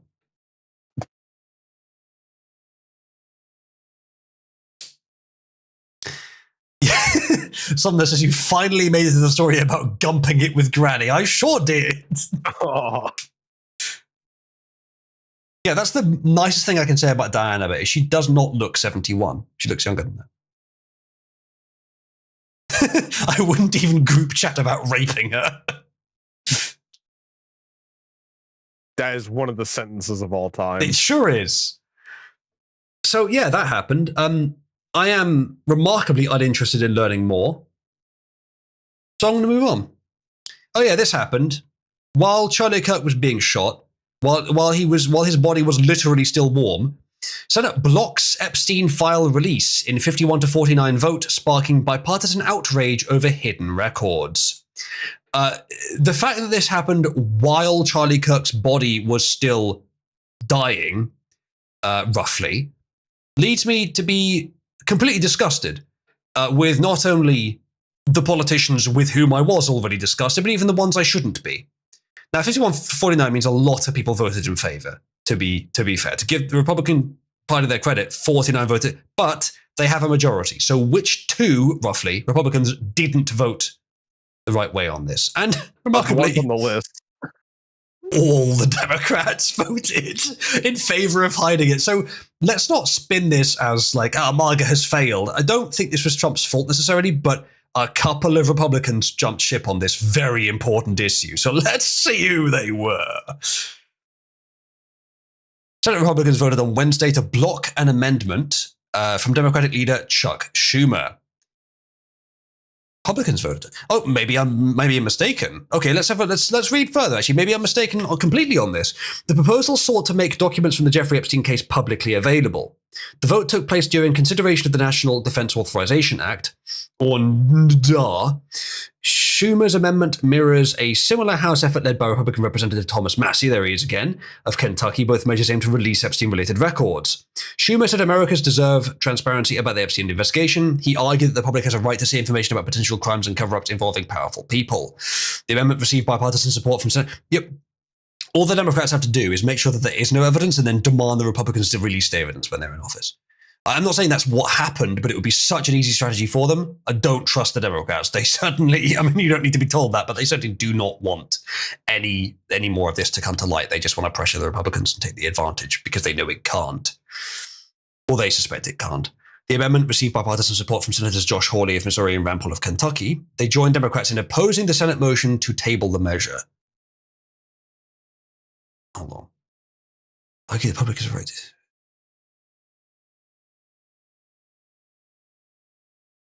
So hold on. So Democrats proposed it, and then opposing the Senate motion to table the measure. That sounds like the opposite of what they were trying to do.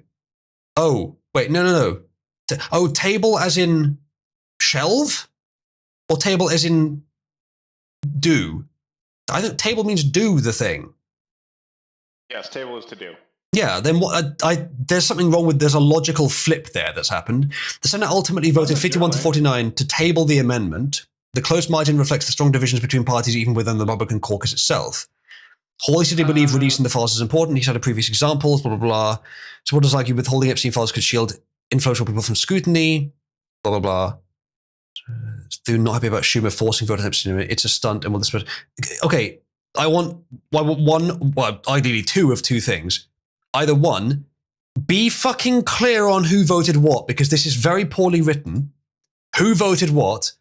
And two, tell me what about this bill led Republicans to vote against it, other than we want to cover up the crimes of Epstein and co. Because I don't think it was that. It might have been, but I suspect it wasn't. I think it's more likely that there was something wrong with the way it was being done. Like, you guys all know the puppies and kittens bill. Oh, by the way, it makes pedophilia legal. It doesn't matter what they say it's about. We're going to find out what it's actually about, what it actually does. So to table the bill in the U.S. Senate generally means send it back to committee. Okay, that now makes sense, but that's a poor choice of words. Republican leaders disagreed. Senate Majority Leader John Thune of South Dakota called the amendment a stunt. He suggested Schumer's proposal was timed more for attention than meaningful legislative progress. The House has debated the Epstein case more openly. Schumer's proposal forced the Senate to confront the issue directly, highlighting differences in how each chamber approaches sensitive investigations. Massey's petition in the House shows some Republicans want more openness. Democrats in the House support transparency in cases involving powerful individuals. Do they? Both parties see value in public access despite disagreements. Wednesday's Senate vote shows the challenges of bipartisan cooperation. The Daily Adder? Strange name for a site, but it seems to be very milquetoast on this. It's not going into why. Actually, I will say this article is very vaguely written overall. It's not giving me anything useful. Moment's defeat discourage future attempts to attract transparency. Oh, that's probably why. This is very poorly written, but they got to the point eventually. So I'm sure that there's more to it than this, obviously, but this doesn't fully answer the question, but it begins to answer the question. Attach transparency efforts to major defense bills.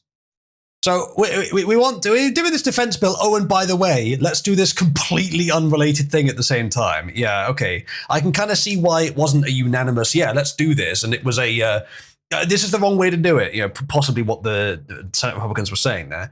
Lawmakers may hesitate to use large legislation to release sensitive files again. Still, the narrow vote shows that calls for transparency. This is so badly written. I feel like almost the AI wrote this. So badly written, you'd think a politician had done it. Yeah. It seems like they're trying to not get hate from either side with the way they wrote this. Well, they've made it useless in so doing then. Yeah. False openness. Is that fucking a duplicate? This is written by AI. Because I'm going to say I think it is, because one of the hallmarks of AI writing is space filling. And repeating itself. Very boring, dry, even vague language. And that's all over this article. And it's a publication I've never heard of as well. No picture on this author. The Daily Adda. Yeah. Probably some Indian site. It's distinctly possible.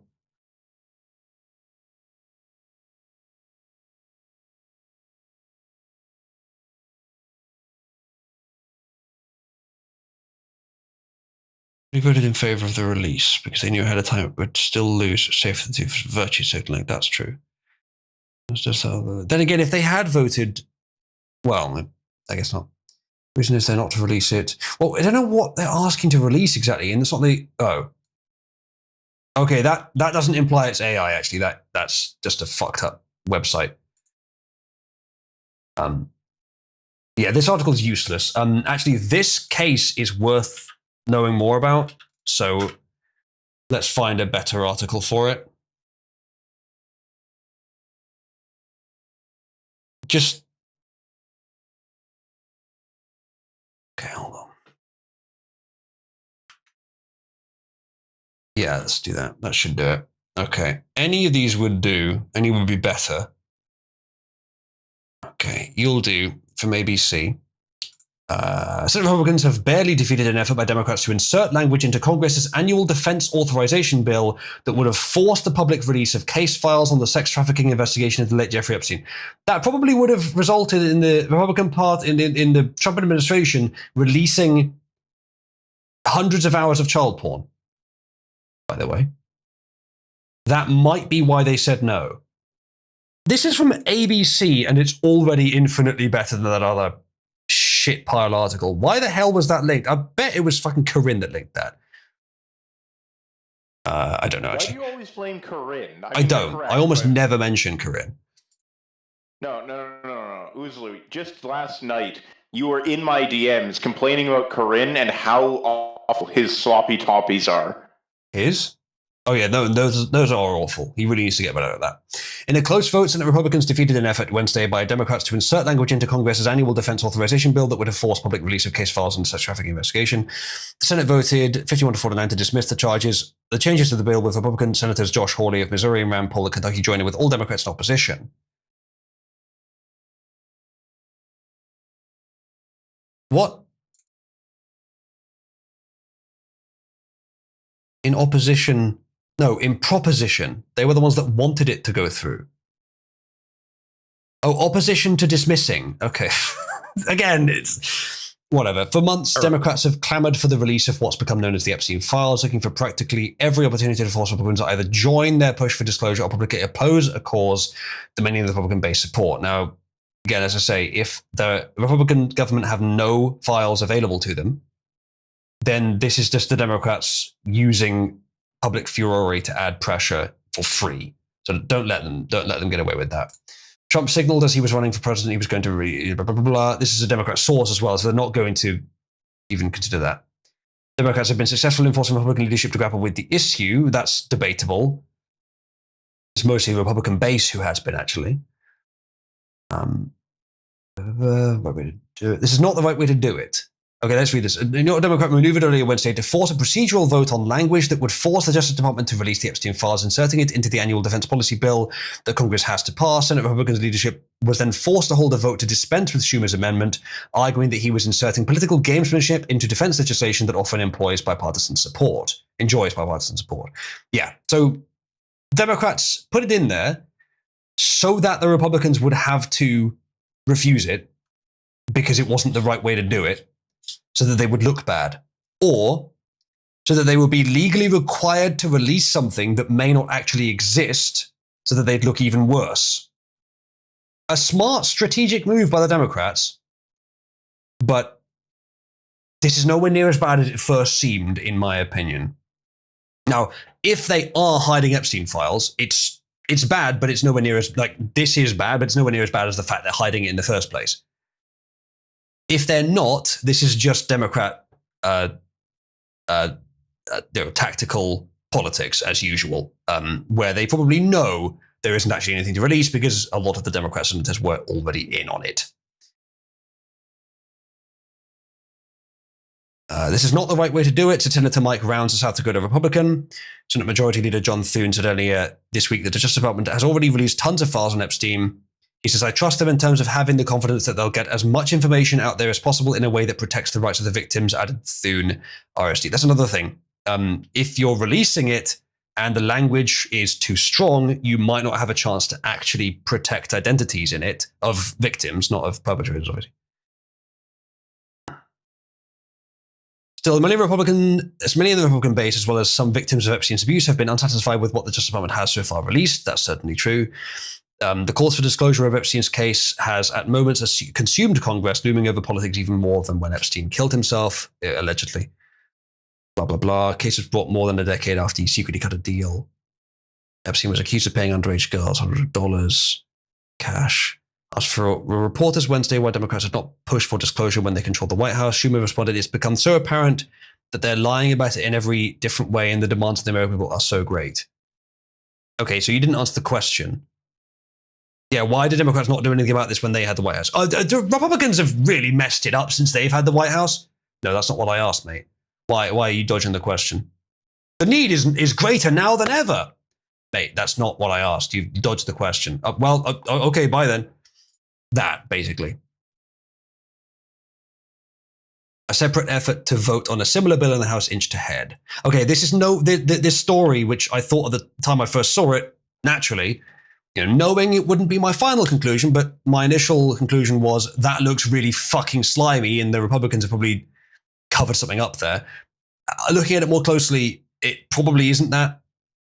Also, now that I'm telling you this, you won't be able to unsee it. The guy in that video there is currently eating the play button. Based?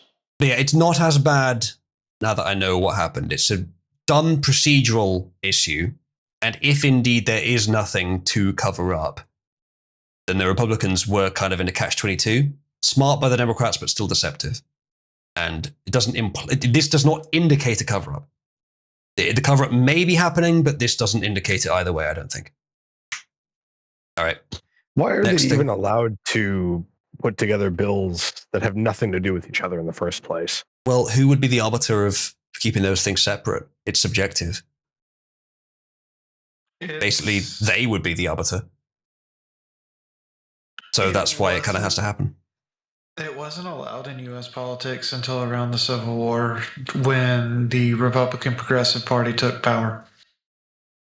Even if you say it's disallowed, someone has to be the arbiter of that. So someone eventually could just not do it. Well, the measure that would have kept it from being allowed was removed in the Civil War era. Well, I'm not disagreeing with you there, but again, any rules that they follow have to be enforced by someone. So I guess you could send it to the Supreme Court and ask, like, hey, are these things close? Yeah, Supreme Court, maybe they could do it. But that would take a lot of time and make the process take a lot longer. Maybe that's worth it, though, to keep things in order. But the Supreme Court, I don't think that's exactly their job. It's not, they're forming legal documents, but I don't know if that's the Supreme Court's purview. It's probably close enough, though. So I'm not sure. It would slow it down if you had to arbitrate that all the time.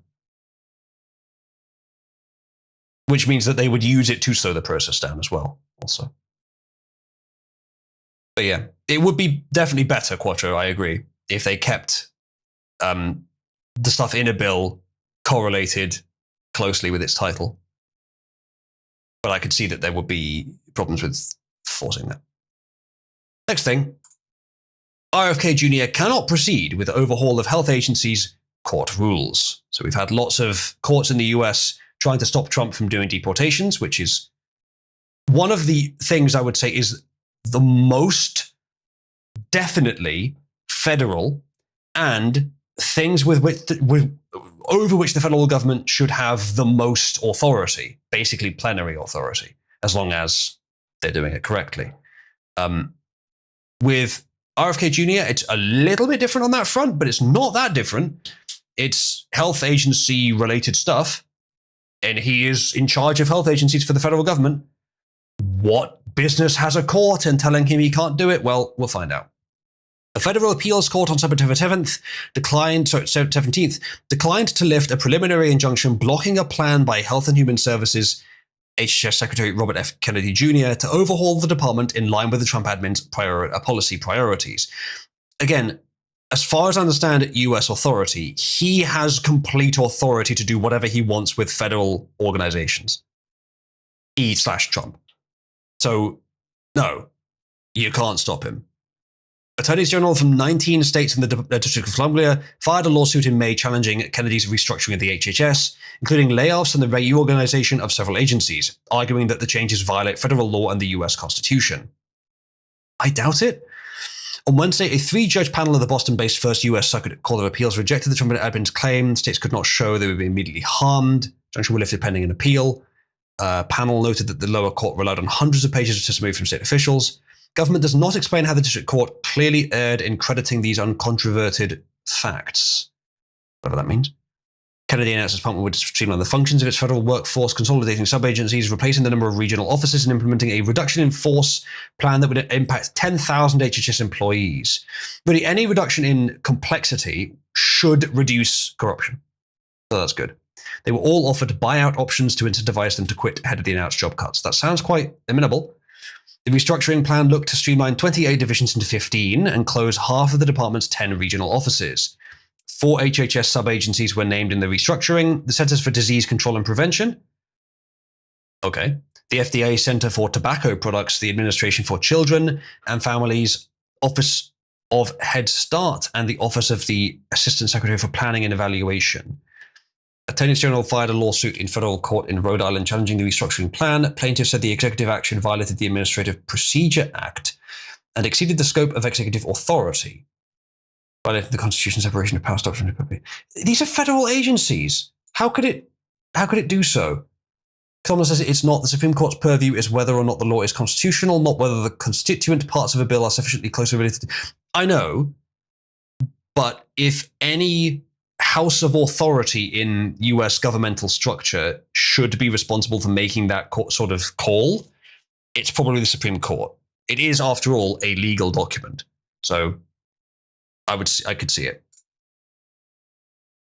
He also pointed to the potential harm states would face if the executive action were allowed to proceed. I don't care. Like, how is it exceeding his authority? Trump admin argued the state's case rested on speculation about what harms they would suffer as a result of changes to department services, and that any challenges to the firings had to be pursued by the federal employment themselves, before the Merit Systems Protection Board. So it's all a bunch of dumb legal shit, but basically to say that lawyers for the Democrats are making sure to block all federal action by the Trump admin, not just from Trump himself, including RFK, who was up until a year ago blue. A bit more than a year, maybe. That's interesting. All right. We've still got a lot of articles to cover, chat. Next thing, the Turning Point board has unanimously elected Erica Kirk as the new CEO and chair of the board. In prior discussions, Charlie expressed to multiple executives that this is what he wanted in the event of his death. I doubt it's necessary for me to read the entire thing here. It's not that long. But skimming over it, I don't see anything you wouldn't expect to see there. They've given it to his wife. Charlie wanted that to be the case, and either that's because Charlie is so lustful for power that he wanted to keep it in the family even after he was dead, or so controlled by his wife that she insisted that he give it over to her if he died, or she's competent. I think it's that one, if anything. So let's hope she is. May not be. Yeah. May not be as competent as him at the job, but she doesn't have to go to university campuses. The organization will probably be significantly reduced in its activity because Charlie's no longer doing the activity. But I'm sure that there are other activists in there as well, and maybe she'll be able to find more as well. So there you go. Right, let's see what else we have. This is a list of the 250 US state legislators who took part in the 50 States One Israel conference to sell out America in exchange for foreign cash, this user says, which I understand why you would infer that, but I don't think there's direct evidence that's what they were doing. It is probably fair to assume that very well may have happened, though. So here's the list. A fair mix of Republican and Democrat, for sure. But this is 250 of them, so it's a large portion. So this does not necessarily equal the list of politicians who are controlled by Israel. It may be that most of these are, but some of them want some money. Maybe some of them want to enter that arrangement. Maybe a lot of them want to do it for diplomatic reasons. But I don't know, there's all kinds of reasons you could posit there, but it doesn't look great. Beth Liston planned to attend, but ultimately cancelled. See if she's killed anytime soon. Mysteriously. Actually, don't recognize many names here, funnily enough. I thought I would recognize more. These might be mostly the remaining Rhino House representatives, and probably a few senators. I don't recognize almost any name, actually, from here. You recognize any, chat? I wonder why David Gomberg went to Israel. I wonder. Phil Scott. I do recognize that name.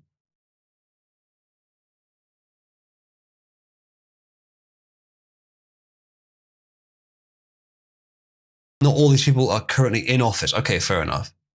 2 senators listed for Maryland. Okay. All right, so it can include some formal ones. So this conference probably was not as big or consequential as people would infer, because these aren't the big ones. None of them here are particularly well-known legislators. Steve Gooch. I think I remember his name, oddly.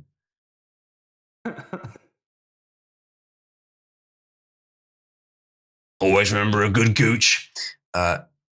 So yeah, this is probably not quite probably not. Yeah, I think this is overreaction from this poster. Obviously, what they're talking about, what they're getting at in general, is a problem, but this particular conference does not seem to have been major.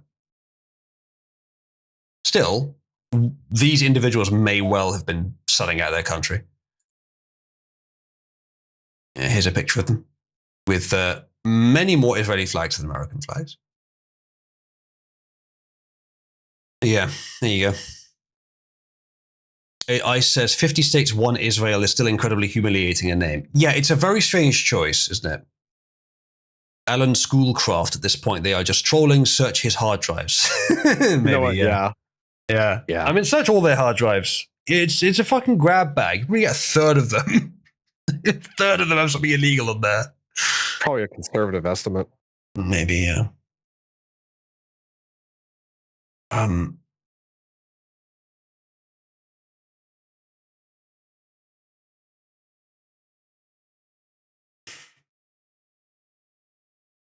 Interesting.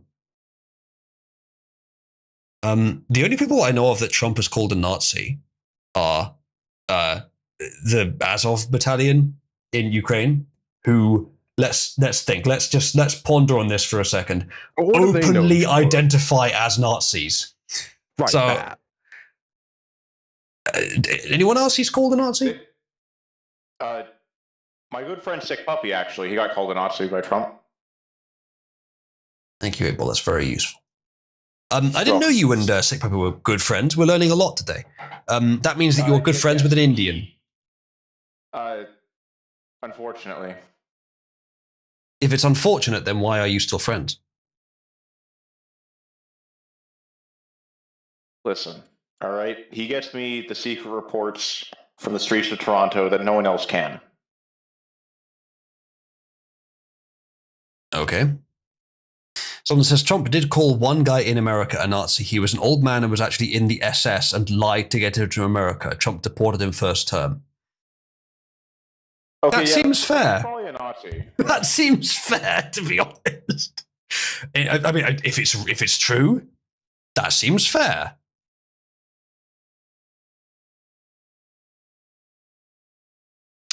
See, I don't know what Dev's getting at there. Dev might be retarded. Or usual copium. Yeah. I think Dev might be retarded. Might be? Yeah, it might be. All right. He has a case of terminal brain damage. Yes. Yeah. I was going to look into this in more detail because it sounds like there might be something more to this than it says, but we'll see.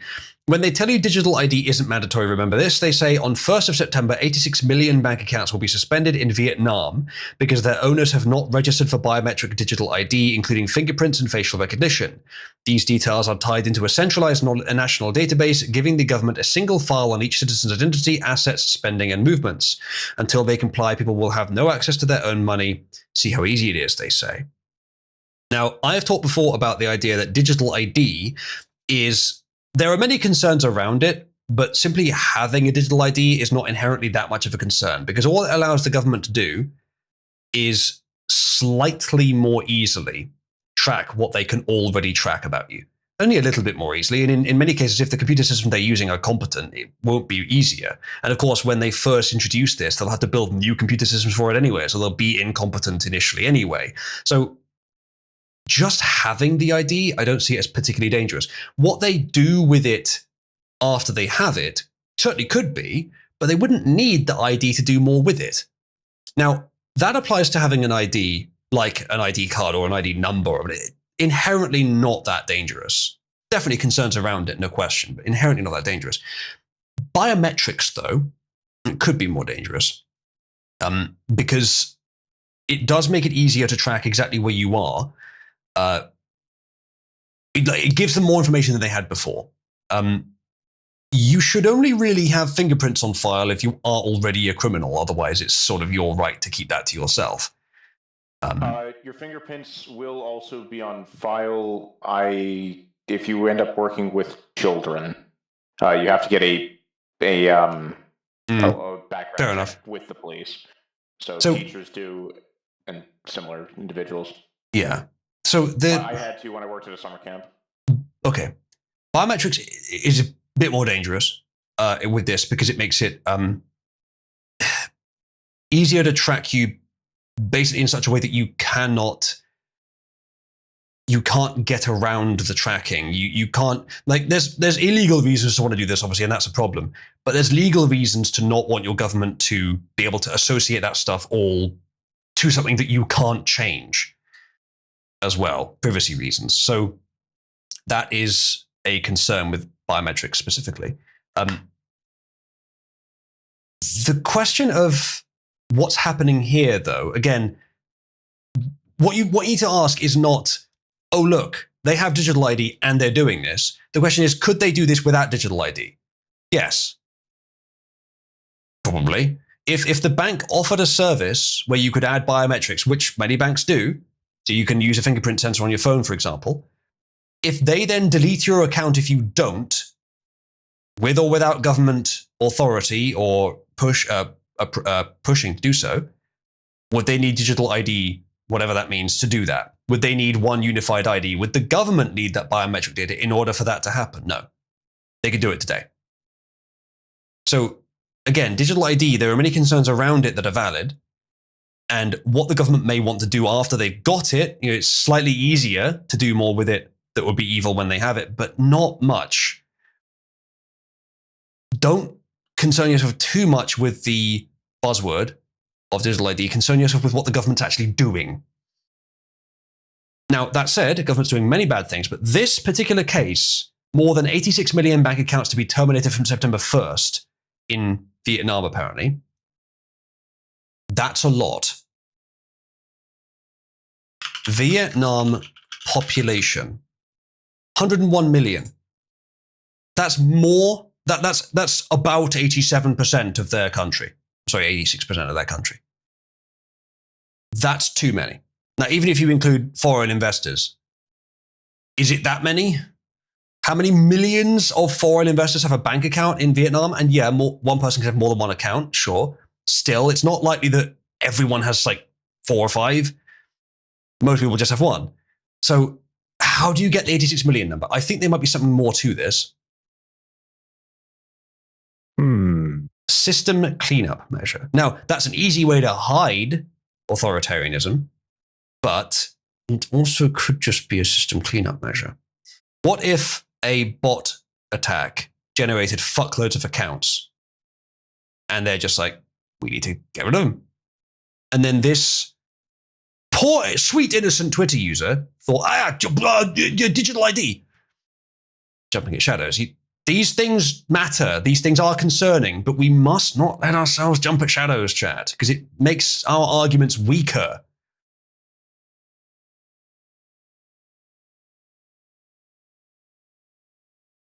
$50,000 signatures for do not introduce digital ID cards. As I said, it's not really the issue, but it would help a little bit. The government didn't have that. I'm going to look into this. So Vietnam, 86 million accounts. I don't know. I think I just doubt the official number. I don't think it was 86 million. Okay, Facebook, predictable fucking place to find it. Vietnam to close 86 million bank accounts for lack of biometric data. Vietnam Net. See if this article works. It's in English. Hooray! Vietnam to close 86 million inactive bank accounts by September. Vietnam will close tens of millions of unverifiable bank accounts by September 2025 under new digital payment regulations. At a press conference for the 2025 Cashless Day, that doesn't sound good, held on June 2nd, Pham An Tuan, director of the payment, that sounds kind of like the noise that those little like pingy things but behind doors make. State Bank of Vietnam said that the central bank has been actively strengthening legal and institutional frameworks to support the development of cashless payments. Cashless is a bad idea. With legal backing from the SPV and investments in payment infrastructure, non-cash payments have seen tremendous growth. In 2024, the total value of non-cash transactions, transactions that are not made with cash are okay. It's fine that they exist. They're way more convenient, but cash should still always exist.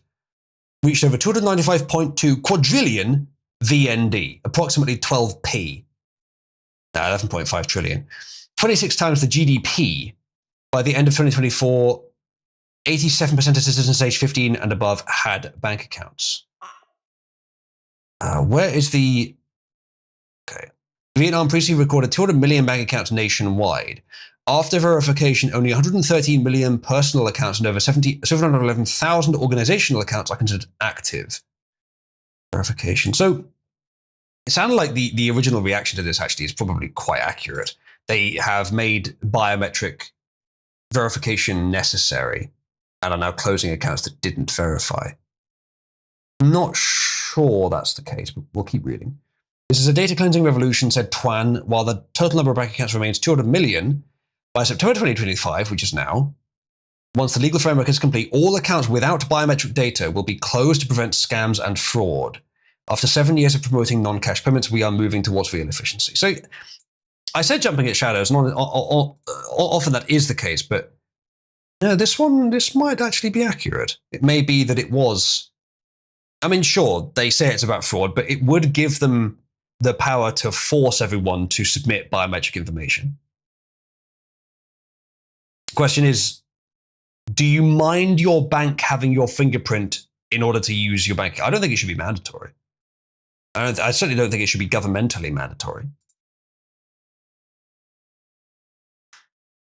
But the concern here, as I said, it is worse than just having an ID number, but it's still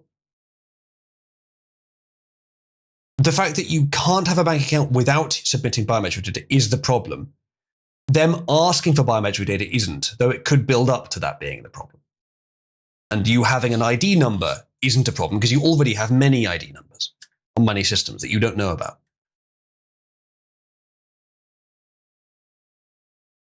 Vietnam had 69 million adults aged 15 and above. More than 68 million of them have bank accounts, highlighting how far cashless payment has come. Okay, here's a proposition. What if Vietnam has a rampant bank fraud problem where bank accounts are constantly open because of some quirk in their laws or some quirk in their technology? Bank accounts are constantly opened and used for fraud. And they thought either we let this keep happening and people lose billions in total over these fraudulent schemes, or we introduce nationwide biometrics and we can stop it.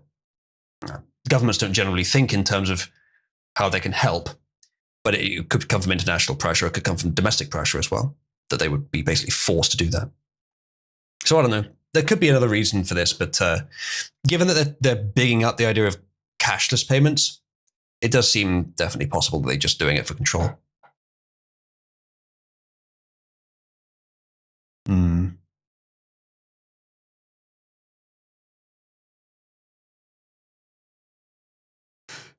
Yeah, I don't know. There's nothing in here about digital ID. There's obviously the biometrics, but this does sort of work with what she's saying here. I think it's not quite right, but it's close enough. So yeah, I think what I said before applies, that the ID stuff is not the problem. The biometrics is more of a problem, but it's what they do with it once they've got it. And most of what they do, they could already do. So pay attention to what they do, not merely what minor conveniences they give themselves towards doing it, because it doesn't actually, I don't think, change very much simply having the ID. The biometrics changes more. So yeah, if they try and make biometrics mandatory, that's too far. But if they try to associate you with a number, that's already the case. Okay. Next thing. ABC stations across the US will be airing Charlie Kirk tribute video during Jimmy Kimmel's Slot Friday. Chat, press S to, well, press S to spit, but yes, press S or 1 or whatever to castigate and point and laugh at Jimmy Kimmel. Honestly, if the recording we heard earlier was all he said, it really wasn't that bad. It really wasn't that bad. However, I'm quite happy to castigate him anyway for being such an insufferable leftist anyway, for being Jimmy Kimmel, mean, it's Jimmy Kimmel. He doesn't have any funny jokes. He's like a TikTok React content character, but for boomers, and that I find just reprehensible, honestly. Hey, but that's disgusting. That is the most disgusting thing you've ever posted anywhere. Why did you videotape yourself spitting at the camera? Get that spit off your phone. Anyway, go on. This, shit, my entire train of thought derailed. I'm sorry. was it the spitting gif? Yeah.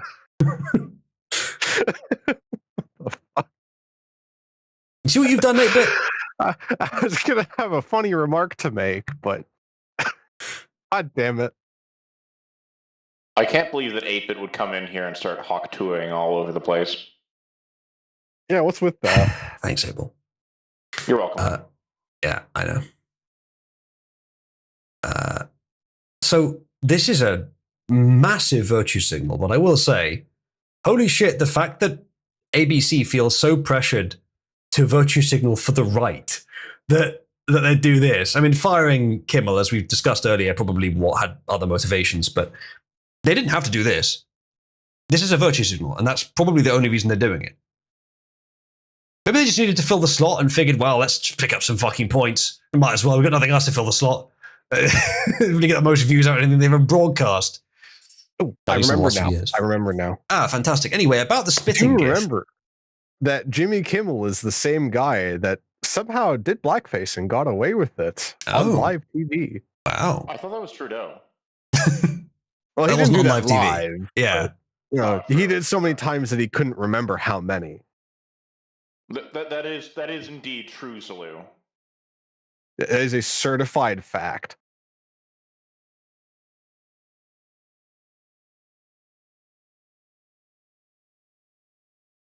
Now, it'd be a real shame if the people on his side of the aisle were to find out about this right after his show got canceled. Sorry, I've been distracted by a very strange science post that Arbla just produced, and I'm not happy that I was distracted. I want my time back, Arbla. Please send me my 10 seconds of reading that back at your earliest convenience. Oh, you already are able. Well, yes, but I heard you wanted your time blackened, so I figured, well, if you want it. Zenman, I believe you are correct. Yes, we looked at that earlier. That's roughly the conclusion we came to. He says they wanted to fire him, and he gave them an excuse. Also, it wasn't for the joke. It was for calling the shooter, or one of them, Marga. Yeah. That sounds about right, because that's blatantly false. Anyway, but not that ABC would generally care about that kind of thing. But as you said, they wanted an excuse to fire him because his show wasn't doing well. Apparently. Yeah, its ratings were in the toilet. Good. He's not funny. Unlike things that Indians put out, because they can't get that far.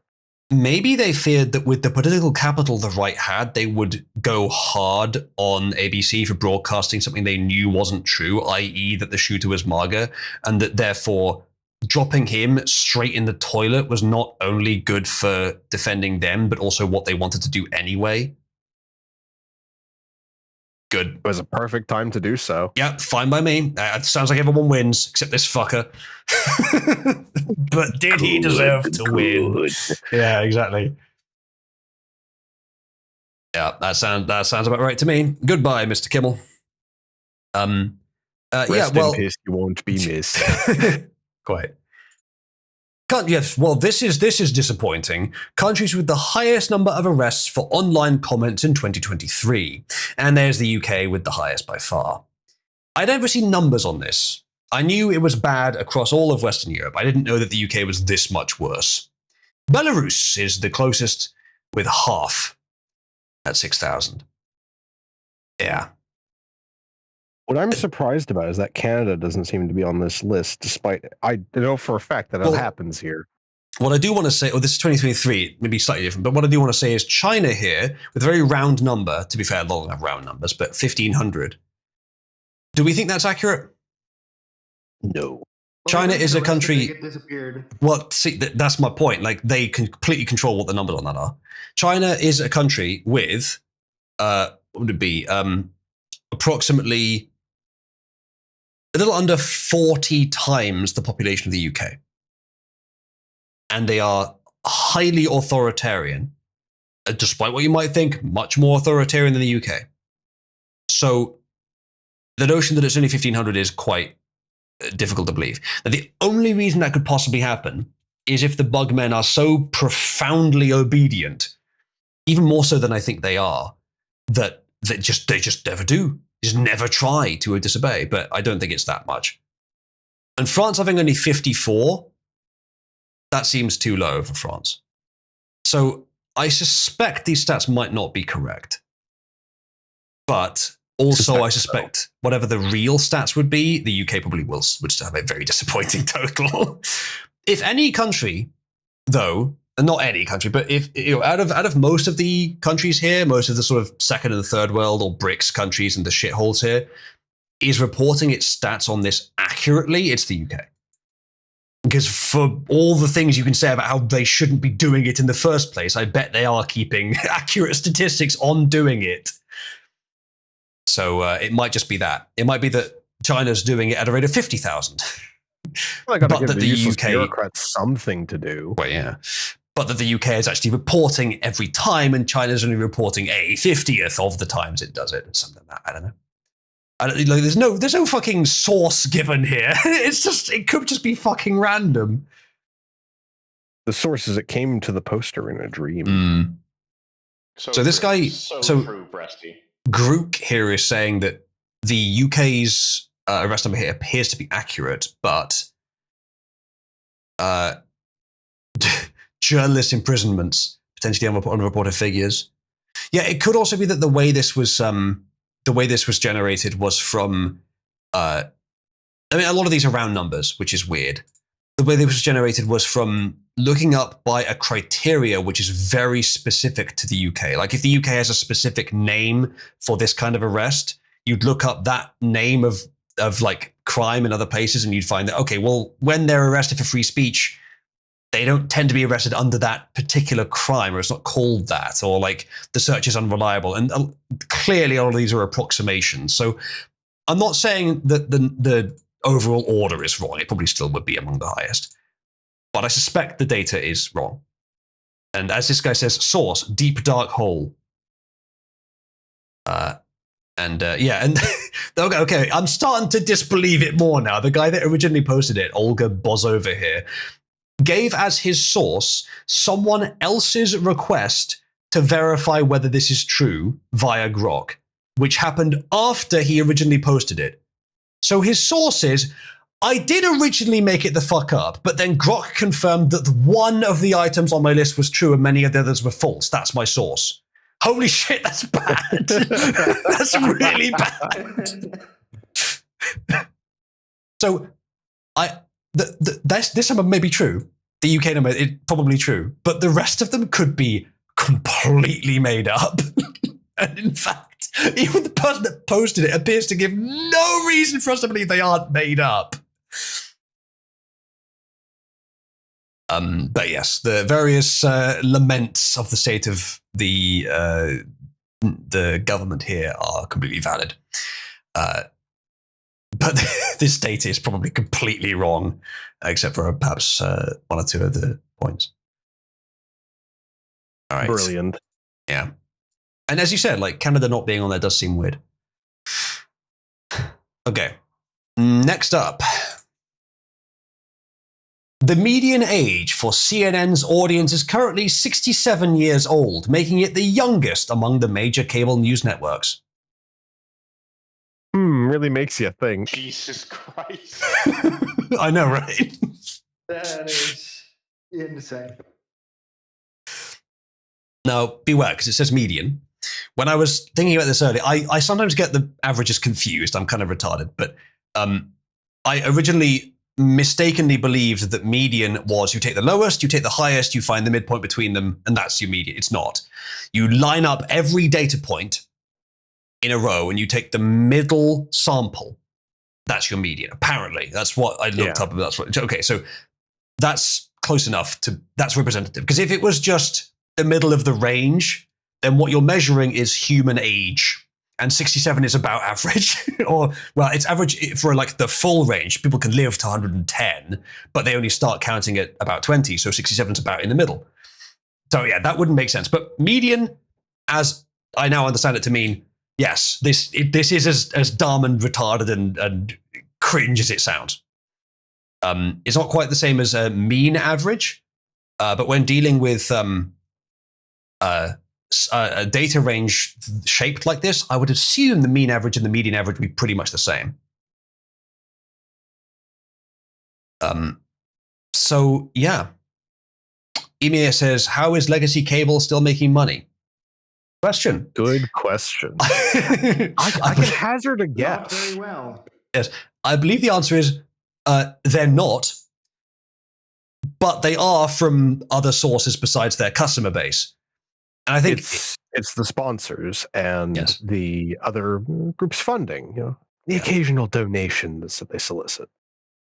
If we're going to go back a bit, I think I've been saying for a long time what happened to the press, because they were never trustworthy, but they got worse noticeably about 10 years ago.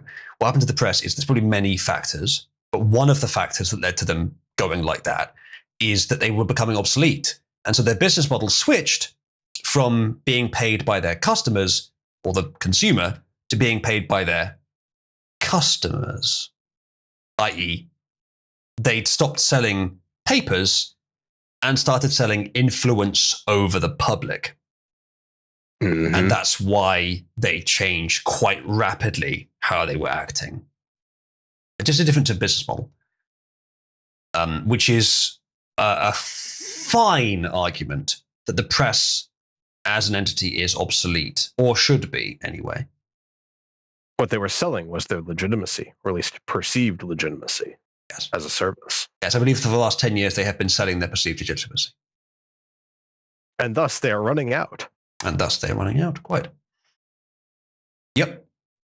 And I mean, the age thing here, that's less about the running out of legitimacy, though that's part of it as well, but it's more about the fact that it's about the obsolete thing in the first place, that you can't get young people to buy cable television. It's just not.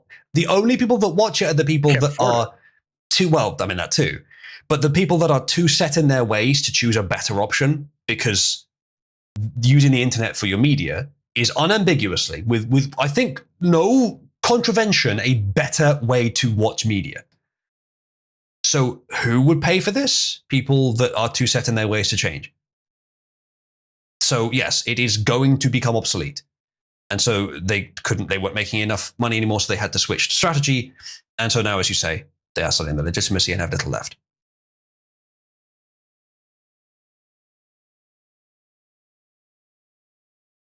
'67 is making it youngest. Yeah. That means that means, chat, that there is almost certainly a cable news company network which has a median age of 69. Nice. Well, not for them, but but yeah, there you go. Next up, Trump says, "Oh, the page is crashing. We're crashing. We're crashing. The page is crashing. No, but the page is crashing anyway. Let's see if we can refresh that. Oh, now it works. Interesting. Thank you, Twitter, finally. Trump says, I am pleased to inform our many USA patriots that I am designating Antifa, a sick, dangerous, radical left disaster, as a major terrorist organization. I will also be strongly recommending that those funding Antifa be thoroughly investigated in accordance with the highest legal standards and practices. Thank you for your attention to this matter." If he actually does it, that could be very good, because a lot of the villains in the world are the people funding Antifa. I think you might come across Soros quite quickly if you pursue this path, Trump. And yeah, if a RICO case were opened up, it would be quite disastrous for the establishment. I think he mentioned that as well. I think he did say that.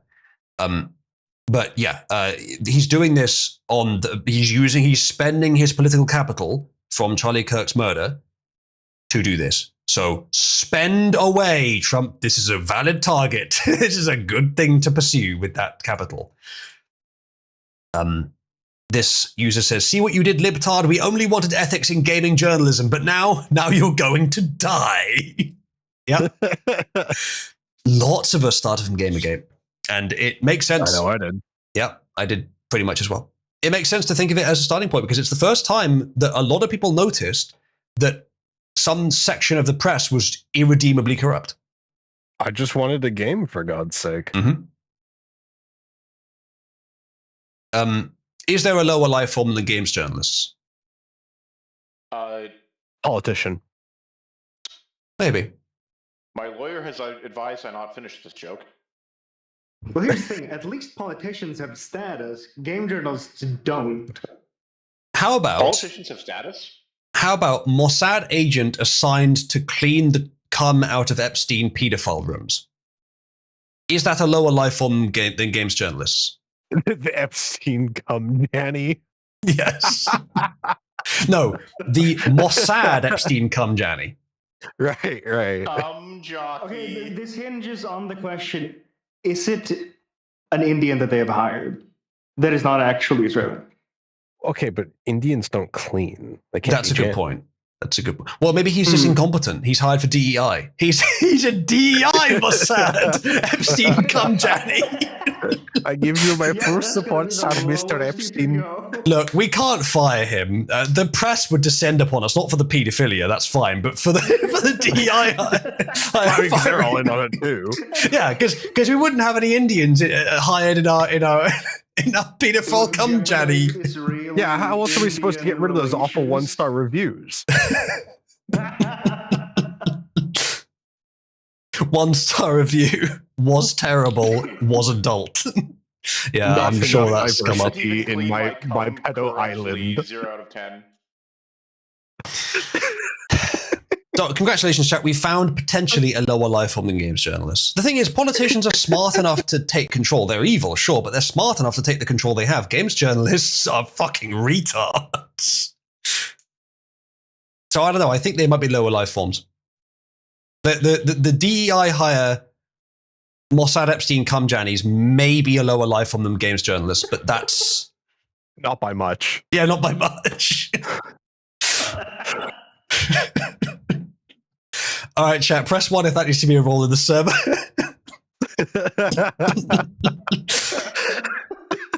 All right, who should we give the cum Janny role to? Any volunteers? I nominate myself. I thought you might. It has to be. It has to be the entire name. Yes, it will be. So let's write it out. DEI, Mossad, Epstein, pedo, cum Janny. Like that. Indian. Oh yeah. DEI, Indian, Mossad, Epstein, pedo, cum Janny. People are going to have such a strange fucking time coming to the server and seeing me in Meme Shrine and instantly going, oh, I wonder what this role is.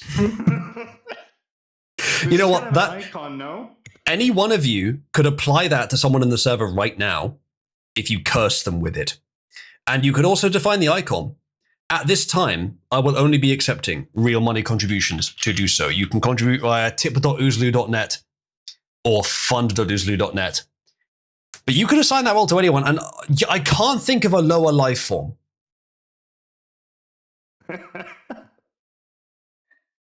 Yeah, no, there's going to be a hard time to think of a lower life form than that. Yeah. You'll have to Sarah engage says in quite a hello, as if volunteering. She's offering. Sparrow, are you offering to be cursed in this way? So this is someone donate to a site that dies. She will leave the server. Spirit says, I just got here. What happened? Spirit, let me break it down for you. DEI, Indian, Mossad, Epstein, pedo, cum Janny. I hope that helped. We're discussing your promotions as me.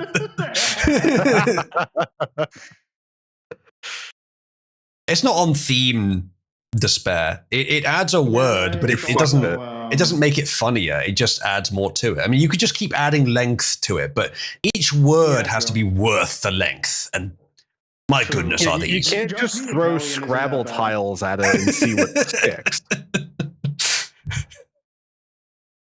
Wait, what? You see that? Let's see what. On your stream in the upper corner, seems somebody has tipped £5. Oh, thank you, Triple Dice Cat, who says, give it to the ball. Well, that is a tenth of the amount that's required. I don't know how she did that, because it seems she's currently playing Shadows of Doubt. It wasn't her. I put it to you now, that wasn't her. That was someone using her name. I don't know that, but I suspect that. On those contributions to stream elements, you can use any name.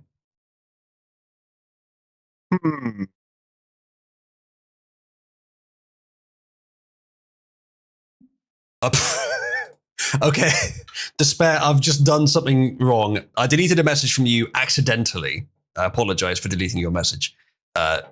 I can probably recover that for you. Hold on. I was trying to delete the Twitch spam thing, and just the second I right-clicked on it, your message popped up instead. So I can... God, mod abuse! Yeah. I can get you a copy of your message here so you don't have to retype it. Hey, Quattro. That's the copy of Despair's message that I removed by accident. Apologies, Hope. Check the stream.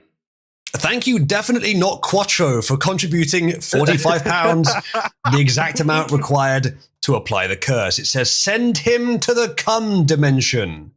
I do appreciate the contribution, and these two contributions are almost certainly intended to apply the curse. Unfortunately, I don't know who they came from. Either way, definitely not Quattro. And I also don't know who they want to apply the curse to or what icon they wanted to give it. So I'm going to have to find out who contributed so I can ask them. If you are the contributor, please tell me where you want the curse to go. Either way, I might just make the roll now anyway. It's you, 8-Ball? I don't know about that. I mean, it says not Quattro, but that doesn't mean it was you. No. It was me. I fucked up. I meant to put octuple dice cat, and then it didn't work. I misspelled it heavily. How did you misspell octuple as triple? I forgot how to spell it. Did you perhaps use autocomplete for your brain? Yes. Did you consider just using, like, quadruple or, like, even double? No. But no, it had to either be octuple or triple. Those are the only two that you could do, and you forgot how to spell octuple, so you bailed out and called it triple. Yes. Congratulations. Congratulations, indeed. Oh my god. I'm not even sure that was... My browser is currently in the process of crashing, so give me a moment on checking the relevant information. Strikes again. I think I'm going to have to restart Firefox. It's probably because it was bound to the Pipewire server that's no longer running. Oh, thanks, thanks Firefox. I do appreciate you. Instead of trying to sort of renew your state, you just sit there for minutes at a time, crashing. Okay, it's uncrashed now. Okay, yes, I see that those two were from the same person, so I will assume, 8-Ball, that was you. In which case, 8-Ball, where to apply the curse and what icon, to give it? Well, now, the meme was me because I was collecting rolls, but I have a better idea. Okay. Give it to Cybersmith. If that is your wish. No. And give him the icon of Sheet. All right. This one, if you would. Not the Jeet one? You know what? Yeah, the Jeet one. Do the Jeet one. Both are good. I'll change it in a moment. Yes. But so rolls. All right. Congratulations, Mink. You are no longer cursed. All right. So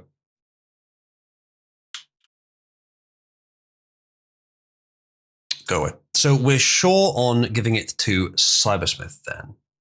Absolutely. I believe that he has what it takes to be a qualified Janny. It's your lucky day. He probably would enjoy that role. Exactly. All right. You've seen his cups. All right. If you click on Cybersmith's profile, you will find that he is now the DEI Indian Mossad Epstein pedo cum Janny. Horrific. He's going to enter the chat now. And do you want the Indian icon or the Shiite icon? Indian. Yeah, because it's not. There's nothing in there that says that they're black. Because in like the last 2 years alone, we have determined that Indians are worse than niggers, which is amazing as a trajectory for the Jeets. There is a hierarchy, after all, a caste system, if you will. Yeah, well, they're used to that.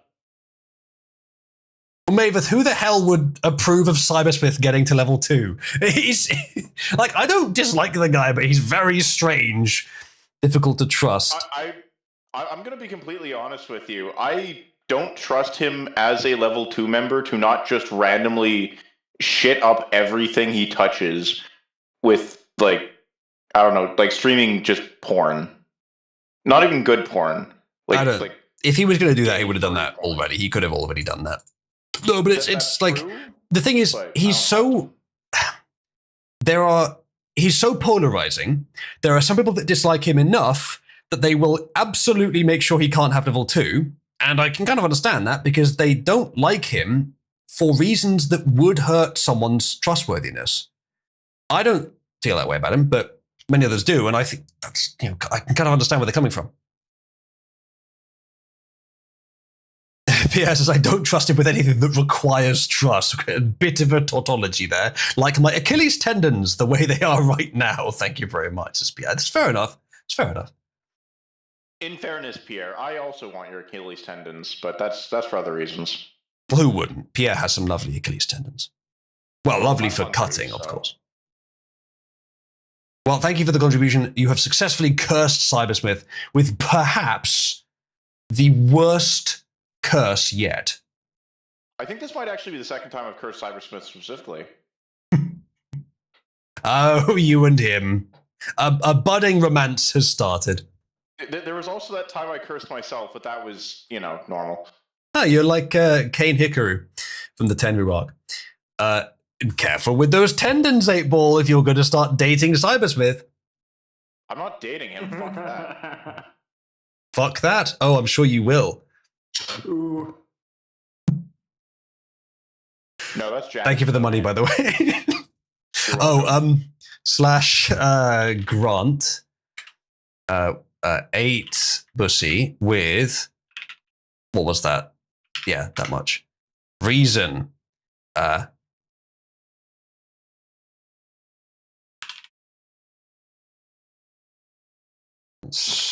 Contributions. Coming up with a reason. Cursing Cybersmith. There we go. It's the reason that I note will be in the database, and it might need to be searchable later for certain filtering. So I need to give it a reason that actually makes sense. And I couldn't remember the name of the service that you used to tip me with, which is Stream Elements. You now have an additional batch of credit there. 8-Ball. All right. So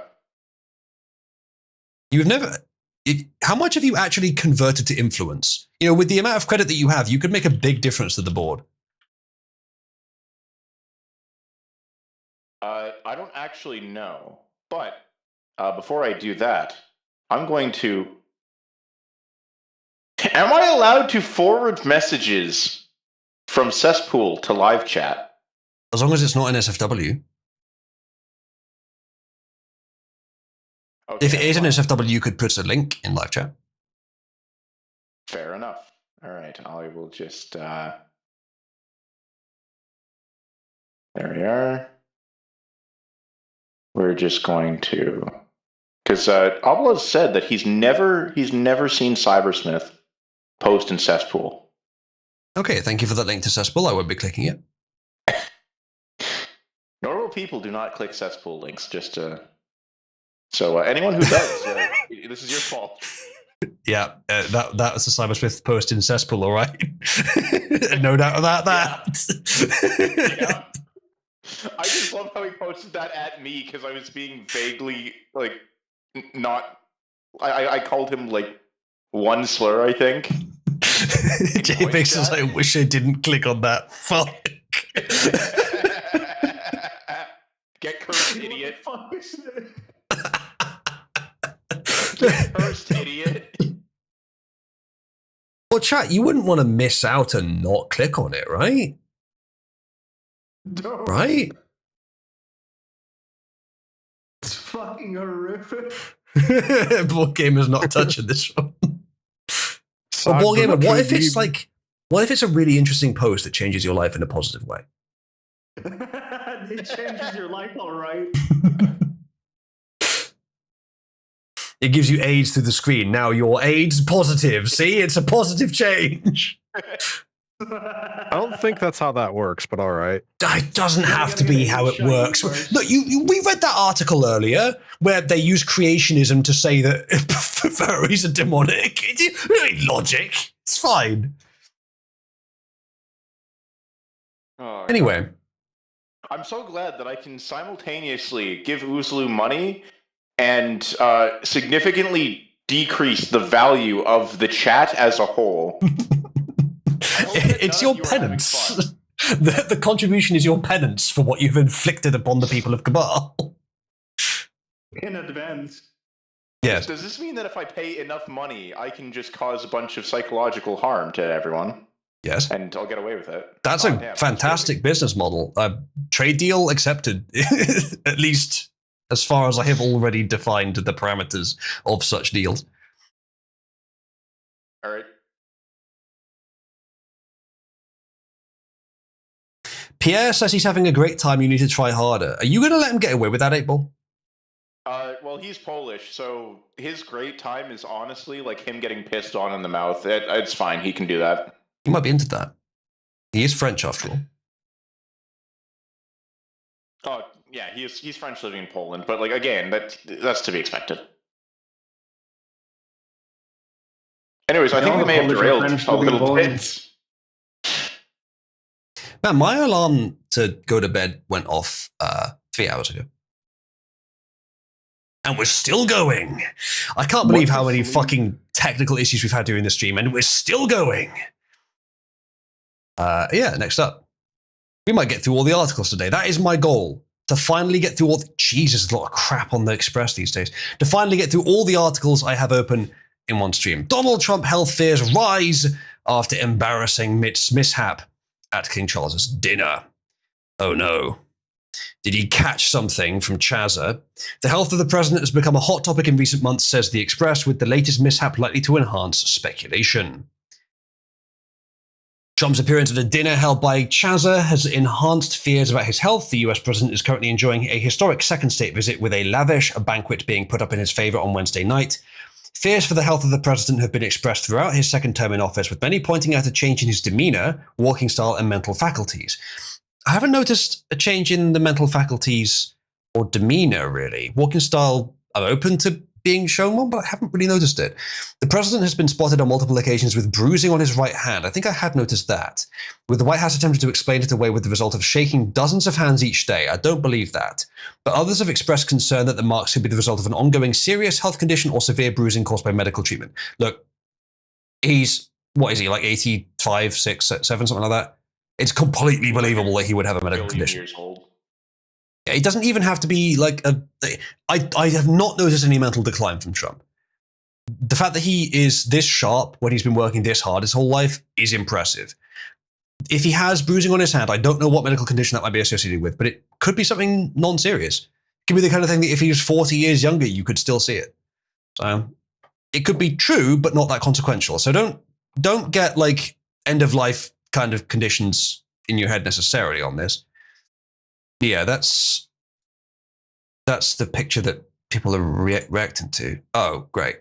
Thanks. Thanks, Firefox, for crashing when I tried to open the page. Amazing. Well, it didn't crash, it's just frozen. Yeah, I probably should have just restarted it earlier when I said I should, because it kept working again, and now it's decided, oh, well, yeah, I've opened an image, so I need to access the sound server, and that's going to cause me to hang, obviously, because the sound server is currently not available. So I'll just sit here and wait for 20 seconds, and maybe it will become available. And meanwhile, you can just hold on. Don't worry about the stream. You know, I will just wait for 20 seconds for a sound server that doesn't exist anymore, even though there's one just right over here that does exist and is working. I'll just try and use the one I was already using there. Thanks, Firefox. It's still holding, by the way, even though it just changed. I think once it recovers, I think what I'm going to do is just fucking can the thing, which I've just done. So then I'll restart Firefox.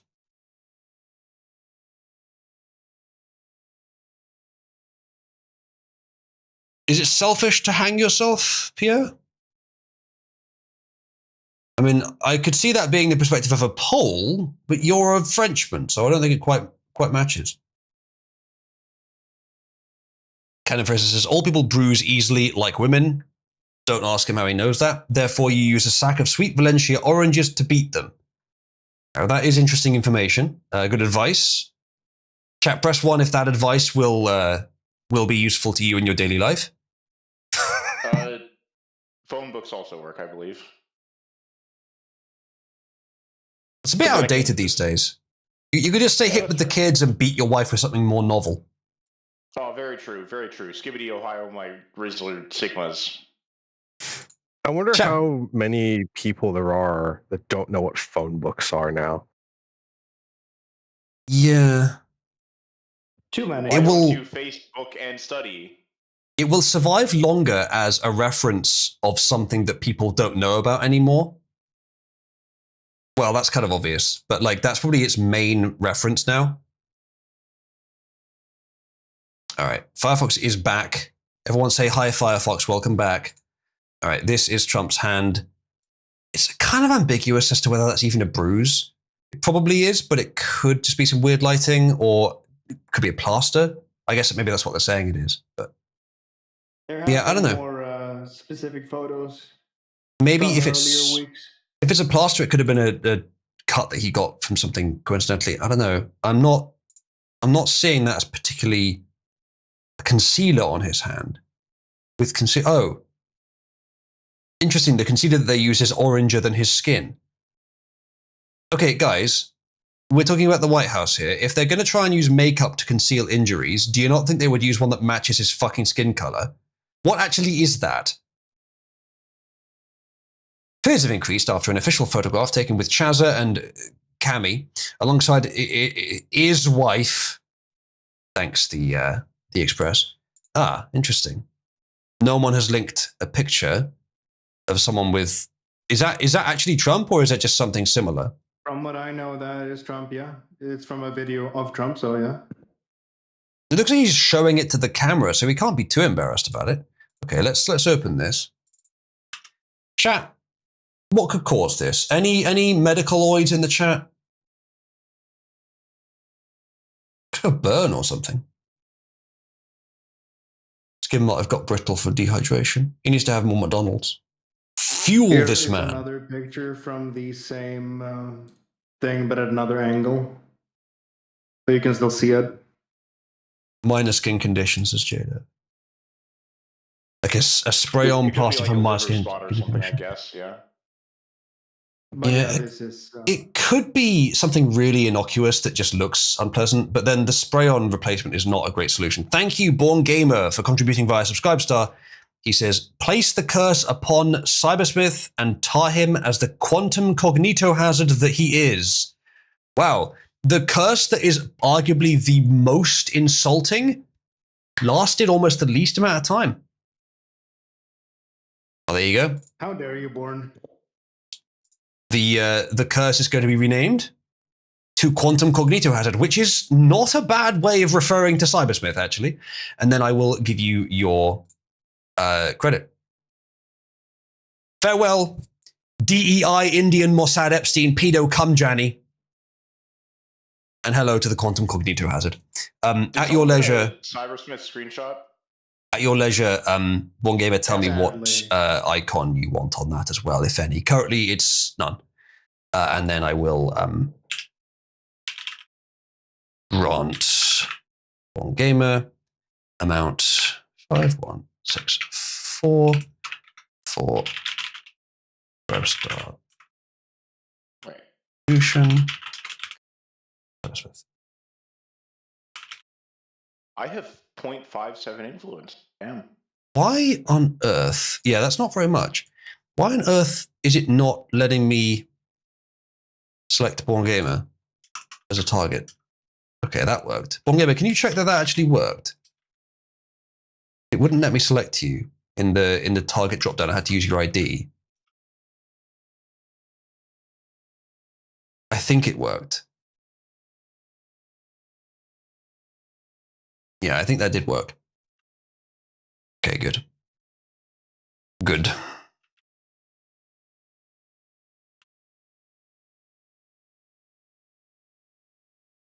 Yeah, just in case it's not clear, Abel, on the leaders board on Cabal Aid, it's your influence score that changes how much you affect each of the items, not your credit. Your credit is your banked amount. Your influence is your in-use amount. So you do redeem to move it from credit to influence. Oh, okay. I probably could make that a bit clearer. I don't have the faintest clue what influence does, but I've got money. The Cabal Aid board, the items on there, they move up according to the influence of the people that support them. So if you have one person supporting something who has 1 influence, it gets a score of 1.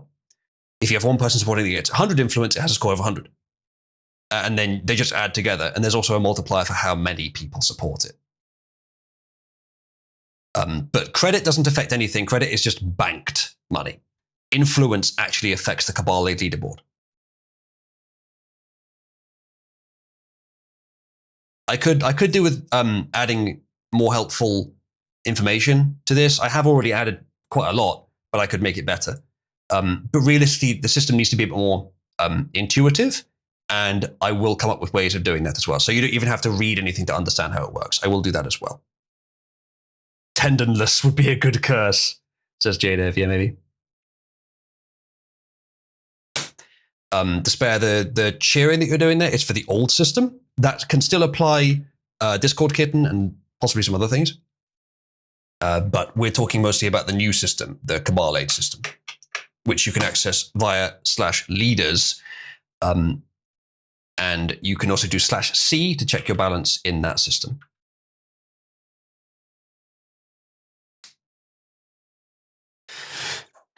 Right.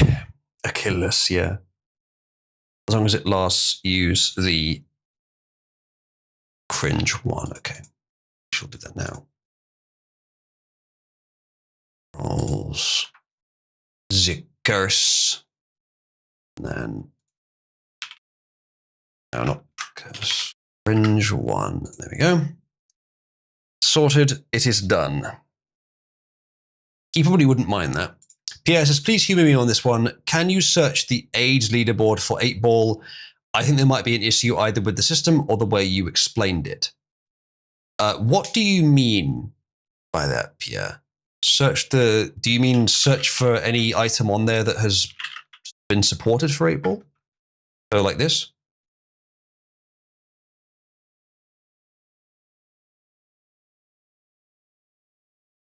Do tell me if you think there's a problem with it. I haven't found any yet.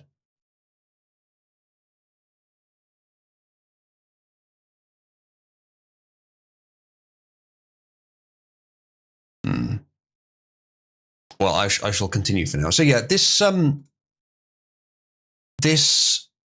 could be nothing, or it could be something quite minor.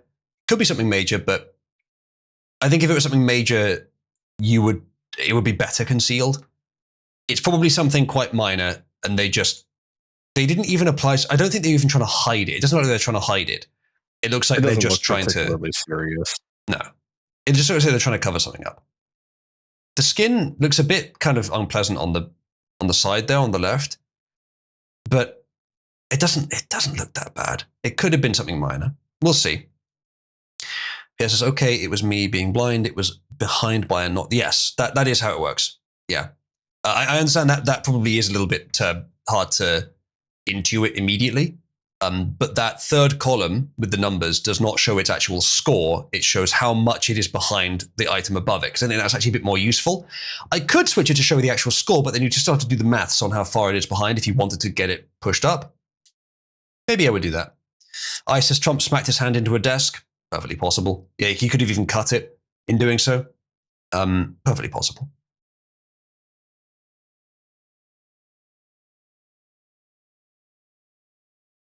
Arbla, please explain that. He says vascularity is usually considered a good thing. See how wet it makes voids. What? Corners. He means veins make a woman go awooga. Well, yeah, if the veins are in a certain place, not the back of your hand. Specifically, Well, the back of the usually hand, not. And if it is the actually. kind of woman that likes that, you should probably run. She like collects them. Hand veins specifically are very popular. I'm sorry, what are? Sorry, is this like a tag Hand somewhere? veins, such as on the back of the hand, very popular. Really? Yeah, the veins in the back of the hand do actually tend to be an attractive thing. Really? I've never noticed that. I've never heard of this. I've never heard of it either. If so, I'm doing fine. Right, I'm already very attractive to the women, but I've got an extra bonus reason to be attractive now. But still, I've never heard that. It's a relatively minor thing, but mainly it's both the kind of an indicator of physical fitness and physical activity and using the hand frequently. Right. Well, I mean, I know a lot of us use our hands frequently, but that doesn't necessarily imply physical fitness. Hey, I'll have you know that I am very physically fit in one hand. Chat, please post the picture of Quagmire after he discovers internet pornography, but with 8 balls all over the head.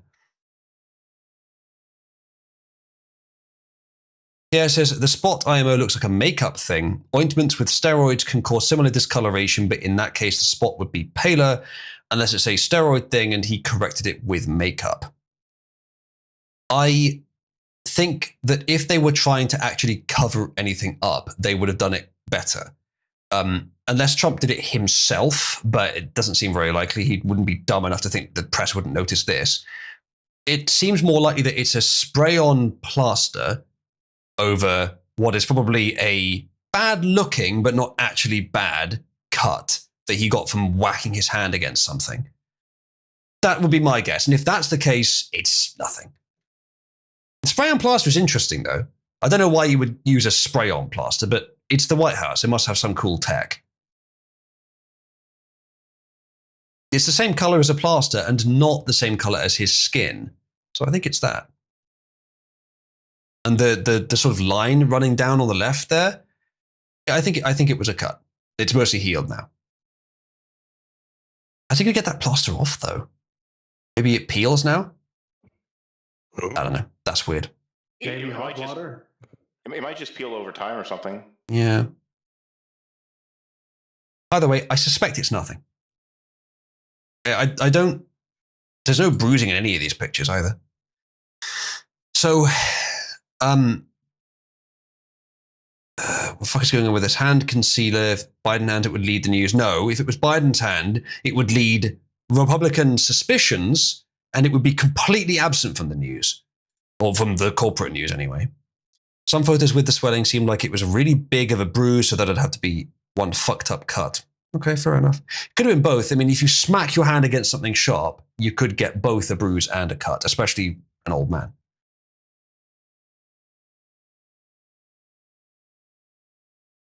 James, you're not being salty about the White House, are you?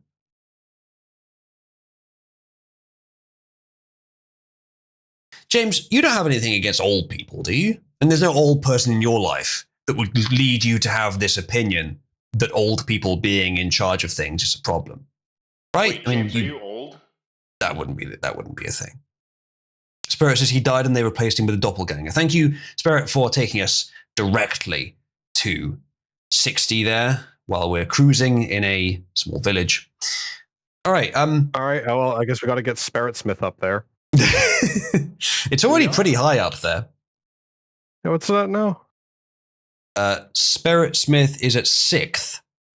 If you can get it to the top, chat, then Spirit will be renamed as long as it stays at the top. Di no longer has to be... Oh no, she is still the highest for bicycle. So if we do leaders and then we use filter cult bicycle, I'll post it publicly. So she is still top for that. But for renaming someone, they have to be the top of the board for it to have enough power. Yes, Agent Ice, that would be correct. /support Spirit Smith. Spirit says, I have never seen Trump and a horse in the same room. Chat, punish this man. Spirit, no. Don't fuck Joe Biden. Or a horse.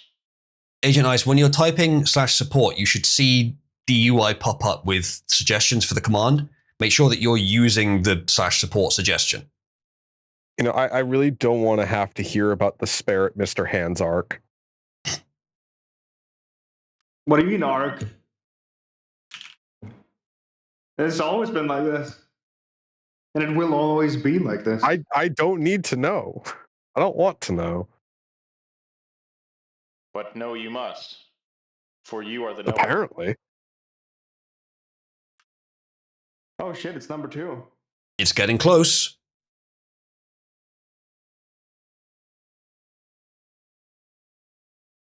You remember, if you're behind by right now, it's behind by 1100. Hmm.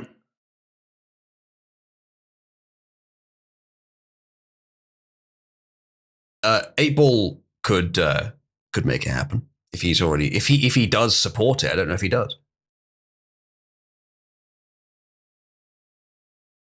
Watch Spirit deliberately break the end tower just to try and make himself less popular.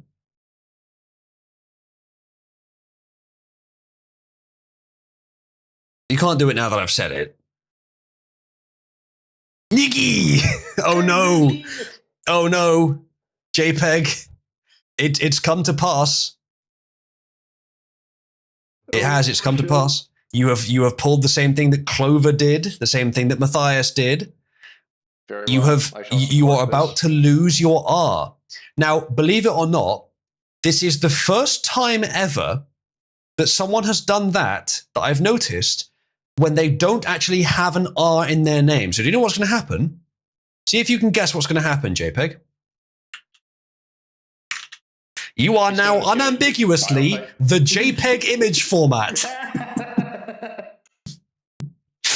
And as you shall remain until you successfully complete an end tower with the R at the end. Then you can regain your R, as it was called with Clover, but in reality, you'll lose your E.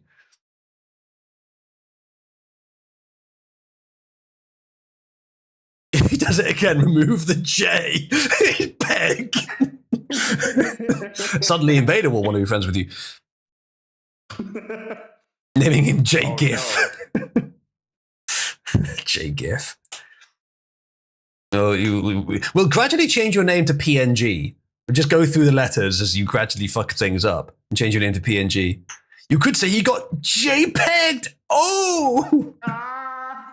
Cue them. I know I had to do it to him. Yeah. Cue the CSI Miami scream. That name. He really should. You know what, chat? /support JPEG'd. It's going up there.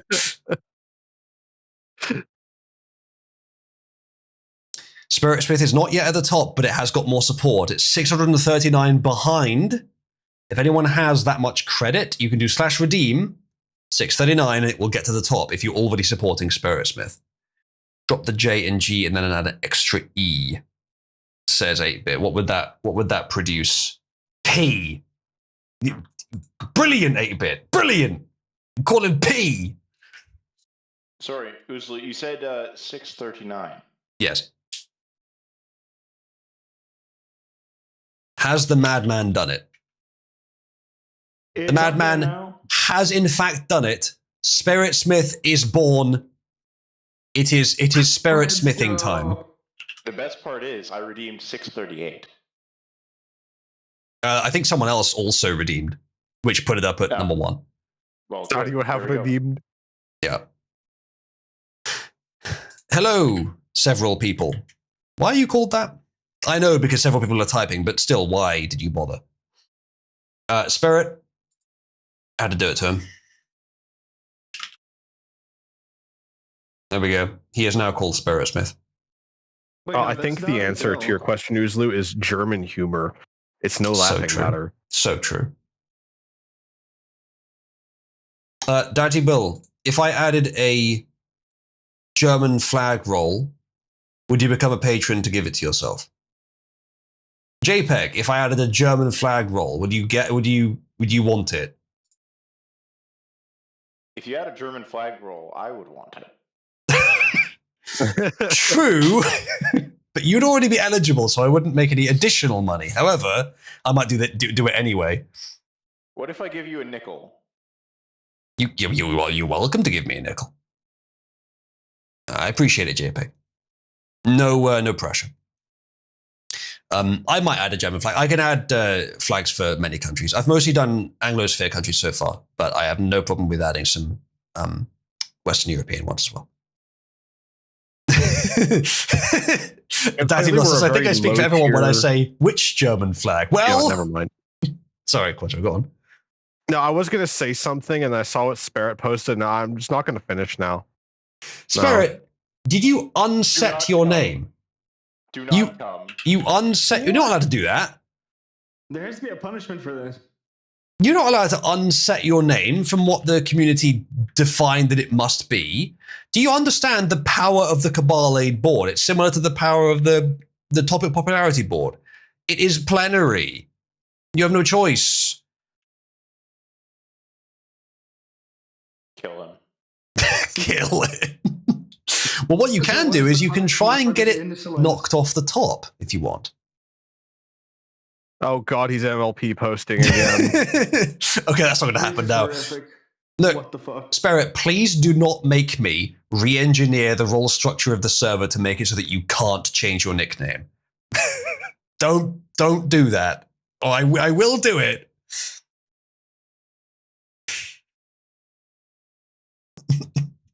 He's still fucking horse posting. Spirit, you do understand that you are going into the jar. Jar this man. You say that like he doesn't enjoy that. Chat, there is always the option of just /curse. Actually, that doesn't exist, but I might do that later. But cursing him with in the jar. Quattro, you don't understand. He's going into the Cybersmith jar. Oh God. He will not be coming out the same. He wants to act like a horse. Cybersmith will make it so. Spiritsmith says, if I am trapped as Spiritsmith, then I can no longer go any lower, so I don't need to hold back. You were holding back before? Oh dear God. Oh no. JDF says, send it to the glue factory. Real, do it. Man, this is the shittiest episode of Uma Musume I've ever seen. Spirit, which of the horse girls are you?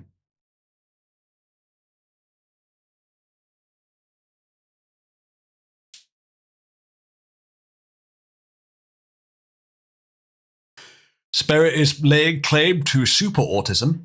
A high claim. Chat, I think we should end soon, but I'm determined to get through all the articles today because we actually could do so. So let's do that. Going for a marathon stream here, huh? I guess. Quote, I took these images at today's rally against Trump's visit to the UK. A dead DT was paraded while the crowd chanted, fuck Charlie Kirk. Shameful of my own countrymen to do this. It is fortunate to say that London is the one place in the country you'd expect most to find this. It is the epicenter of it. And through this and other pictures of the event, I can say that it was not a very well-attended event. Maybe a couple hundred people at most. A few days after, a rally of at least 100,000, probably many more, maybe 1 million, with the exact opposite perspective. So I'd just like to defend my countrymen a bit there. Very few people would do this. I'm ashamed that any would. Because this is not... You're allowed to do this for protest, fine, but it's not, I could not respect you. This is extremely... And arguably it's incitement to violence anyway, so maybe you're not. Maybe it's too far.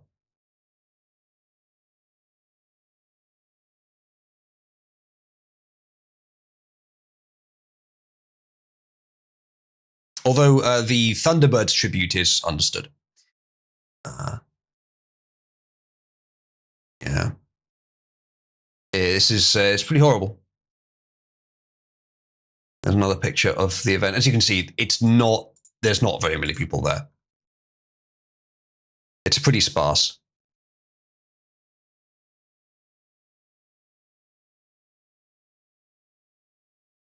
So yeah, that's disappointing, but I thought I should at least mention that. All right, next thing. Was this actually the recent one? Yeah, it was. Intel shares soar 30%. You'll never guess why. I was fucking shocked at this. After Nvidia agrees to invest $5 billion in them. Why? Why?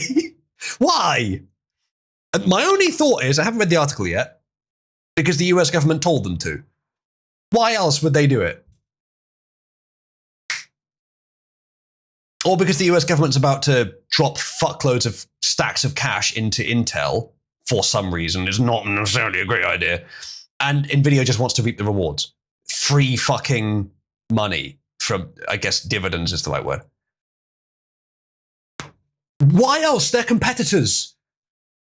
Even more now. They didn't used to be so much competitors because Intel made CPUs and NVIDIA made GPUs. But what's happened recently? Quattro, what's happened recently?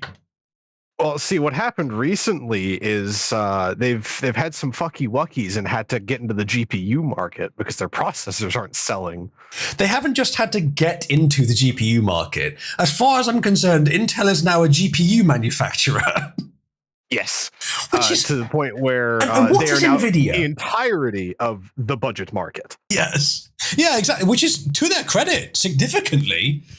But yeah, Intel is now a GPU manufacturer. And remind me, Quattro, what is NVIDIA? A GPU manufacturer, What's a GPU mainly. manufacturer? You're right, it is. Yeah, so now they're competitors. They weren't a few years ago, now they are. And now NVIDIA's investing. Of all times. Of all times, yeah. A little over a month ago, says Zero Hedge, we correctly predicted that the US government would purchase a stake in troubled chipmaker Intel. A few days later, the Trump admin unveiled it would acquire a 10% stake in the chipmaker, sending its price soaring at free money. But not even we could predict what happened next.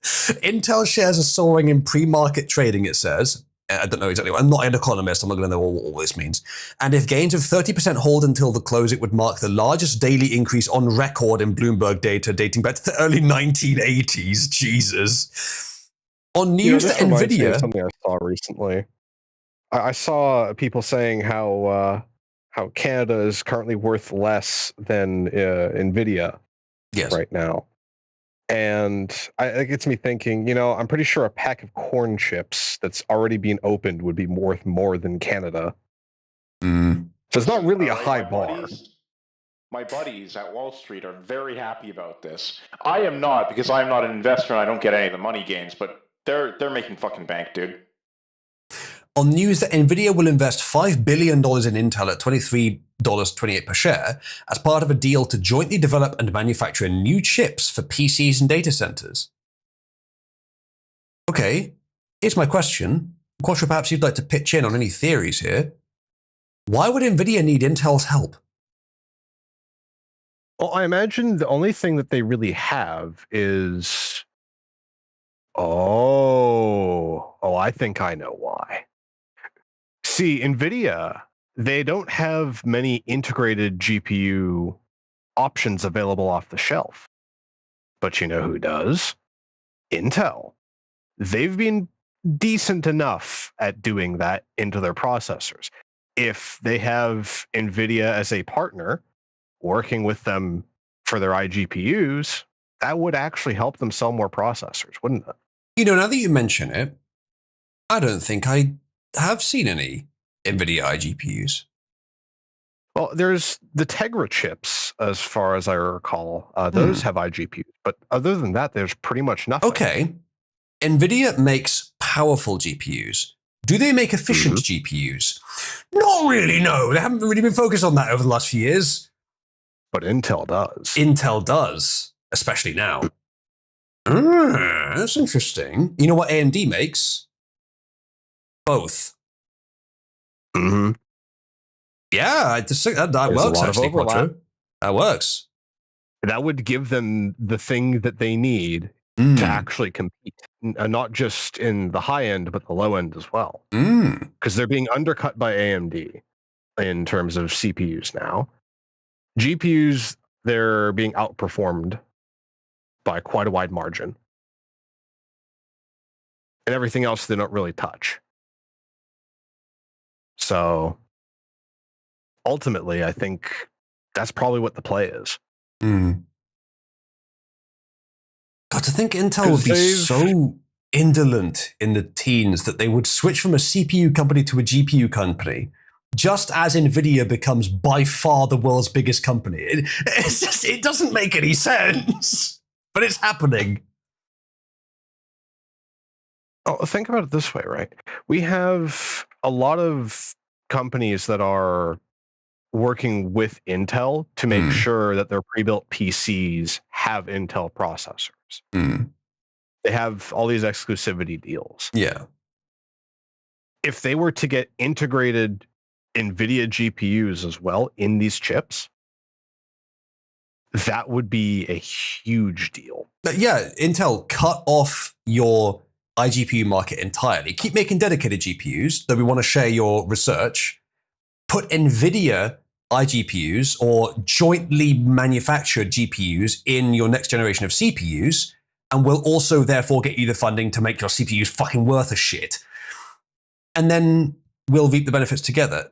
That could work. Not only that, but it would also, if they're sharing their research, mean that NVIDIA's and actual profits on their cards would end up being higher, because then we know that they're not going to actually bring down the cost, but the cost to produce are going to get way lower.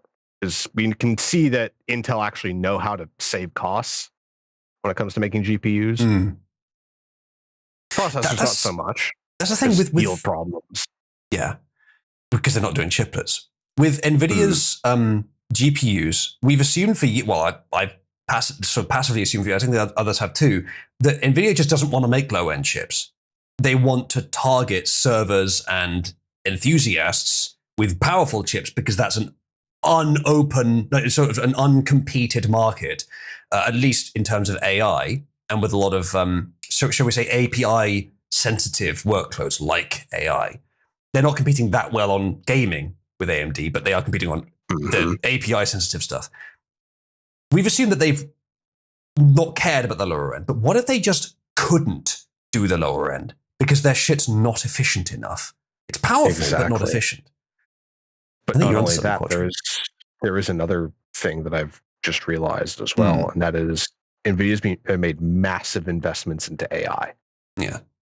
They've got dedicated cores for running AI now. Intel haven't really done a whole lot of that, as far as I understand.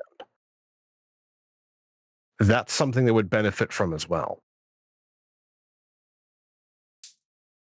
Well, that's something Intel benefits unambiguously from this, which is trying to figure out why NVIDIA would care.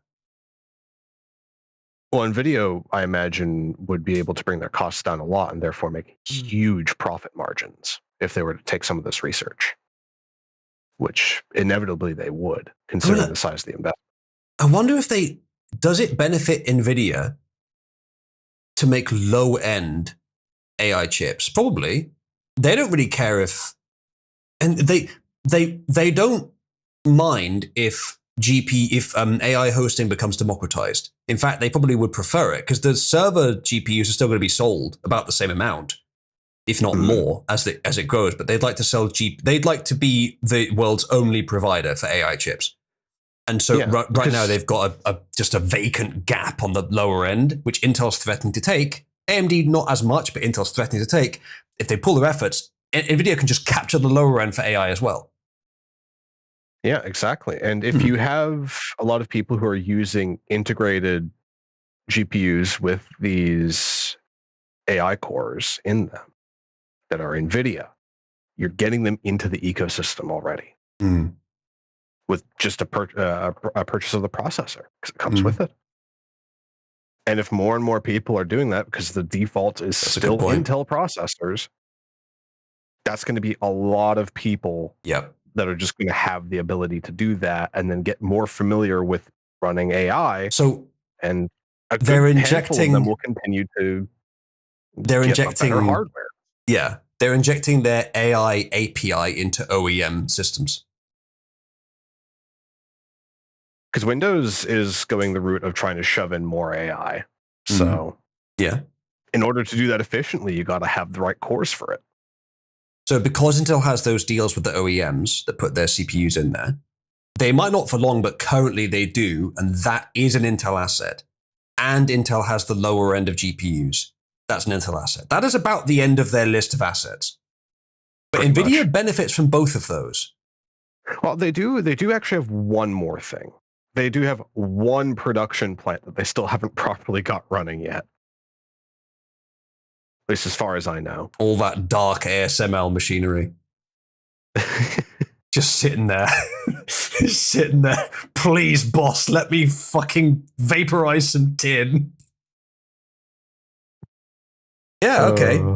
Crazy that is. Like, okay, I can see why NVIDIA would want to acquire Intel in that case, but investing in them is a strange one. Shouldn't they? Well, with investing $5 billion, that's a lot of shares. I see a significant percentage of their current value. Is Intel publicly traded then? NVIDIA can start making demands. Yeah. Which means it's they publicly could just traded get if you research. can do this.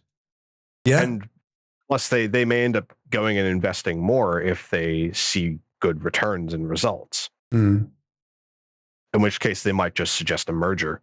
Yeah. Makes sense. They've certainly got the money. I mean, they've got the money to buy them outright, though, surely.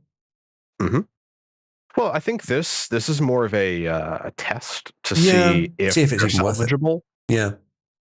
And if That's a they're good to NVIDIA, this is pittance. This is nothing. They make that much in like a week. Probably. They don't even have to do anything. Yeah. And Intel, on the other hand, needs that to survive. They're barely hanging on right now. So if they can figure out how to turn things around with this extra cash flow that they now have, then that means we may end up seeing an Intel-NVIDIA merger at some point. That's what I reckon. Yeah.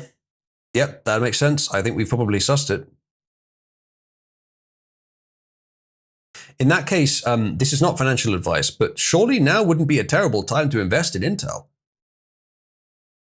Well, the correct time would have been right before this happened. I suppose so. But like from now on, they're at pretty much a low point.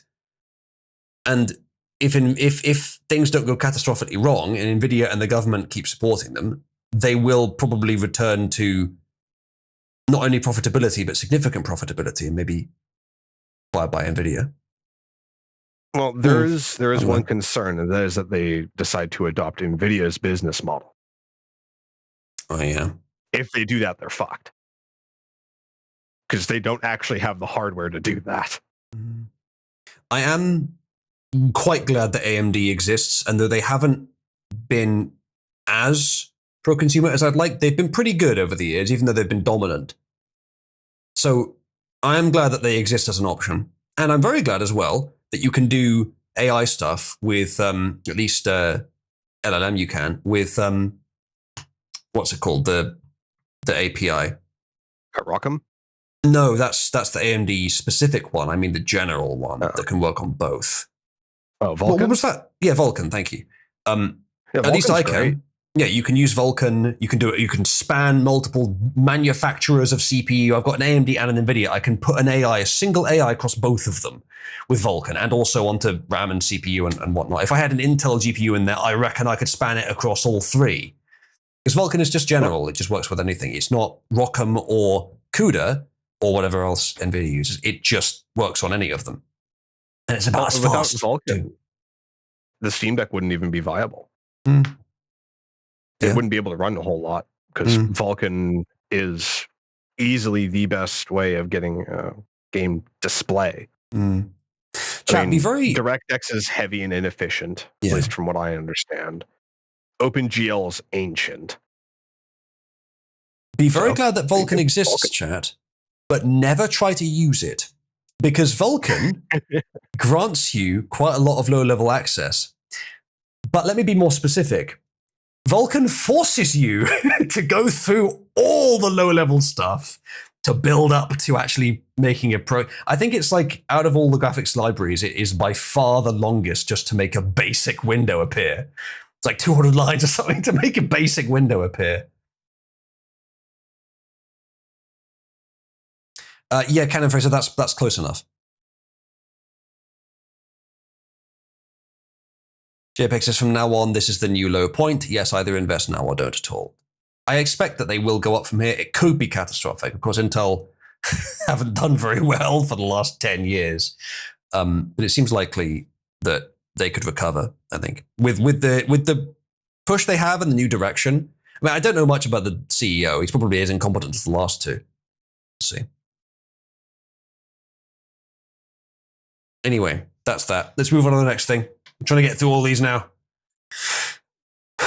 Right, this one's about Nextstar, so I think, yeah, we already covered this one. So the next thing. We're getting close now, chat. Canadian journalist placed on leave after claiming US politics Hollywood run by Jews on live radio. Based? Look, surprised he wasn't arrested for that. Or she, indeed. Yes, I do like that post, Arbla, the guy that installed Crisis on his GPU. Yeah, on Linux, if you have a GPU with loads of spare VRAM, you can use it as RAM, just as part of the system. And you could use it as RAM and then put a RAM disk specifically on that, and then run Crisis from your VRAM, which would be extremely fast load times, I think. Actually, I don't know, because it needs to be decrypted, doesn't it? That goes into the CPU. Back onto the GPU, so it should be faster, but still not that fast. Canadian journalist placed on leave after claiming US politics Hollywood run by Jews. And that is apparently what she looks like. Huh. Chat, send the fucking marriage emoji, please. This woman says that the US Hollywood media is run by the Jews, and she's been fired for it. Why, Somnus, did you do that? What? He unsealed the demon. Chris Chan has ripped his Solitude medallion to shreds and then reforged it. Damn, he really wants to make this curse stronger, doesn't he? This is horrifying. This is worrying. You were right to post this in the middle of a news stream. Was he? I will thank you to keep such recommendations to yourself, Nomon, especially when such recommendations result in Chris Chan appearing on my screen.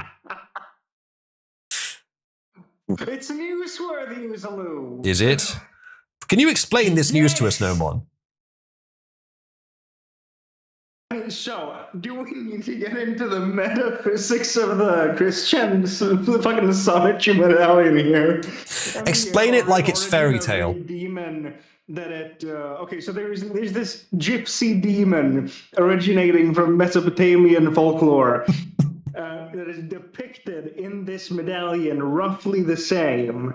And so, by crushing it and fucking and reforging it, you have disrespected the demon that has claimed so many already. Oh, great! Right. When the medallion broke, that's when Chris Chan went real bad. Remember? No, I haven't been following Chris Chan at all. I am not a Christorian. Yes, a real word. Okay, so the medallion has been broken a number of times. However, it has never been intentional. But even those times when it wasn't broken intentionally, the disrespect caused Chris Chan's life to go even into more of this spiral. From having his girlfriend stolen by Clyde Cash to having by the Banana Man. I forgot fucking what was it? The Cucumber Man. And the fact that he once had to shove a broken Chris Chan medallion up his ass. Or rather, it broke in his ass. No, why do you know this? I read the Chris Chan Wikipedia. Why? One day. Why? I don't know. I felt bad after reading it. But did you immediately regret your decision? And how many monsters were you on that day, Nomon? A couple, but I cognitively genuinely felt bad after reading it. However, it was never intentional. It was always under duress or accidental. And even that caused such a horrific response in his life to materialize. So this wanton disrespect on purpose is likely to anger the demon even more. And I wouldn't be surprised if Christian dies after this. I don't think he can. I think he might be. I mean, Nomon, would you agree that requested a stronger vessel? Would you agree, Nomon, that like a warlock? Would you agree that if anyone on Earth has the curse of contradiction, it's not Cybersmith, maybe him too, but it's Christian. Well, kind of, but here's the thing. Imagine Christian as a warlock in D&D, right? And the Sonichu as his patron. Well, are we measuring real life by TTRPG rules again? What is this? Cybersmith analyzing an assassination. No one's been possessed. Kill him. Kill him. So he's essentially disrespected his patron and forsaken it and tried to claim its power for his own. Well, there's another possibility, and that is the demon residing within requested a stronger vessel. I mean, its curse grows. We are losing people doing this. Eyes, in this picture, they look particularly soulless and blank, even more so than usual. Wow, that is particularly soulless and blank. If it's more than usual, it is a lot more than usual. Is Christian human? No. We ask the local racist community. We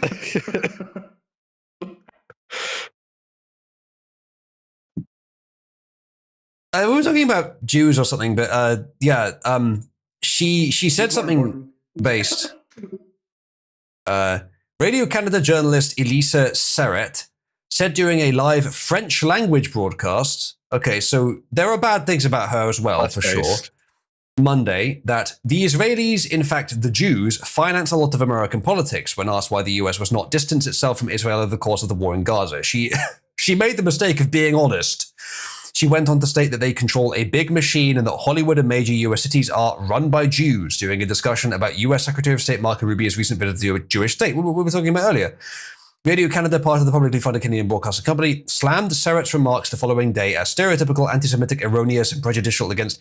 If you read what the Jews themselves claim, it's not erroneous. I've had rabbis claim to me that they go to synagogue and they're like, wow, I'm surrounded by oligarchs. This is wonderful.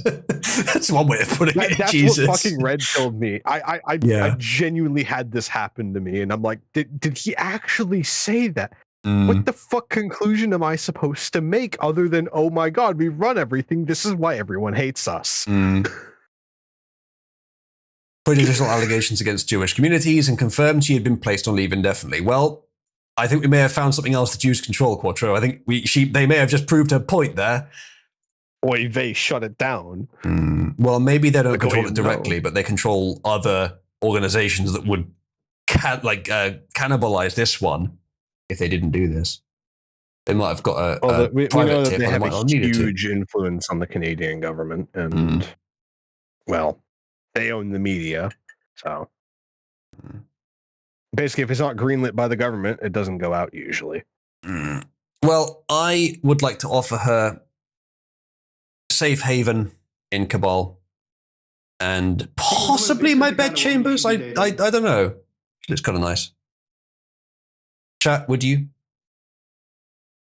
On the other hand, though, Plastic Frog. Plastic Frog? Yeah. Is she plastic? Not even a real Frenchie. So for some context, the Quebecois are descended from pre-revolution French prisoners and prostitutes. Right. Yeah. Oh, bless us. Well, the ones that survived. Dude, she may be a hag technically, but she's looking pretty good for it. Well, and that is until you find out she's actually 28. This is just like what your average 19-year-old Quebecois woman looks like, honestly. By the way, quick question or quick request. Every single time Di has a birthday from now on, say, congratulations, Di, you're now a hag. Either one step closer to the wall. No, like pretend every year that she wasn't a hag, but now is. But say it every single year. Even when she's like 35.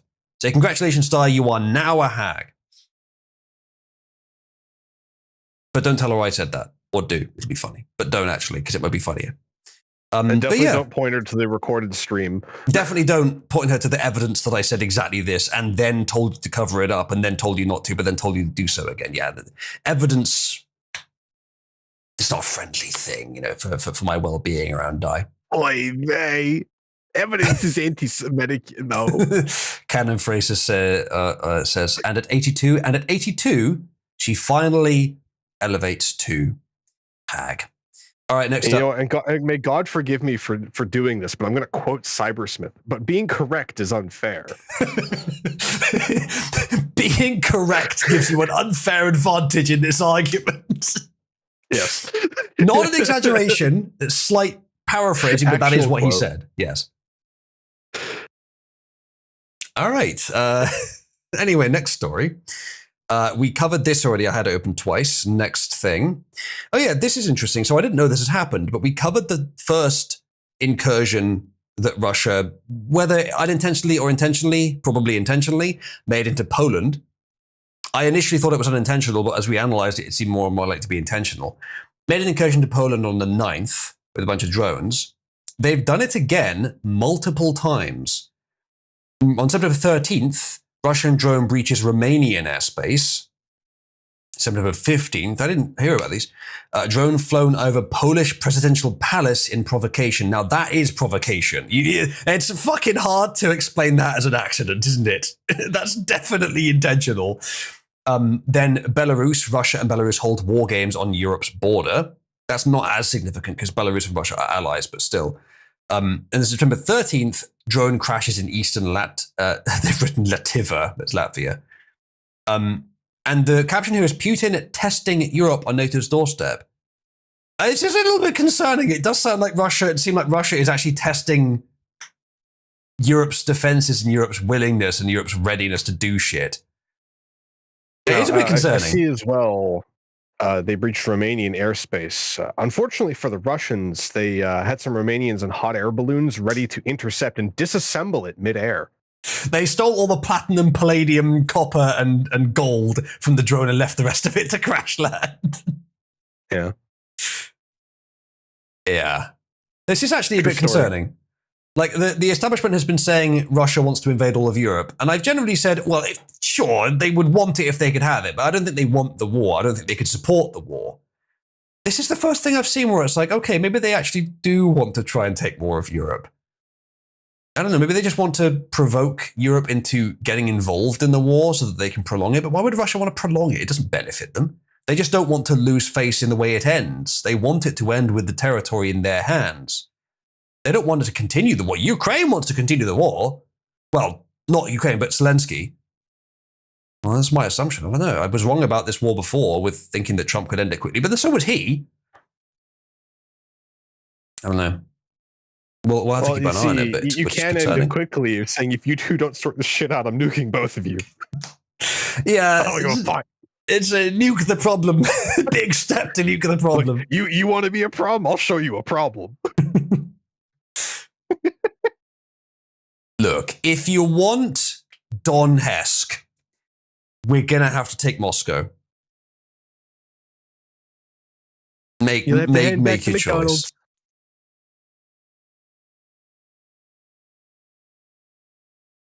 So yeah, this is concerning.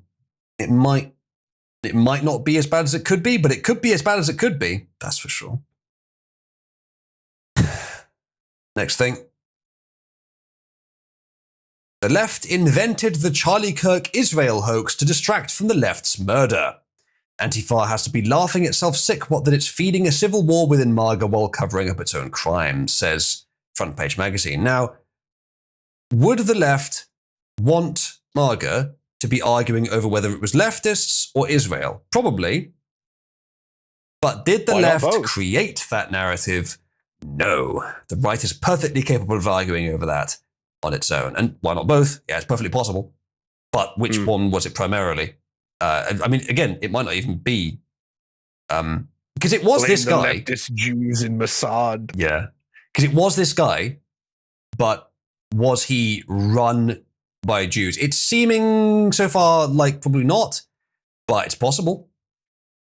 Thank you for this fucking overlay here, front page. That's really useful. 9 out of 10 times, says this article, the conspiracy theory is the conspiracy. Sometimes there's a 10th time, but not now. I'm not sure what they mean by that. What's the source, they say, for the Israel killed Charlie Kirk hoax that's distracting us from the leftists who terrorized us on college campuses for decades, who harassed Kirk and then finally killed him, they say. Who wants to talk about Israel beyond trans Antifa? They say, yes, people are quoting Candace Owens and Tucker Carlson, but Candace's source for this is Max Blumenthal. I don't know who that is, but he sounds Jewish. Max is the terrorist-supporting son of top Clinton official Sidney Blumenthal, who encouraged Hillary Clinton to invade Libya to win the presidential election. They're really going off on a kind of schizo jag here, aren't they, at the start of the article? He's a militant leftist, they say. Another source posted earlier on this site via Ann Barnhard, another funny name, is Jackson Hinkle, another funny name, who assembled what he claimed is every Israeli connection to Charlie Kirk's assassination so far that begins with he was groomed by Israel as a teenager. I don't know anything about that, but it wouldn't shock me. Who's Jason Hinkle? They say a communist leader who met with various Islamist terrorist groups, including Hamas and Hezbollah. He has links to the DSA, which is literally how Charlie Kirk got killed. DSA Facebook group? I don't know what that is. That's weird. eWiki? What have I just clicked on? Members of the California Democratic Socialists of America. Jackson Hinkle. I don't know if the shooter was affiliated with this group. Might have been. This is a very schizo website. Good God.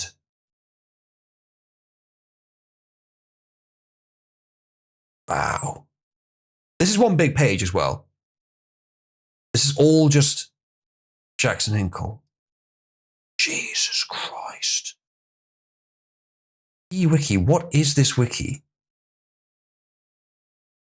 Unlocking the covert side of US and global politics.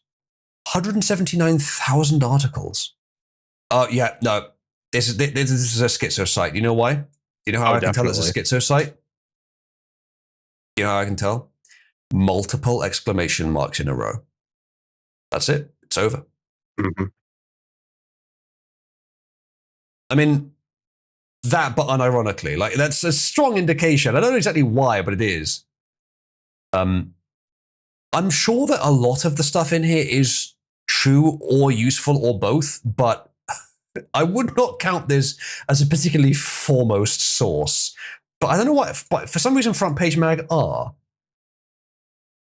So, okay, the idea that groups that are promoting the it was Israel theory are leftists and communists, a little bit surprising, but again, I like to mention, even if they have been promoting this, it is my firm belief, and I'd like to get your opinion on this, everyone else, and Quattro too, that the right wing, in its various forms, both MAGA, civil nationalist, and identitarian, ethnic nationalist, can come up with the idea that Israel may have been involved on its own without the need for the left.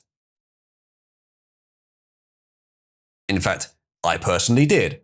I didn't hear anyone else saying it. Well, I may have seen it floating around. I don't know, but I easily could have come up with it myself because it kind of implied, like the circumstances, the timing, the allegiances already in place, kind of implied a potential Israeli connection. I don't think it's likely now with more information, but it's possible. So I don't know. That's the end of the article. Daniel Greenfield, Shillman. Journalism fellow at the David Horowitz Freedom Center, is an investigative journalist and writer focusing on radical terrorism. Became CEO of David Horowitz Freedom Center in 2025. Does he also run a little website called KeyWiki by any chance? Who does run this? Space research. The page layout is very bad. About KeyWiki. The team. Trevor Ludon. Does not appear to be the same guy. Bipartisan knowledge base, focusing, well, you'd like it to be bipartisan, I'm sure. The interest for taking the left. KeyWiki serves to express covert policies both left and the right. Freedom of sharing information. The team, one man. Well, it's not the same guy. I'll give him credit for that. Oh, does he have his own? No, he has a user page. Does he have his own page on KeyWiki about his own covert politics? Chief editor. Oh, well. Either way, that is a weird article and a weird source. But I'm sure that what he's saying is that these things happened, but I don't think his conclusion is supported by them. Anyway, next up. Now, judging by the names and the organizations that he's been with, they sound awfully Jewish, don't they? His own name sounds Jewish. Or it just could be. Actually, not necessarily. If it was Feld, it would be, but not necessarily. But yeah, it's possible. What do you reckon? Does he look Jewish? The look in his eye is. He looks white, but with the very dark eyes, so I guess that's a marker. He looks like he had rhinoplasty. Maybe. Maybe, yeah. Yeah, this guy says, I saw people blaming the Jews on Mossad Israel within minutes of the assassination. Yeah, exactly. The nose knows, after all. Yeah, I think the as I said, some of the data in this is probably good. The conclusion is not supported by the data. Someone says Jason Hinkle is a colossal faggot in the same tier as Fuentes or Destiny. I believe you. Anyway, 4-week need Republicans side with Democrats to kill effort to censure radical Ilhan Omar. The swamp strikes again, they say. On Wednesday, Representative Nancy Mace's effort to censure Omar for her vile celebration of the political assassination of Charlie Kirk, they say, was derailed not by Democrats alone, but by 4 spineless Republicans who chose to stand with the left, it says. And don't forget the 30 that didn't vote. I would be focusing more on them because those 4, yeah, you're going to get noise like that. But the 30 that didn't vote, I doubt there's any MAGA in that 30, but the rhinos choosing not to participate in this, I mean, that would have, if they'd voted with the rest, it would have clinched it. Now, Ilhan Omar deserves to be censured for fucking her brother and being an illegal immigrant anyway. I think that's true. I might be remembering wrong, but if she actually celebrated pedos, so of course, incest and fraud is okay to them. If she celebrated Charlie Kirk's assassination, but I don't know exactly what she said, but if she did, that is free speech. But it's also, I would say, behavior unbecoming a representative official, an elected representative. So whatever, if that's what censuring is for, then that's probably right. Now I don't know what she said. Let's find out.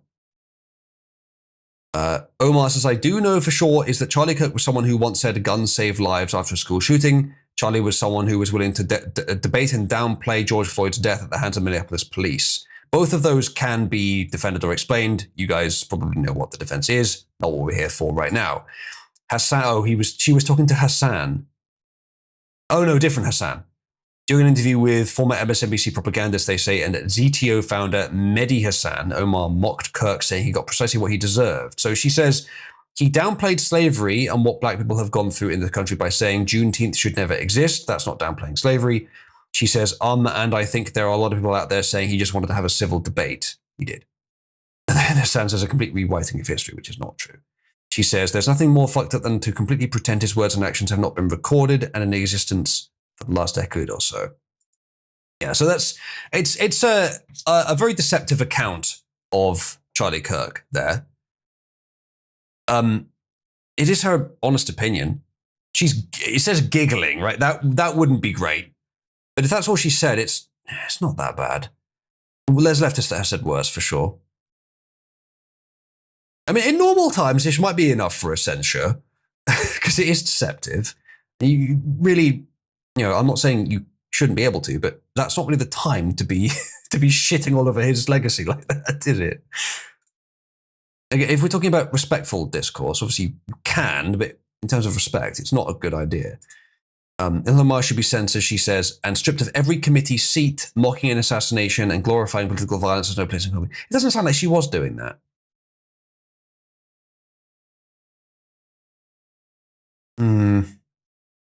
Yeah, maybe that's why this failed.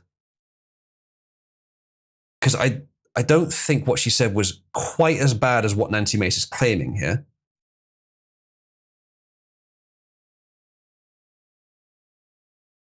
Well, this is something that she linked herself.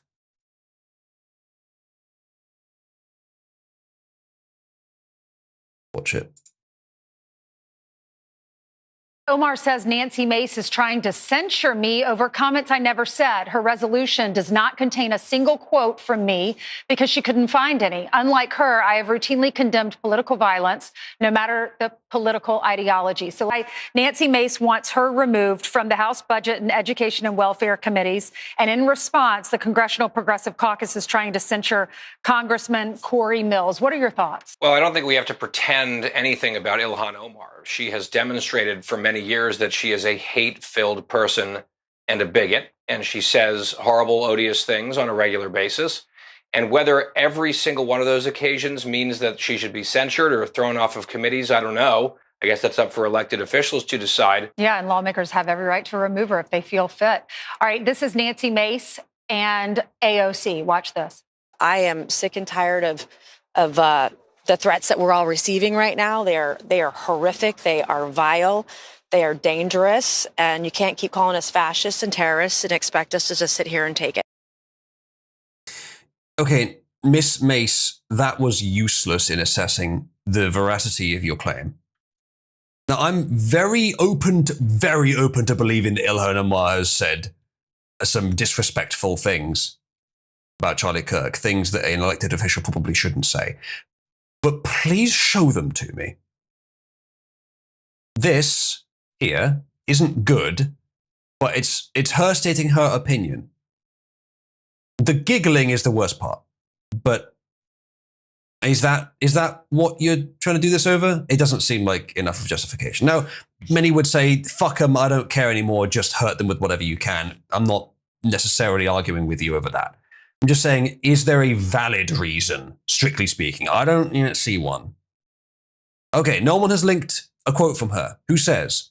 She says, okay, this is from ages ago. This is not about Charlie Kirk. But she does say, sleep in comfort knowing that I am here to protect the interests of Somalia from inside the US system. The woman you sent to Congress is working day and night to protect your interests. Yeah, see, that's much worse. That's something you should censure her over.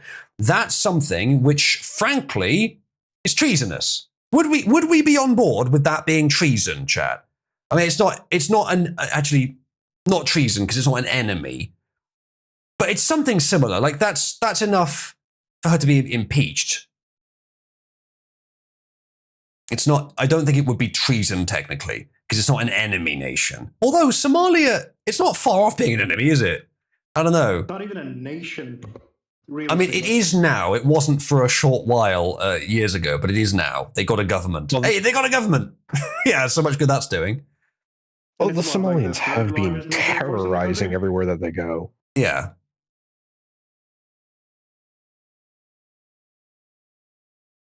By the way, she should not be a politician. She should not be a US politician. Even in the country. Absolutely not. Yeah, even in the country. That's a good question. With a statement like that, she should be impeached. I believe that would be the correct response. And then investigated to find out if she's been doing that or if that's just empty words.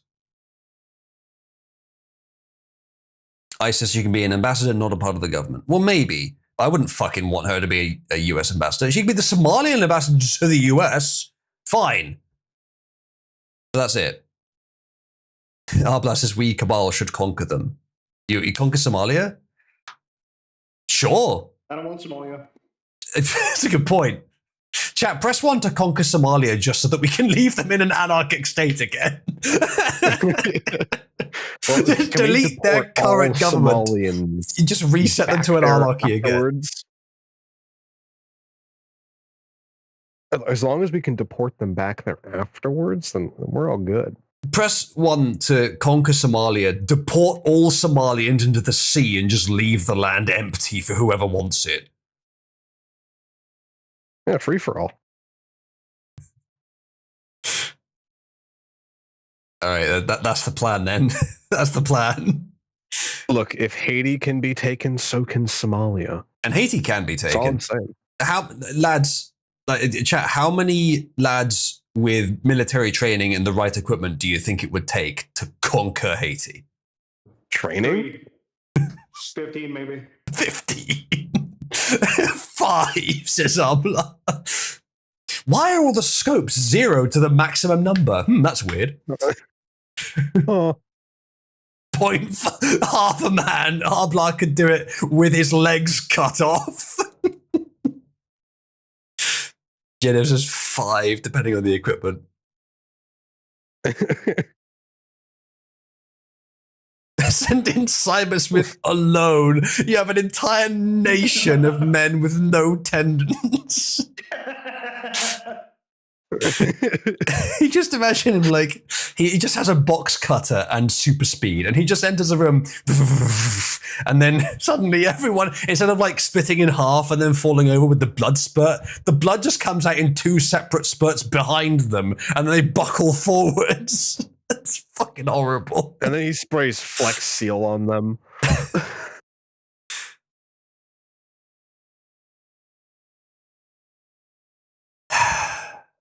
Is unleashing cybersmith on a country considered a violation of the Geneva checklist? Yes, but that's why it's a good thing.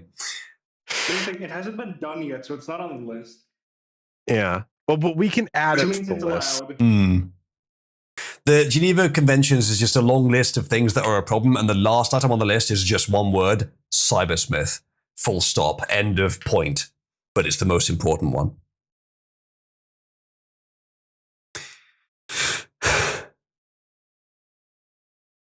They haven't said we can't. It's a good point, Tuke. There are many things that we could do that we haven't been told that we aren't allowed to do explicitly. Yeah, we have to do it once before, and then it will say, then it will be added. But we have to do it once first. It's seed capital. If nobody finds out that it happened, then it can't be added either. We have to publicize Which means it. you can do it again. That's a good point. Against quantum, whatever the fuck it was. We just send Cybersmith to every shithole nation in the world. He chops every single Achilles tendon there, and then at some point it becomes recognized as a war crime, and we can start racking up numbers. Yeah, you don't get to do the quantum cognito hazards anymore. The weapon of mass destruction.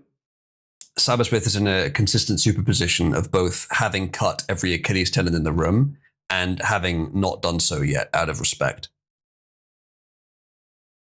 If no one is left to witness a war crime, did it really happen? Asks Canon Fraser. Yeah, I mean, that's like, there's 2 ways of doing stealth. 1, don't be seen, and 2, kill anyone that sees you. No witnesses. Exactly. And that's how I played Dishonored the first time I played it.